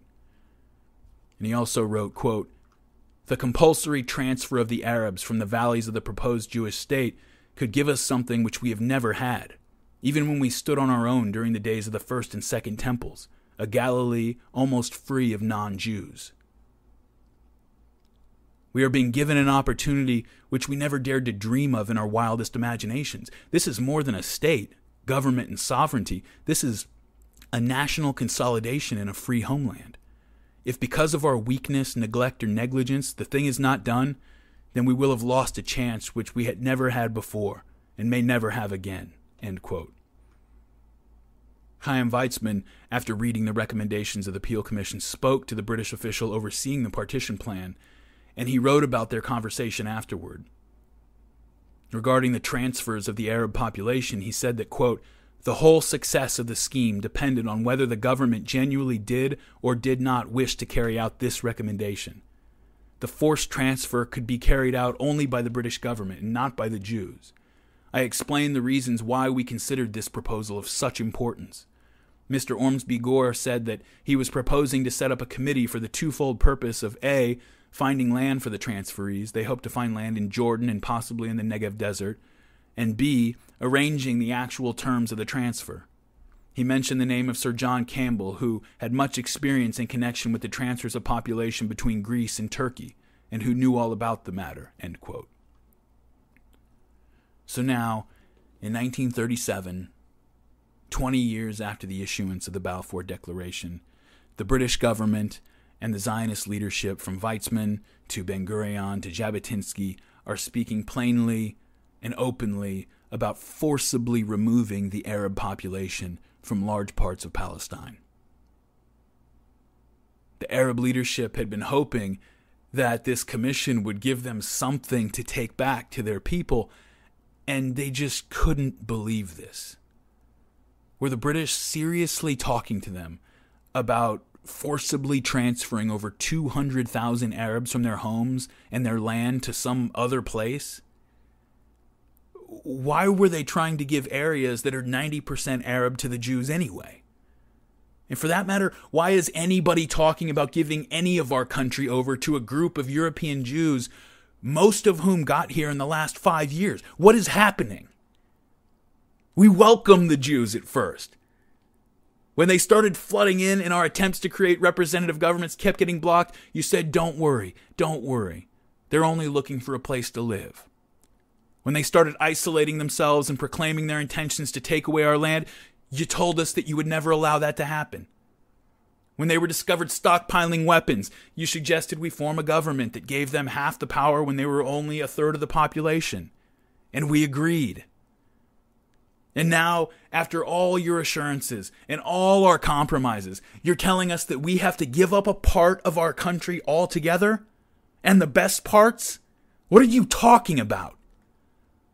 And no, we don't care if the Germans or any other Europeans are being cruel to the Jews. We cared in 1918. We don't care anymore. This is not our problem. Why don't you go give up Scotland or Wales if it's so important to you? With the Arabs finding the Peel partition so repugnant, you might think that every Zionist would be rushing to sign on the dotted line of the Commission's recommendations. If the Arabs hate it that much, the Zionists must love it, but that wasn't even true. Despite passionate pleas from Weizmann and Ben-Gurion, they were begging the Zionists to take this on. The Jewish Agency, who now was being influenced by an increasingly assertive and militant Zionist Organization of America, refused to accept the plan. But they did agree to consider future proposals if maybe the pot were sweetened. But there would be no time for future proposals. The plan had proposed to give the Jews most of the important land in the country and to transfer the Arabs to Jordan, and the Zionists had still refused. If there were any Arabs left that needed proof that the Zionists would settle for anything less than owning the entire country, there weren't any more. Within weeks, Arab fighters had taken back to the hills, erupting with more fury than ever. Ben-Gurion fumed over the interference from American Zionists who were tucked away safely in the United States and who never had any intention, under any circumstances, of settling in Palestine. He would later lament how many Jewish lives might have been saved if the Peel partition had been accepted in 1937.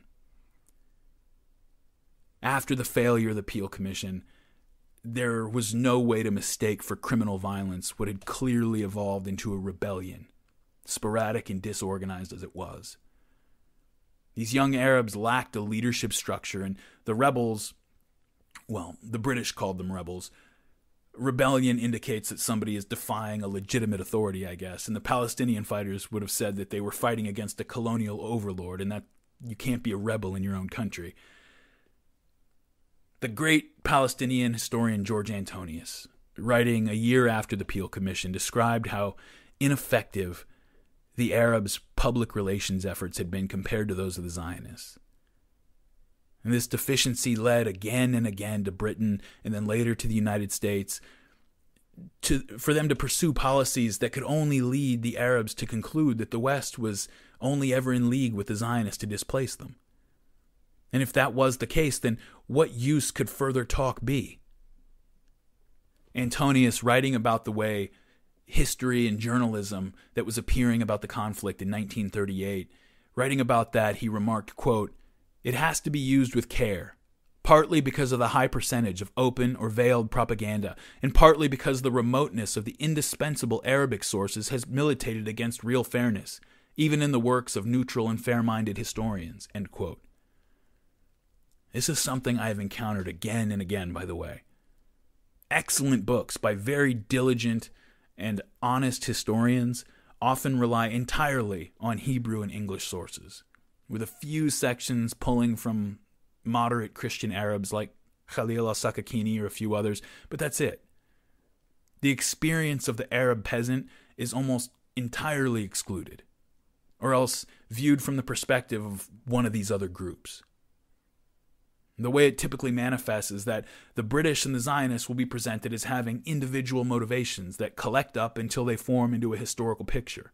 So David Lloyd George and Winston Churchill and Arthur Balfour may have had the following intentions and these incentives and those biases and so forth, and therefore the British acted in a certain way. And David Ben-Gurion might have thought this, and Chaim Weizmann may have been prejudiced in the following manner, and Zev Jabotinsky believed this other thing, and therefore the Zionists moved in some given direction. The Arabs, on the other hand, are spoken of almost entirely as a collective. Individual personalities are almost entirely excluded in favor of talking about the seething countryside, the inflamed mob, the disenfranchised peasants. It's always just masses of people. And it's not that these other accounts don't exist. They do exist, although mostly in Arabic and nobody bothers to translate them. I had a conversation with a professor here in Los Angeles who specializes in this conflict, and I asked why such valuable first-hand sources of any historical period or event could be ignored when historians are perfectly aware that they exist. And he told me that many historians know from experience that just taking Arabic sources seriously at all will undermine their credibility with the English and Hebrew-speaking public. And I've had dozens of conversations and debates with people that tell me he's right about this. I can't count the times that I'm talking to someone and they'll cite a politically crafted public statement from the Zionist leadership as hard evidence of how an event went down in real life. And when I pull out a letter from one Arab to another describing what he saw with his own eyes, the response I get was, well, they would say that, come on. And that sounds bad, but the majority of people carry that same prejudice around, at least in the English-speaking world, and especially in the United States. Israeli spokesmen insisted that the victims of the drone strike were active militants, and that, to most people, means they were active militants, full stop. The protests of the family and community of the dead that they had nothing to do with militia activity is usually met with a healthy eye roll, and yeah, well, of course they would say that. I mean, even close reading can leave huge holes in our understanding, and I'm constantly reminding myself that no matter how many books or articles or papers I've read, or even how many people I speak to, my own understanding of an issue like this can only ever be an open-ended narrative. And my job is just to make sure that that narrative remains open-ended, instead of deciding that I know how it is, that I know whose fault it is and why it happened, and to avoid taking some ideological stand based on that closed, incomplete book. I was quoting Antonius. Let me go back to that. Quote, regarding sources on this conflict, he says, quote, "It has to be used with care, partly because of the high percentage of open or veiled propaganda, and partly because of the remoteness of the indispensable Arabic sources has militated against real fairness, even in the works of neutral and fair-minded historians. A similar inequality vitiates the stream of day-to-day information. Zionist propaganda is active, highly organized, and widespread. The world press, or at any rate the democracies of the West, is largely amenable to it. It commands many of the available channels for the dissemination of news, and more particularly those of the English-speaking world. Arab propaganda is, in comparison, primitive and infinitely less successful. The Arabs have little of the skill, polyglottic ubiquity, or financial resources which make Jewish propaganda so effective. The result is that for a score of years or so, the world has been looking at Palestine mainly through Zionist spectacles and has unconsciously acquired the habit of reasoning on Zionist premises." End quote. Now that could have been written in 2016, but it was written in 1938. A year after many young Arabs had finally decided to stop trying to make their case because there was nobody to make their case to. Their parents had believed that perhaps the British were basically well-intentioned, but that they were hamstrung by a Byzantine bureaucracy and by Zionist propaganda and influence and so forth, and that if they could just punch through all that and get their own message across to the British, that maybe things would change. But this new generation, and remember, in 1937, an Arab who was born when the Balfour Declaration was issued, he was 20 years old now. That's who we're talking about. People who have lived their entire lives with the tension and hostility we've been talking about in this story. Their first memories were the Nebi Musa and Jaffa riots, and they were 12 years old during the 1929 riots. These are young people who were born in the dirty shanty towns and whose lot in life when they came of age was to hope that a Zionist or British official would give them a job somewhere. All they've ever known from the time they were children is that there are foreigners here trying to take away our country. And just as the younger generation of Jews resented the feudal appeasement and endless negotiations that had already cost their parents so much, these younger Arabs were finished with trying to talk to their conquerors, trying to talk their conquerors out of their conquest.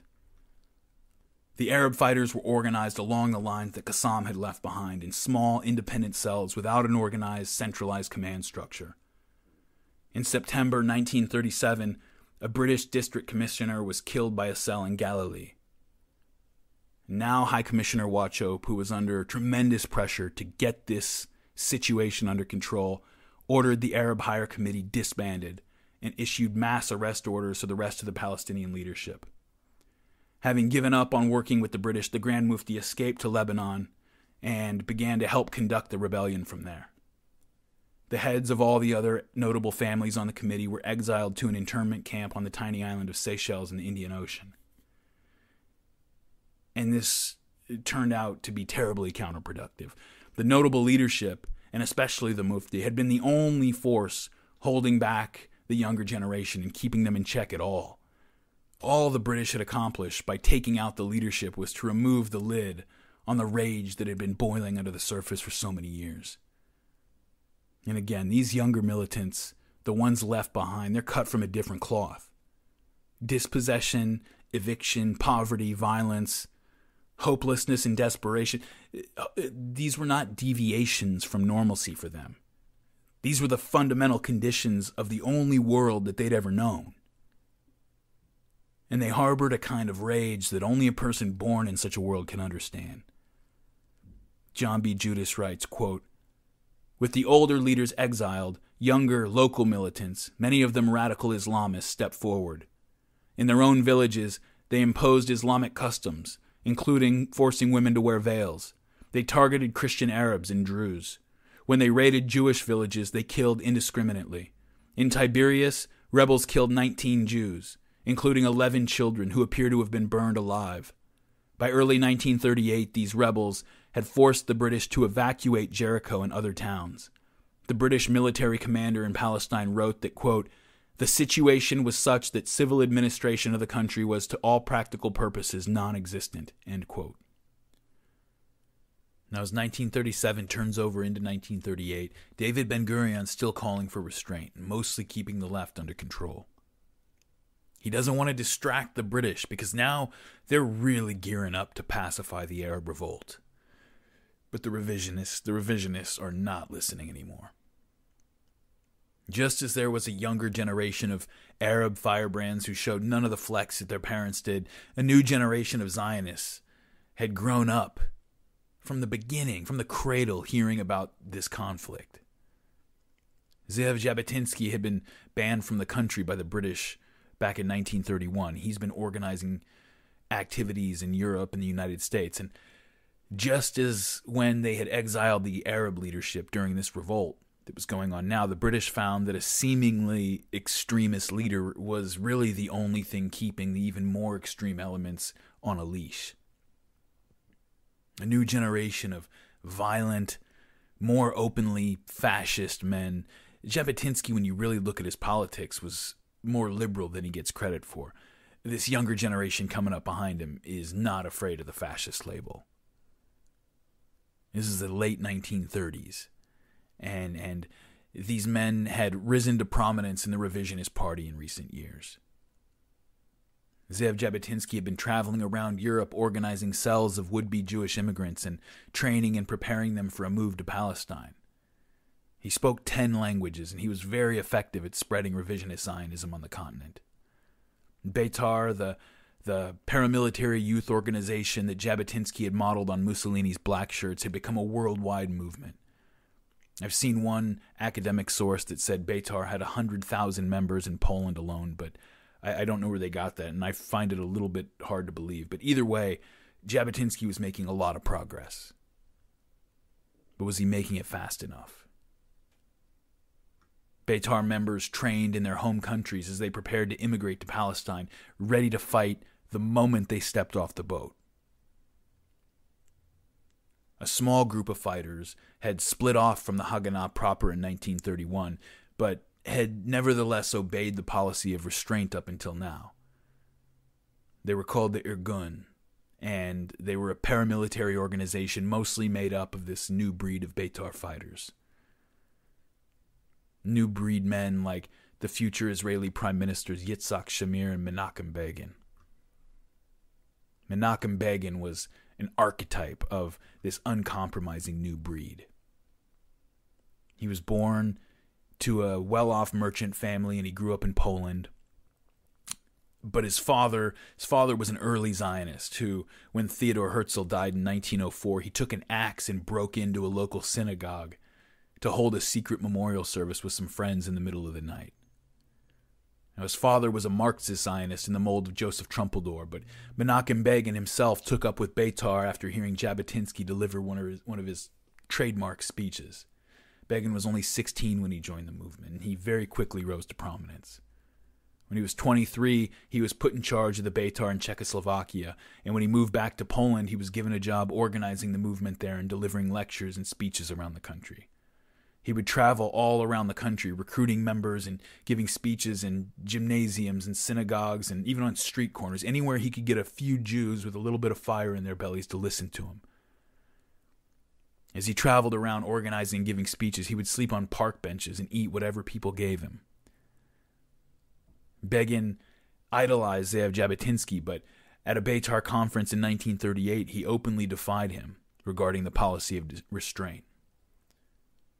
They argued in front of the audience, and Jabotinsky was using practical arguments about the effectiveness of it and the pointlessness of engaging directly with the Arabs or the British in large-scale military operations. But Begin was more a man of the times, and he ignored Jabotinsky's practical arguments to make romantic, emotional pleas to the assembled Zionists. In the end, Begin won out, and the Beitar Oath was altered to change a line from "I will raise my arm only in defense" to "I will raise my arm only in defense and in the conquest of my homeland." Menachem Begin explicitly laid out a strategy that's common to all non-state rebels everywhere. The Zionists should attack and humiliate the British through methods of terror and ambush, force them to respond violently, and then stand back as more Zionists are alienated and they come rushing into the arms of the revisionists. And we would say, sure, the Haganah might be able to protect you as you sit behind your walls in your settlements and wait for the storm to come, but who's going to get your revenge?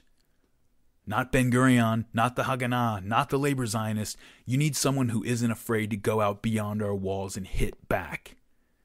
You need us. Begin also calculated that forcing the British to overreact would attract worldwide media attention, and that then the Zionists would be able to work their magic on that front to bring international pressure to bear on the British to get the hell out. In the meantime, they were not going to wait for the Arabs to attack. No. They were going to go out and they were going to attack the Arabs. They would attack them in their homes and in their markets. They would attack the British in their barracks and on the roads. And those outside the country would pour all of their energies into overwhelming British immigration checks and infrastructure in Palestine, smuggling in as many Jewish fighters as they possibly could. Begin was one of those revisionists who were still out of the country organizing immigration efforts and training people, and he began working with other revisionist leaders around the continent, as well as with the Polish government, which is actually a very interesting story. They were very happy to see their Jews off somewhere out of their own country, and so they were actually facilitating illegal immigration into Palestine, helping the revisionists do it. And so the Irgun renounces Ben-Gurion's policy of restraint and begins to attack Arab civilians. Their goal was not just to retaliate, but to instill such fear in the Arab population that they would just wish for peace and quiet. The Irgun and other revisionists began a campaign of terror against the Arabs, executing dozens of attacks against civilian targets after the Peel Commission had failed. Irgun gunmen fired into the windows of houses and into crowds on the streets. They threw hand grenades and fire bombs into windows. Improvised explosives and hand grenades were thrown into markets and buses. In just a few weeks in July 1938, the Irgun murdered dozens of Arab civilians. On July 5th alone, 7 Arabs were killed in a coordinated attack by gunmen in Tel Aviv. 3 more were killed by a bomb planted on a bus in Jerusalem, and another Arab was ambushed and beaten to death.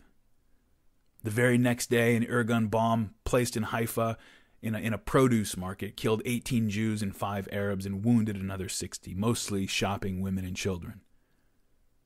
On July 8th, 4 more Arabs were killed in a Jerusalem bombing. July 16th, a bomb was thrown into another Jerusalem marketplace, killing 10. July 25th, a massive bomb was planted in the Haifa market, a big landmine. 43 more Arabs were killed.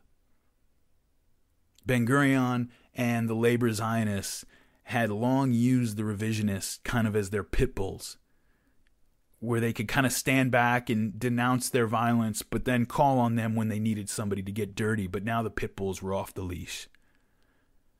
Jabotinsky's still back in Poland trying to organize defense units to protect Jews from the multiplying pogroms and persecutions that are taking place in Eastern Europe.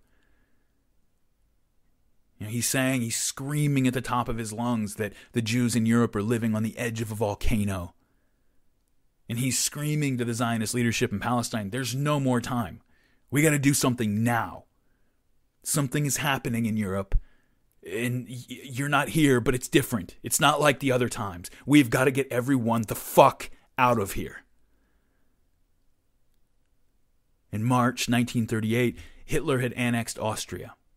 And Austrian Jews came under attack by their former neighbors the next day. Pogroms were raging in Poland and Romania and most of the rest of Eastern Europe.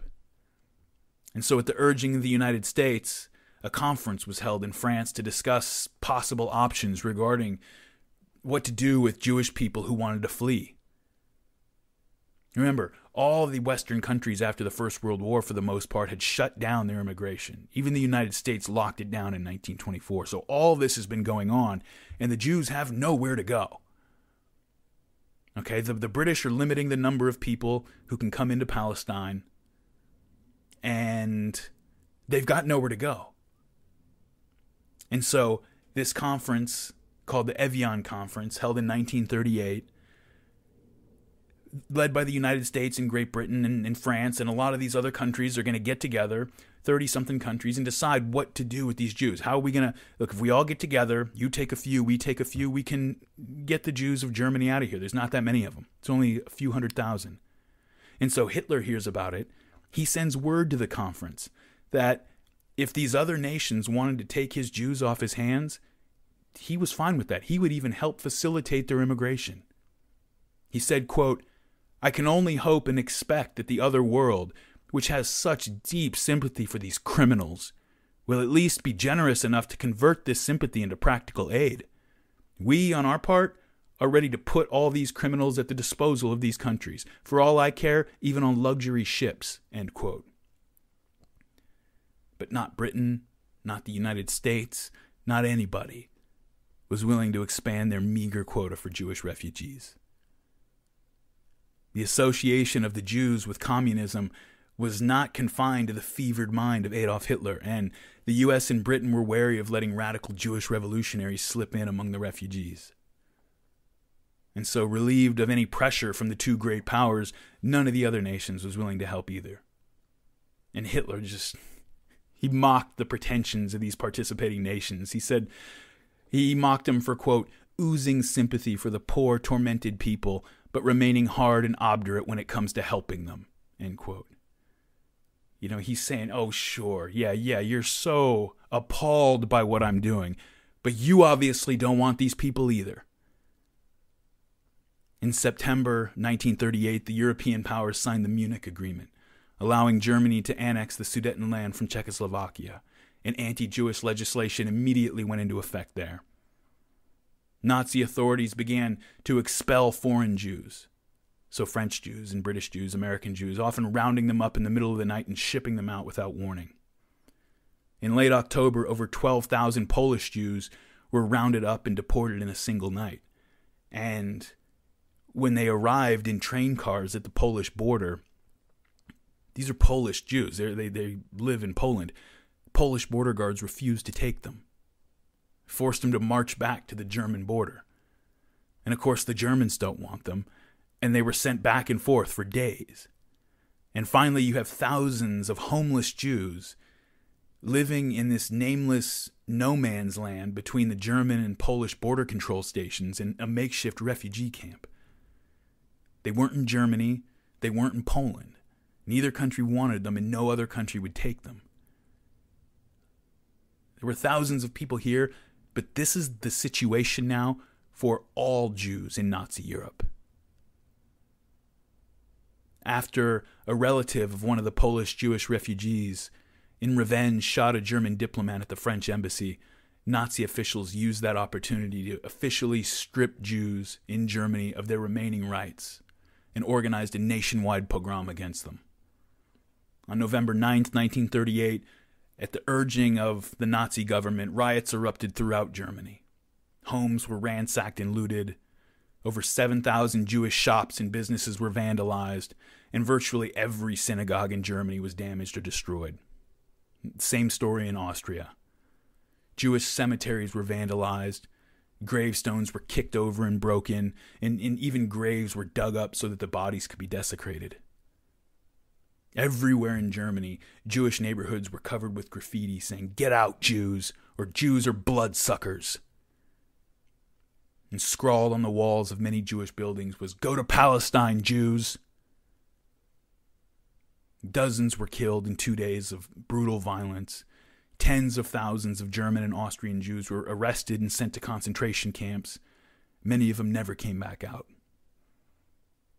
November 9th, 1938 is remembered today as Kristallnacht, the Crystal Night, or the Night of the Broken Glass, for the streets that were covered in glass when the Jews finally ventured out into the streets to assess the damage. Now, a large portion of the German public didn't like this. They were outraged by the violence, especially in the bigger cities. Kristallnacht was a first major test of how the German people would react to this kind of violence, and Hitler's government discovered that many were not prepared to accept this. Many SS and SA units openly defied their orders and refused to participate, and many Nazi party members helped hide or defend Jews during the pogrom. The U.S. ambassador to Germany actually reported back to Washington, quote, "In view of this being a totalitarian state, a surprising characteristic of the situation here is the intensity and scope among German citizens of condemnation of the recent happenings against Jews," end quote. And again, this is in Berlin and some of the bigger cities. The Nazis had overstepped their bounds. They moved too quickly. And so Hitler told his lieutenants that a permanent solution to this problem was necessary. In a meeting with other members of the Nazi leadership on November 12th, one of Hitler's men, Hermann Göring, informed the rest, quote, "I have received a letter written on the Führer's orders requesting that the Jewish question be now, once and for all, coordinated and solved one way or another. I should not want to leave any doubt, gentlemen, as to the aim of today's meeting. We have not come together merely to talk again, but to make decisions. And I implore competent agencies to take all measures for the elimination of the Jew from the German economy and to submit them to me," end quote. Now, many Palestinian leaders, it's not that they were insensitive to the plight of the Jews in Germany, but given that much larger and richer countries, even the country who was imposing this on them, had refused to take in a single refugee at the Evian conference, they rejected the idea that this should just be their problem alone to deal with. George Antonius, the Palestinian Arab historian we quoted earlier, he wrote in 1938, quote, "The treatment meted out to Jews in Germany and other European countries is a disgrace to its authors and to modern civilization. But posterity will not exonerate any country that fails to bear its proper share of the sacrifices needed to alleviate Jewish suffering and distress. To place the brunt of the burden upon Arab Palestine is a miserable evasion of the duty that lies upon the whole of the civilized world. It is also morally outrageous. No code of morals can justify the persecution of one people in an attempt to relieve the persecution of another. The cure for the eviction of Jews from Germany is not to be sought in the eviction of Arabs from their homeland. And the relief of Jewish distress may not be accomplished at the cost of inflicting a corresponding distress upon an innocent and peaceful population." End quote. Following on Antonius' comments are these remarks by John Bagot Glubb, a British commander of the Transjordanian Armed Forces in 1939. Quote, "The Jewish tragedy owed its origin to the Christian nations of Europe and America. At last the conscience of Christendom was awake. The age-long Jewish tragedy must cease. But when it came to the payment of compensation and expiation of their past shortcomings, the Christian nations of Europe and America decided that the bill should be paid by a Muslim nation in Asia." End quote. The desperate Jewish refugees who were now flowing into Palestine from Germany, they often lacked any conviction regarding the Zionist project. They were fleeing to Palestine because there was nowhere else to go. They had had opportunities to become Zionists and move here before 1933 and even earlier before the persecutions ramped up, and they hadn't done it. They were coming in now because they had no other options, but when they arrived and found themselves dropped in the middle of a battle in progress, they were forced into alliance and affiliation with the most hardened Zionist groups. You know, they say when you go to prison in the United States, you're forced to link up with a gang, whether you sympathize with what they're doing or not, because you can't survive on your own. And this was kind of like that. And it was becoming increasingly like that on the Arab side as well. The savagery of the Irgun and some of the other Jewish terrorist groups that were ramping up, it was being matched by the Arab militias. And both sides, more and more people are being drawn to the extremists. The High Commissioner, Arthur Wauchope, is still attempting to de-escalate the situation politically. London ordered Wauchope to institute martial law in the country, but he refused to do it. He said it was unnecessary and it would just make the situation worse. So he's trying not to escalate this. But Wauchope didn't realize that the British government was no longer interested in whether the situation got worse. They wanted it over. And so Wauchope was replaced with somebody who was a bit more passive as a high commissioner, who was going to let the generals run things. And Palestine was placed under the control of generals who specialized in counterinsurgency and colonial pacification. Since the mandate had begun, the British and the Zionists had worked with one goal in mind. Do anything you can to prevent the Arabs of Palestine from coming together and uniting. They worked to keep the leadership at each other's throats, and that wasn't hard. The leadership made that pretty simple. They funded Islamic fundamentalist groups to marginalize the Arab Christians and the secular nationalists. They used carrots and sticks at the right times and humiliated the local elite sometimes and flattered them at other times to undermine their credibility. The goal, as always, had been to slide into the spaces between the disparate identities in this colonized society, co-opt the various subgroups, deflect the animosity from coming towards you, and play them off against each other. It was all right for the people to feel paranoid, to feel rage, and to fear that they were surrounded by enemies. Everything was all right as long as they didn't wake up and realize that there was just one real enemy. You know, this is how a tiny island had ruled nearly a quarter of the world's landmass as a colonial empire. The British refined this divide and rule strategy over the years, and it worked brilliantly. But inevitably, there came a time when the strategy ran its course. And for those times, the British Empire always had a plan B.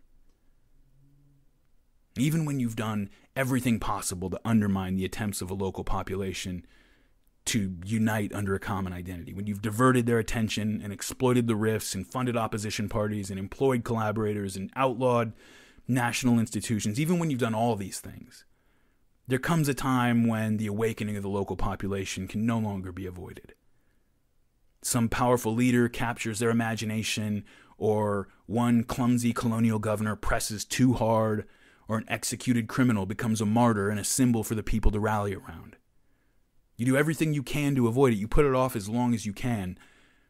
But when the jig is up, and finally the people recognize themselves and rise against you, you do not hesitate. You crush them. You either crush them or you pack your shit and go home. Any response on your part is going to further galvanize the new identity. So if you're going to do anything at all, you do it all the way.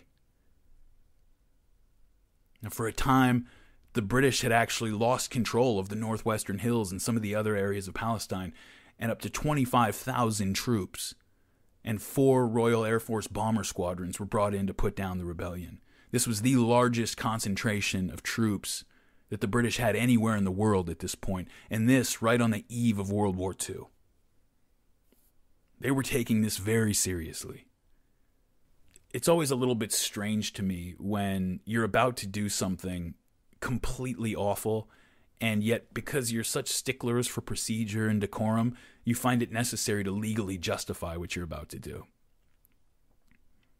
You know, although there were international agreements pertaining to treatment of the enemy, the British placed the Arabs outside the purview of those agreements by classifying their resistance as an internal insurrection.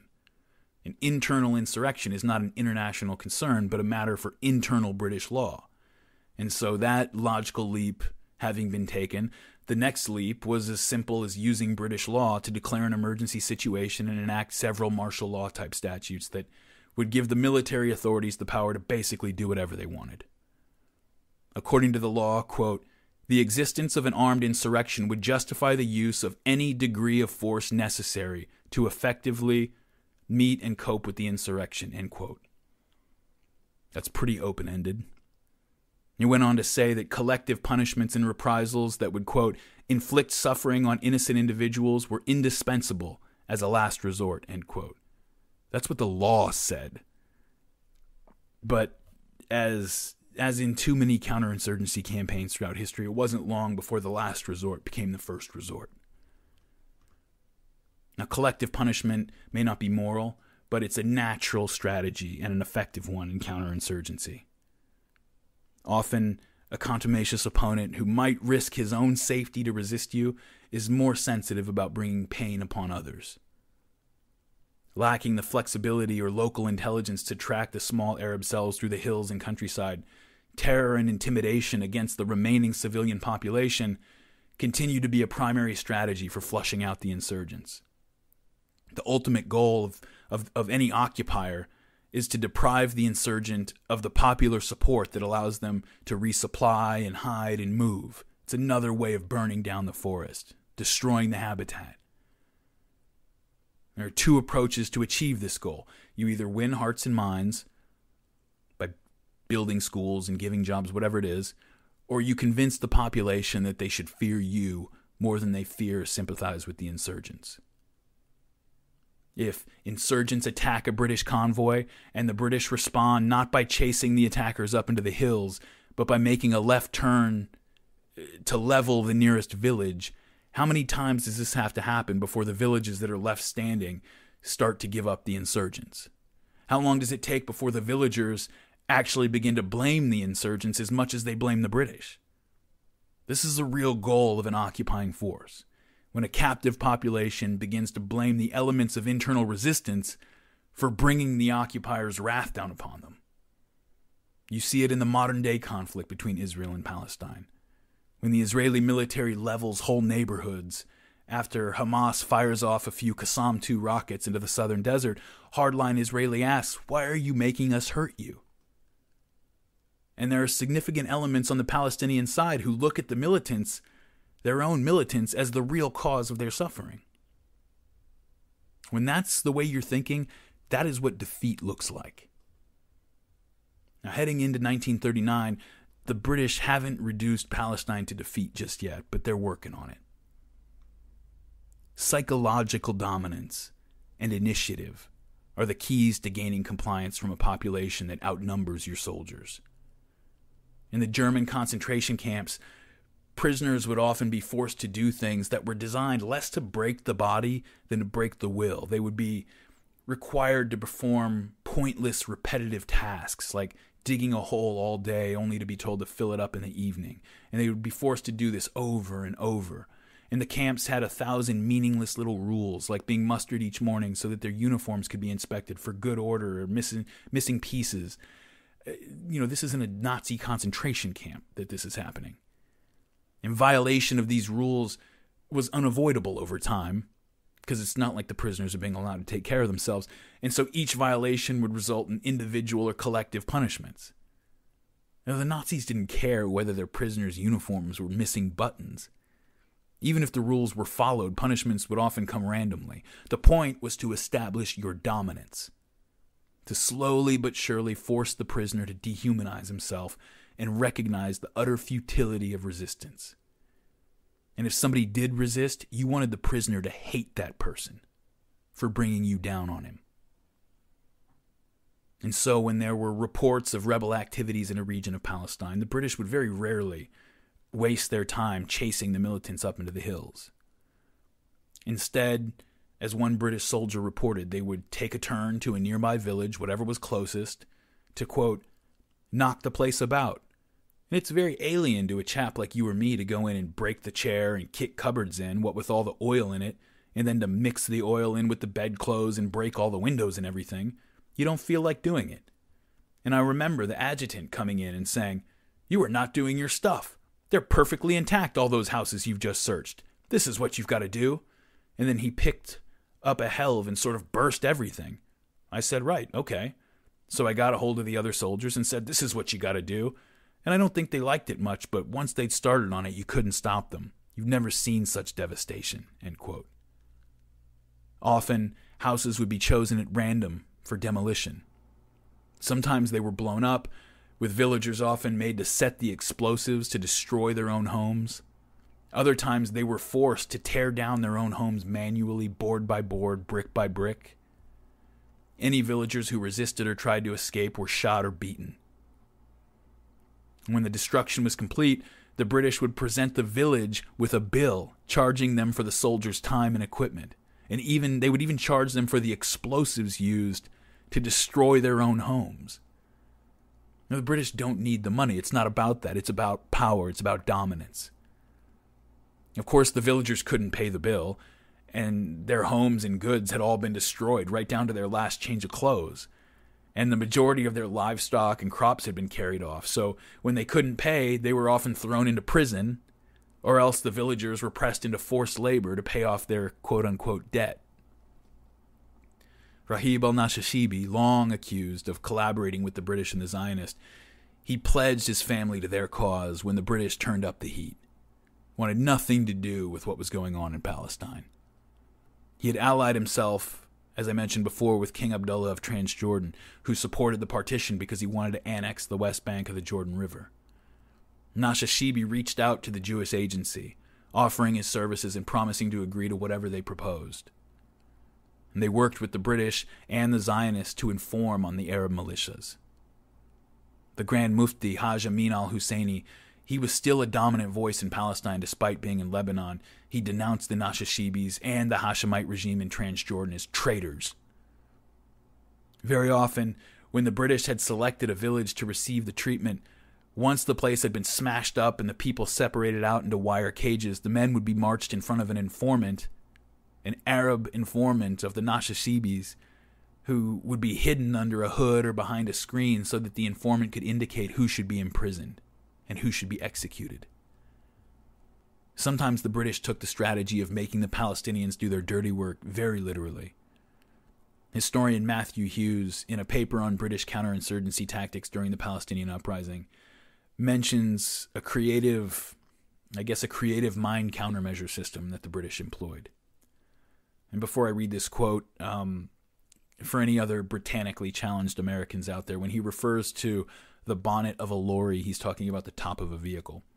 He writes, quote, "It was common British Army practice to make the local Arabs ride with military convoys to prevent mine attacks. Often soldiers carried them or tied them to the bonnets of lorries or put the hostages on small flatbeds on the front of our trains, all to prevent mining attacks. The naughty boys who we had in the cages in these camps were put in vehicles in front of the convoy for the deterrent effect, as one British officer put it. The army told the Arabs that they would shoot any of them who tried to run away. On the lorries, some soldiers would brake hard at the end of a journey and then casually drive over the Arab who had tumbled from the bonnet, killing or maiming him. As Arthur Lane, a Manchester Regiment private, candidly recalled," and now he's quoting Lane, "Sometimes when you finished your duty, you would come away and nothing had happened, no bombs or anything, and the driver would switch his wheel back to make the truck waver, and the poor wog on the front would roll off onto the deck. Well, if he's lucky, he'd get away with a broken leg, but if he was unlucky, the truck up behind would hit him. But nobody bothered to pick up the bits where they were left. You know, we were there. We were the masters. We were the bosses. And whatever we did was right. Well, you know, you don't want him anymore. He's fulfilled his job." And that's when Bill Usher, the commanding officer, said that it had to stop because before long they'd be running out of bloody rebels to sit on the bonnet, end quote. There were several instances when, after a British officer or soldier was injured or killed by a mine, British soldiers would load up Arab prisoners or villagers onto buses and force them to drive over landmines themselves. Anybody that survived, they would just leave to bleed out on the road. And while the casual tone of Private Lane's description of events is chilling, it's important to note that not all British observers or soldiers were as lacking in ambivalence over what was going on.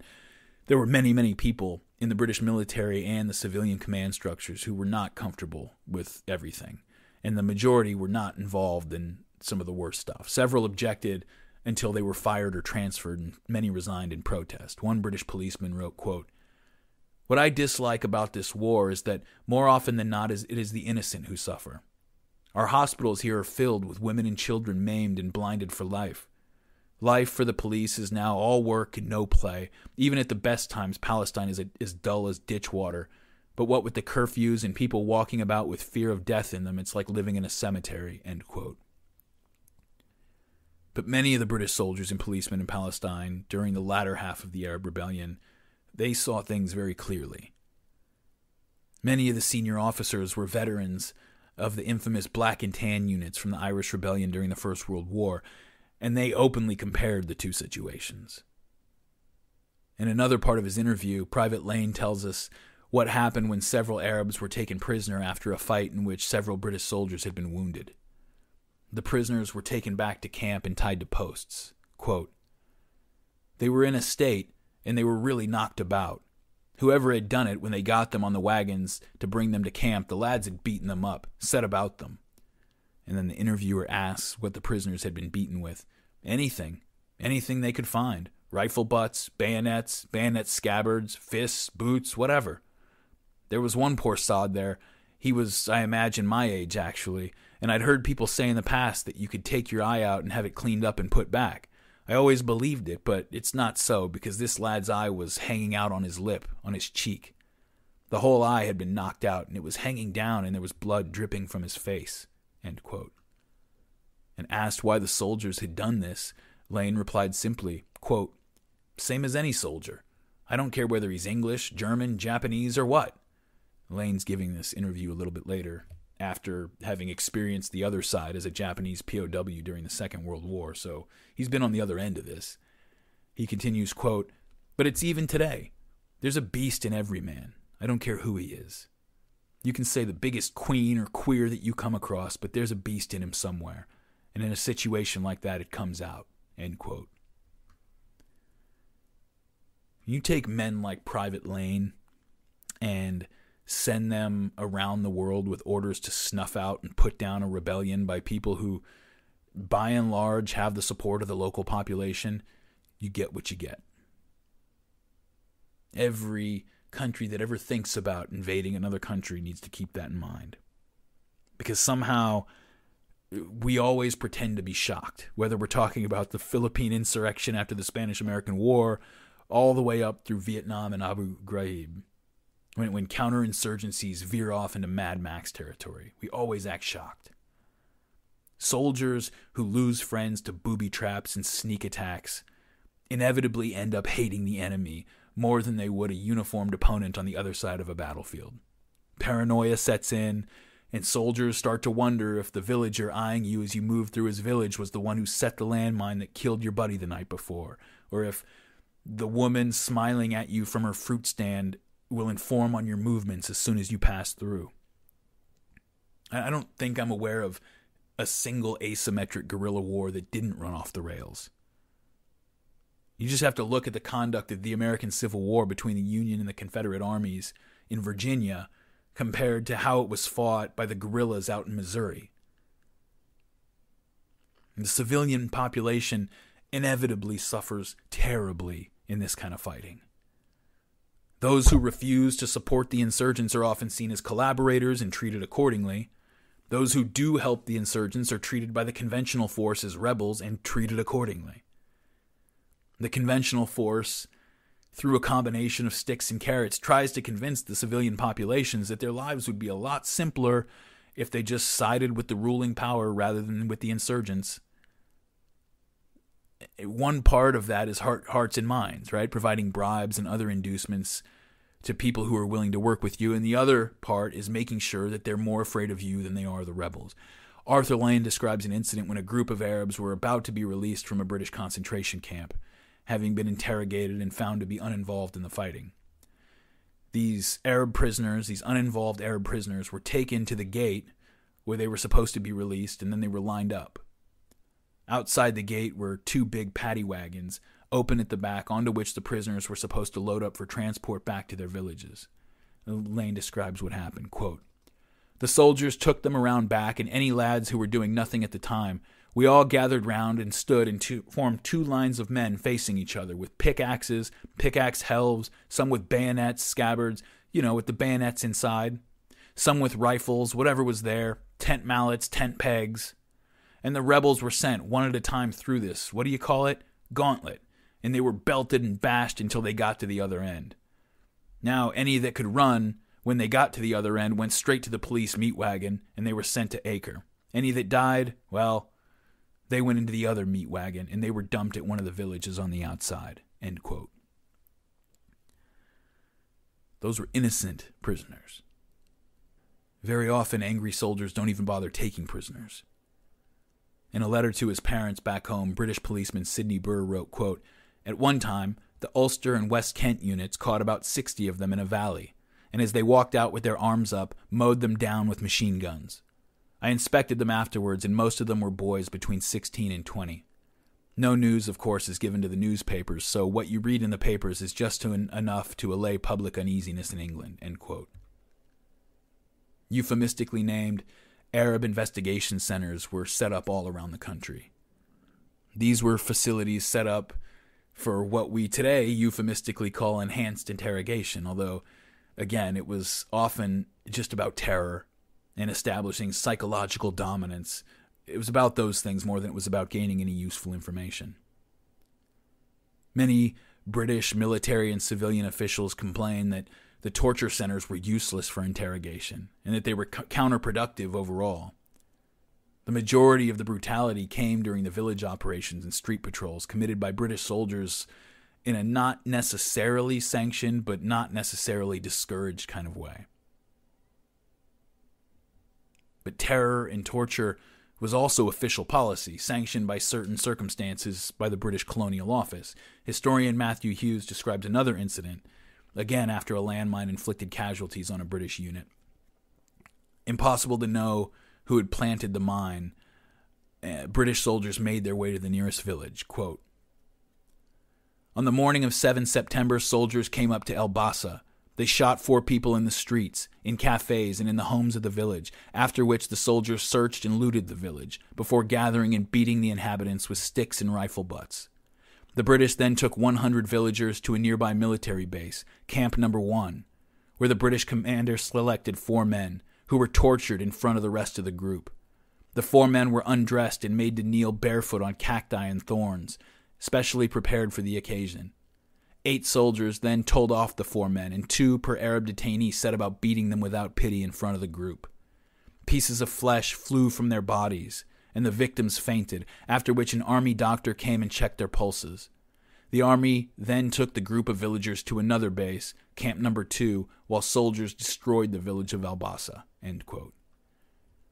There are many accounts of Arabs being beaten into paralysis or death, of being left in cages in the sun without food or water to die of dehydration or exposure, of prisoners being beaten with chains and wet ropes, of men being held down so that their teeth could be smashed out with hammers, of prisoners having their feet dipped in boiling oil. Arab complaints to the British authorities were dismissed out of hand, but the list of complaints that they filed include countless beatings, claims of prisoners having needles used on them, although I haven't been able to find anything that tells me exactly what that means. I'm not sure I want to know. Prisoners were thrown to dogs. Dobermans were actually imported from South Africa for use in Palestine. And to remind us again of the psychological aspect to all of this, there are accounts of Arabs being forced to hold heavy stones and being beaten if they dropped them. You want to get the people to blame themselves for what you're doing to them. Guards would use bayonets to enforce sleep deprivation, and there are accounts of prisoners having bells tied around their necks and forced to dance. And now if in your mind you're seeing images of the American guards at Abu Ghraib putting leashes and dog collars on Iraqi prisoners and forcing them to crawl around, you're probably onto something.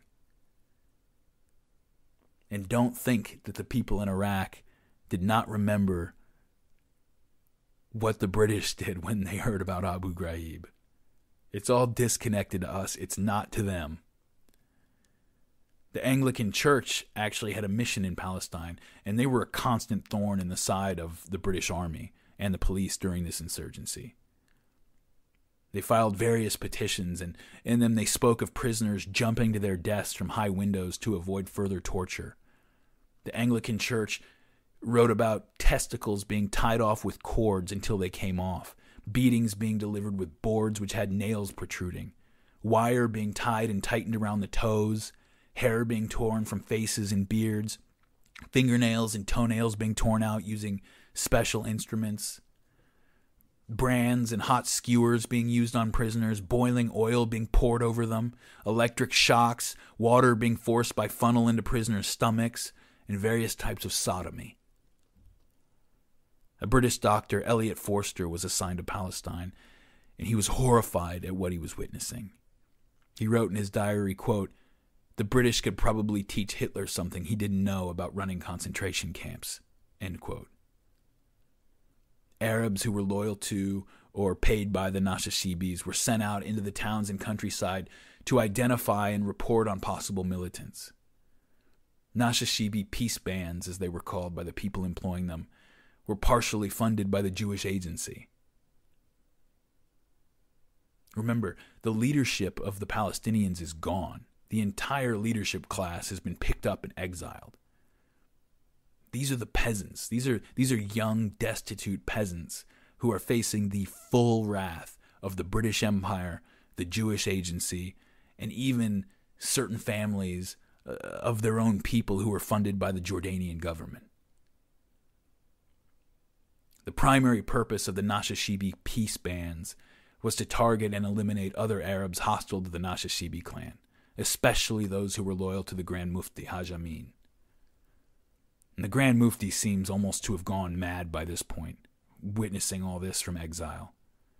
He declared the Nashashibis and anyone who collaborated with the British or the Zionists enemies of Islam, and he called for holy war against the British and the Jews.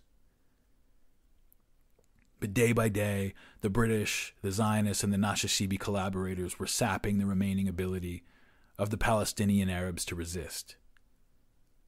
Although the Zionist Irgun and other militias were blowing up markets and buses in Arab neighborhoods, the majority of the Zionists in Palestine were still under Ben-Gurion's control and obeyed his command to be patient, to sit back and let the British do their work without complicating things. And his patience was rewarded.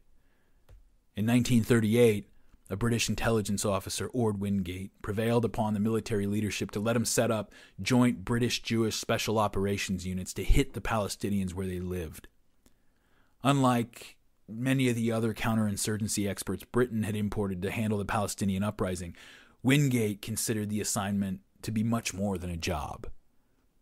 He was a Christian with a fanatical devotion to Zionism. He considered it a religious duty to empower the Jews to take control of Palestine, destroy their enemies. He would often make explicit references to biblical legends of the Hebrew conquests, of their ethnic cleansings and genocides when speaking of his own mission. Wingate was distrusted by many in the British administration. General Bernard Montgomery, who was in Palestine fighting the insurgency, called him mentally unbalanced. He was a member of a devout, some would say radical, Christian sect which interpreted the prophecies of the Book of Revelation to mean that the reconquest of the Holy Land by the Jews would inaugurate the end of the world. The enemies of God were anybody who tried to stand in the Jews' way, and he saw himself as leading an apocalyptic Jewish army toward the final Armageddon. Even many Zionists thought he was a bit too much of a wild card, but some others saw an opportunity to finally get the British to officially authorize training and arming Jewish military units. The Haganah at this time was, again, still officially a banned organization, and the importation of weapons and military equipment was still officially forbidden, although the British had largely looked the other way ever since the Arab revolt started. Wingate communicated regularly with Chaim Weizmann, and with David Ben-Gurion and other Zionist leaders as the revolt went on, and he served as one of their men on the ground in Palestine. He considered himself a part of the Zionist movement, more a part of the Zionist movement than a part of the British military. Moshe Chertok, whom we quoted in an earlier episode, one of Ben-Gurion's right-hand men, described him as, quote, a man devoured by a kind of inner fire, addicted to a single idea that had captured his imagination, end quote. Wingate's Special Night Squads, as they were called, pulled most of its British soldiers from the Royal Ulster and Royal West Kent regiments, the same units Private Lane was talking about gunning down 60 people a moment ago. The Jewish soldiers in the units were drawn from the Haganah, and most of these would go on to become the leadership of the Zionist and later Israeli military forces. The Zionist leadership considered the Special Night Squads to be an extension of the Haganah, calling it Plutog Haesh, Unit of Fire, and the Jewish agency fronted the majority of the costs for the Special Night Squads. So these are officially British military units, but they're operating basically on orders from Ben-Gurion, and they're being funded by the Jewish agency. The agency supplemented the soldiers' salaries, they funded a training course for them, they gave bonuses to the company commanders when they did certain things.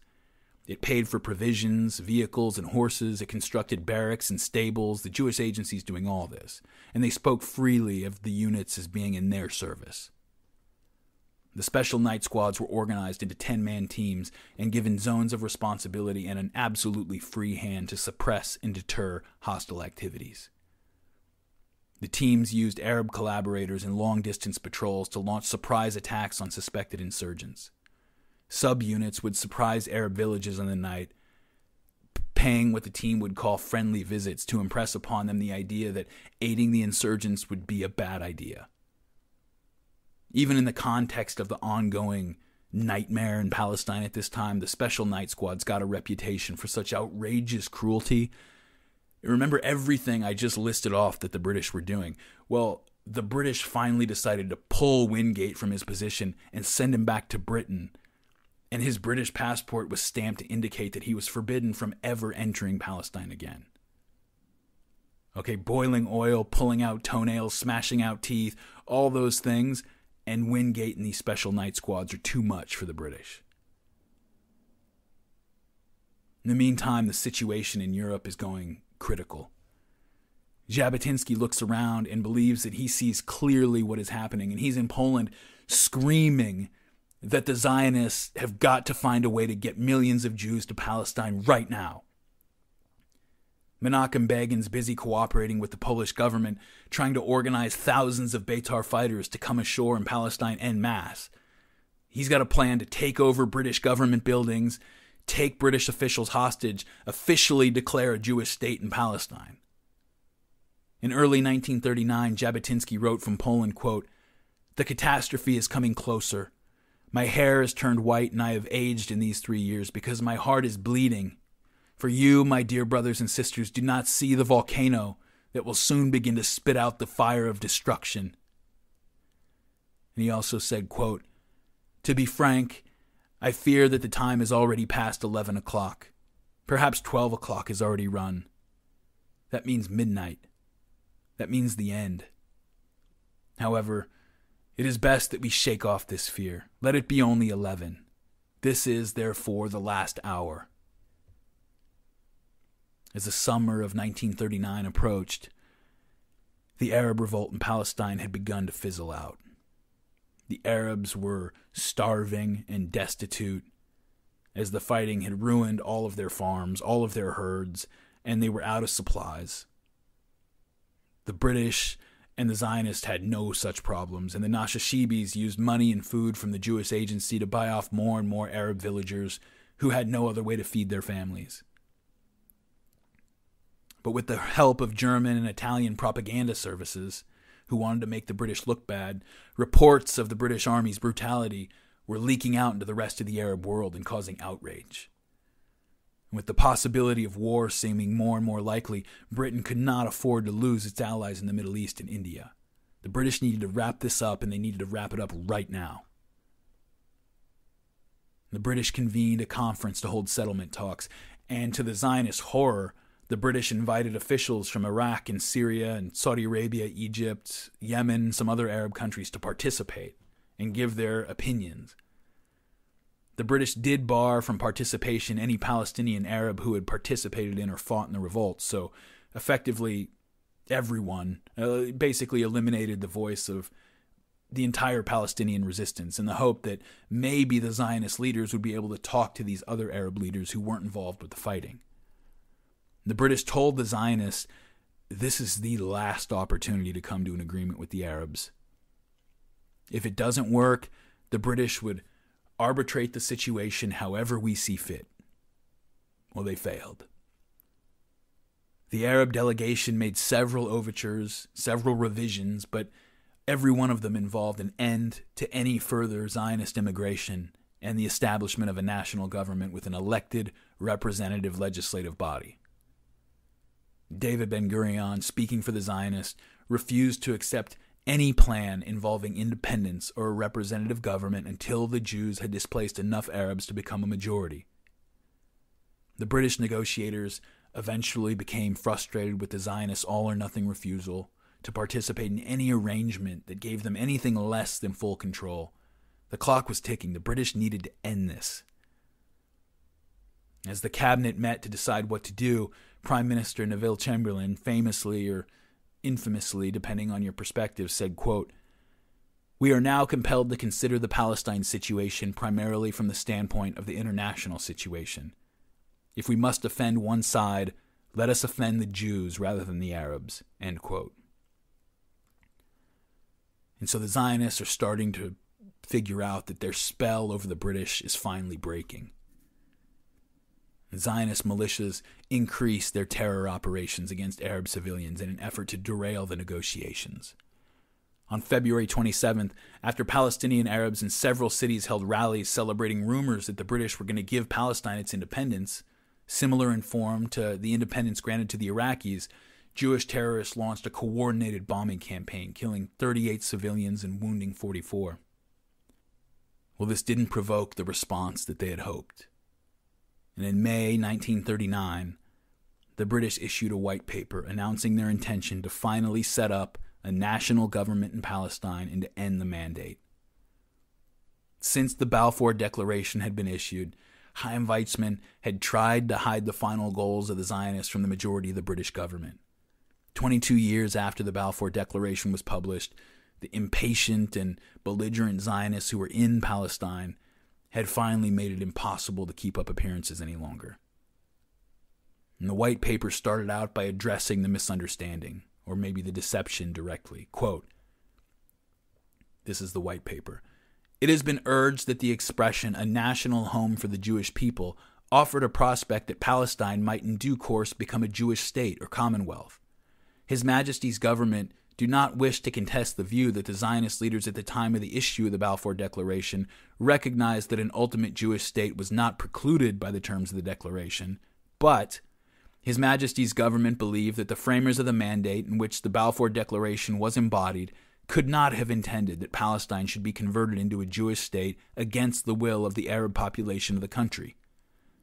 That Palestine was not to be converted into a Jewish state might be held to be implied in the passage from the command paper of 1922, which reads as follows, and now quoting from the earlier white paper, which had been issued by Winston Churchill in 1922, quote, "Unauthorized statements have been made to the effect that the purpose in view is to create a wholly Jewish Palestine.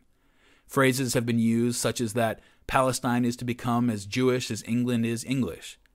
His Majesty's government regard any such expectation as impracticable and have no such aim in view. Nor have they at any time contemplated the disappearance or the subordination of the Arabic population, language, or culture in Palestine. They would draw attention to the fact that the terms of the Balfour Declaration referred to do not contemplate that Palestine as a whole should be converted into a Jewish national home, but only that a national home should be founded in Palestine," end quote. That was the earlier 1922 paper, and now I'm back to the 1939 white paper, quote, "But this statement has not removed doubts, and His Majesty's government therefore now declare unequivocally that it is not part of their policy that Palestine should become a Jewish state. They would indeed regard it as contrary to their obligations to the Arabs under the Mandate, as well as to the assurances which have been given to the Arab people in the past, that the Arab population of Palestine should be made the subjects of a Jewish state against their will." End quote. So this was it. The jig is officially up. Until now, the plan had been to not talk about a Jewish state, just keep bringing in Jews and preparing for a Jewish state. Don't ask about it. Don't even bring it up. Just keep moving forward. And don't give the British an opportunity to say no to anything. The majority of the British government had never supported setting up a Jewish state. But the project moved forward as long as the Palestine question remained a marginal issue handled by a few well-compensated interest parties, while the rest of the government was off worrying about Germany or the Soviet Union and other bigger fish. Well, the international situation had finally made the rest of the British government take notice of Palestine, because they couldn't lose the rest of the Arab world. And the British were saying no. The white paper stated that the government considered the terms of the Balfour Declaration fulfilled. We did our job. 500,000 Jews have immigrated to Palestine under the British supervision, but the British have never offered and never intended to give the whole country over to Jewish rule, or to import every single Jewish person on the planet to displace the native Arabs. That was not the agreement. All plans for partition were dropped in the 1939 White Paper, and an independent binational state would be established, in which both Jews and Arabs would participate in a representative government.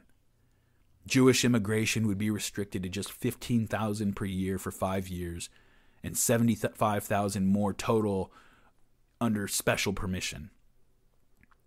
Further transfers of land to the Jewish Agency or the Jewish National Fund would be restricted in most of the country. The British administration would now operate with orders to establish an independent Palestine within 10 years, at which point the mandate would officially end. And so, when the Zionists get their hands on the white paper, they go insane. They denounce it as illegal, claiming that it violates the commitments made in the Balfour Declaration, but this goes nowhere. The Balfour Declaration was never a legal document. It was just a letter from one British diplomat expressing the general intentions of the government. Almost any Zionist history you actually read, even today, still describes the decision by the British to create a representative government in ethnic terms, which, given the state of the conflict at the time, I understand, but the way historian Martin Gilbert writes it in his History of the State of Israel is typical of the way it's presented. Quote, "Majority rule would be instituted after the 1939 White Paper. That is to say, the Arab majority would be given legislative powers." End quote. Well, yeah, Marty, that's what democracy is. This is why democracy only works after a shared national identity has been established at every level of society. If groups within the nation do not identify with one another, at least more than they identify with anyone outside the country, then loyal opposition becomes impossible. Instead of politics being a process where you seek a consensus that is legitimate to everybody, even if they happen to disagree, the process is considered legitimate, politics instead becomes a game of just pure majority rule. And since the First World War, the Jews had been welcome to participate in a representative government, but they had used their influence over the British to block the formation of any government that didn't place them in complete control. But now their time was up. David Ben-Gurion called the 1939 White Paper, quote, "the greatest betrayal perpetrated by the government of a civilized people in our generation," end quote. And several Zionist leaders began calling for outright war against the British government. A special unit within the Haganah was commissioned to commence sabotage and terrorist attacks against the British. Ben-Gurion's rage was primarily directed at the British, not the Arabs. Regarding the Arabs, Ben-Gurion told a friend, quote, "Were I an Arab, I would rise up against an immigration policy likely in the future to hand the country and all its Arab inhabitants over to Jewish rule. What Arab cannot do his maths and understand that immigration at the rate of 60,000 per year means a Jewish state in all of Palestine?" End quote. So he's angry at the British for thwarting their plans. He understands where the Arabs are coming from, at least to a degree. Now, it's easy, almost 8 decades later, to look back and think that the Zionists are being a little bit ungrateful toward the British. None of this would have been remotely possible if the British had not made it possible.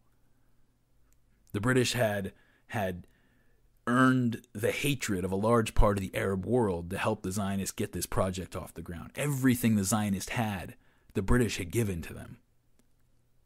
The British didn't see the white paper as a betrayal at all. The British had always, from the beginning, maintained that they never intended to deliver the whole country to the Zionists. They'd been perfectly clear about it, except perhaps behind the scenes. And now the Zionists were just outraged to learn that they had meant what they had been saying all along. But again, I try to put myself in their position.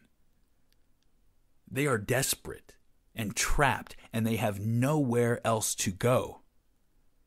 Okay, remember, I've said this a couple times, but the Jews are not going to Palestine as one out of their many options in 1939. All of the major powers have strict limitation on Jewish immigration. The Jews in Europe are literally trapped. They're trapped even though Hitler is offering to pay their way if somebody else will take them, but no one will take them. An escape to Palestine was their only hope to flee the persecution that was intensifying every day. The British might have thought they were clear about their intentions, but the Zionists are looking at them now and saying, wait, now? You're doing this now?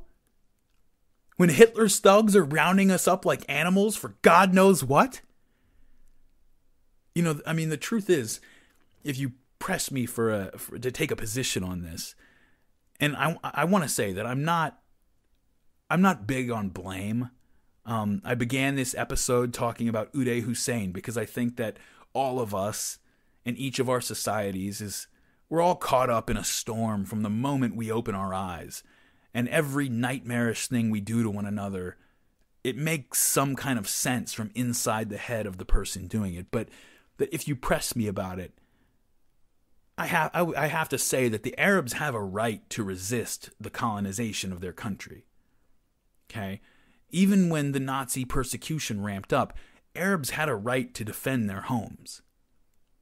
But it's much harder for me to forgive my own country and all the other so enlightened nations of the West who could have, if they wanted to, saved every single Jew in Germany with relatively little trouble to themselves, but who made the decision not to do it. The victor of every war gets to write the history of it, and so rarely do we hear that the Nazis were parroting ideas popular in America and Britain and the rest of Europe.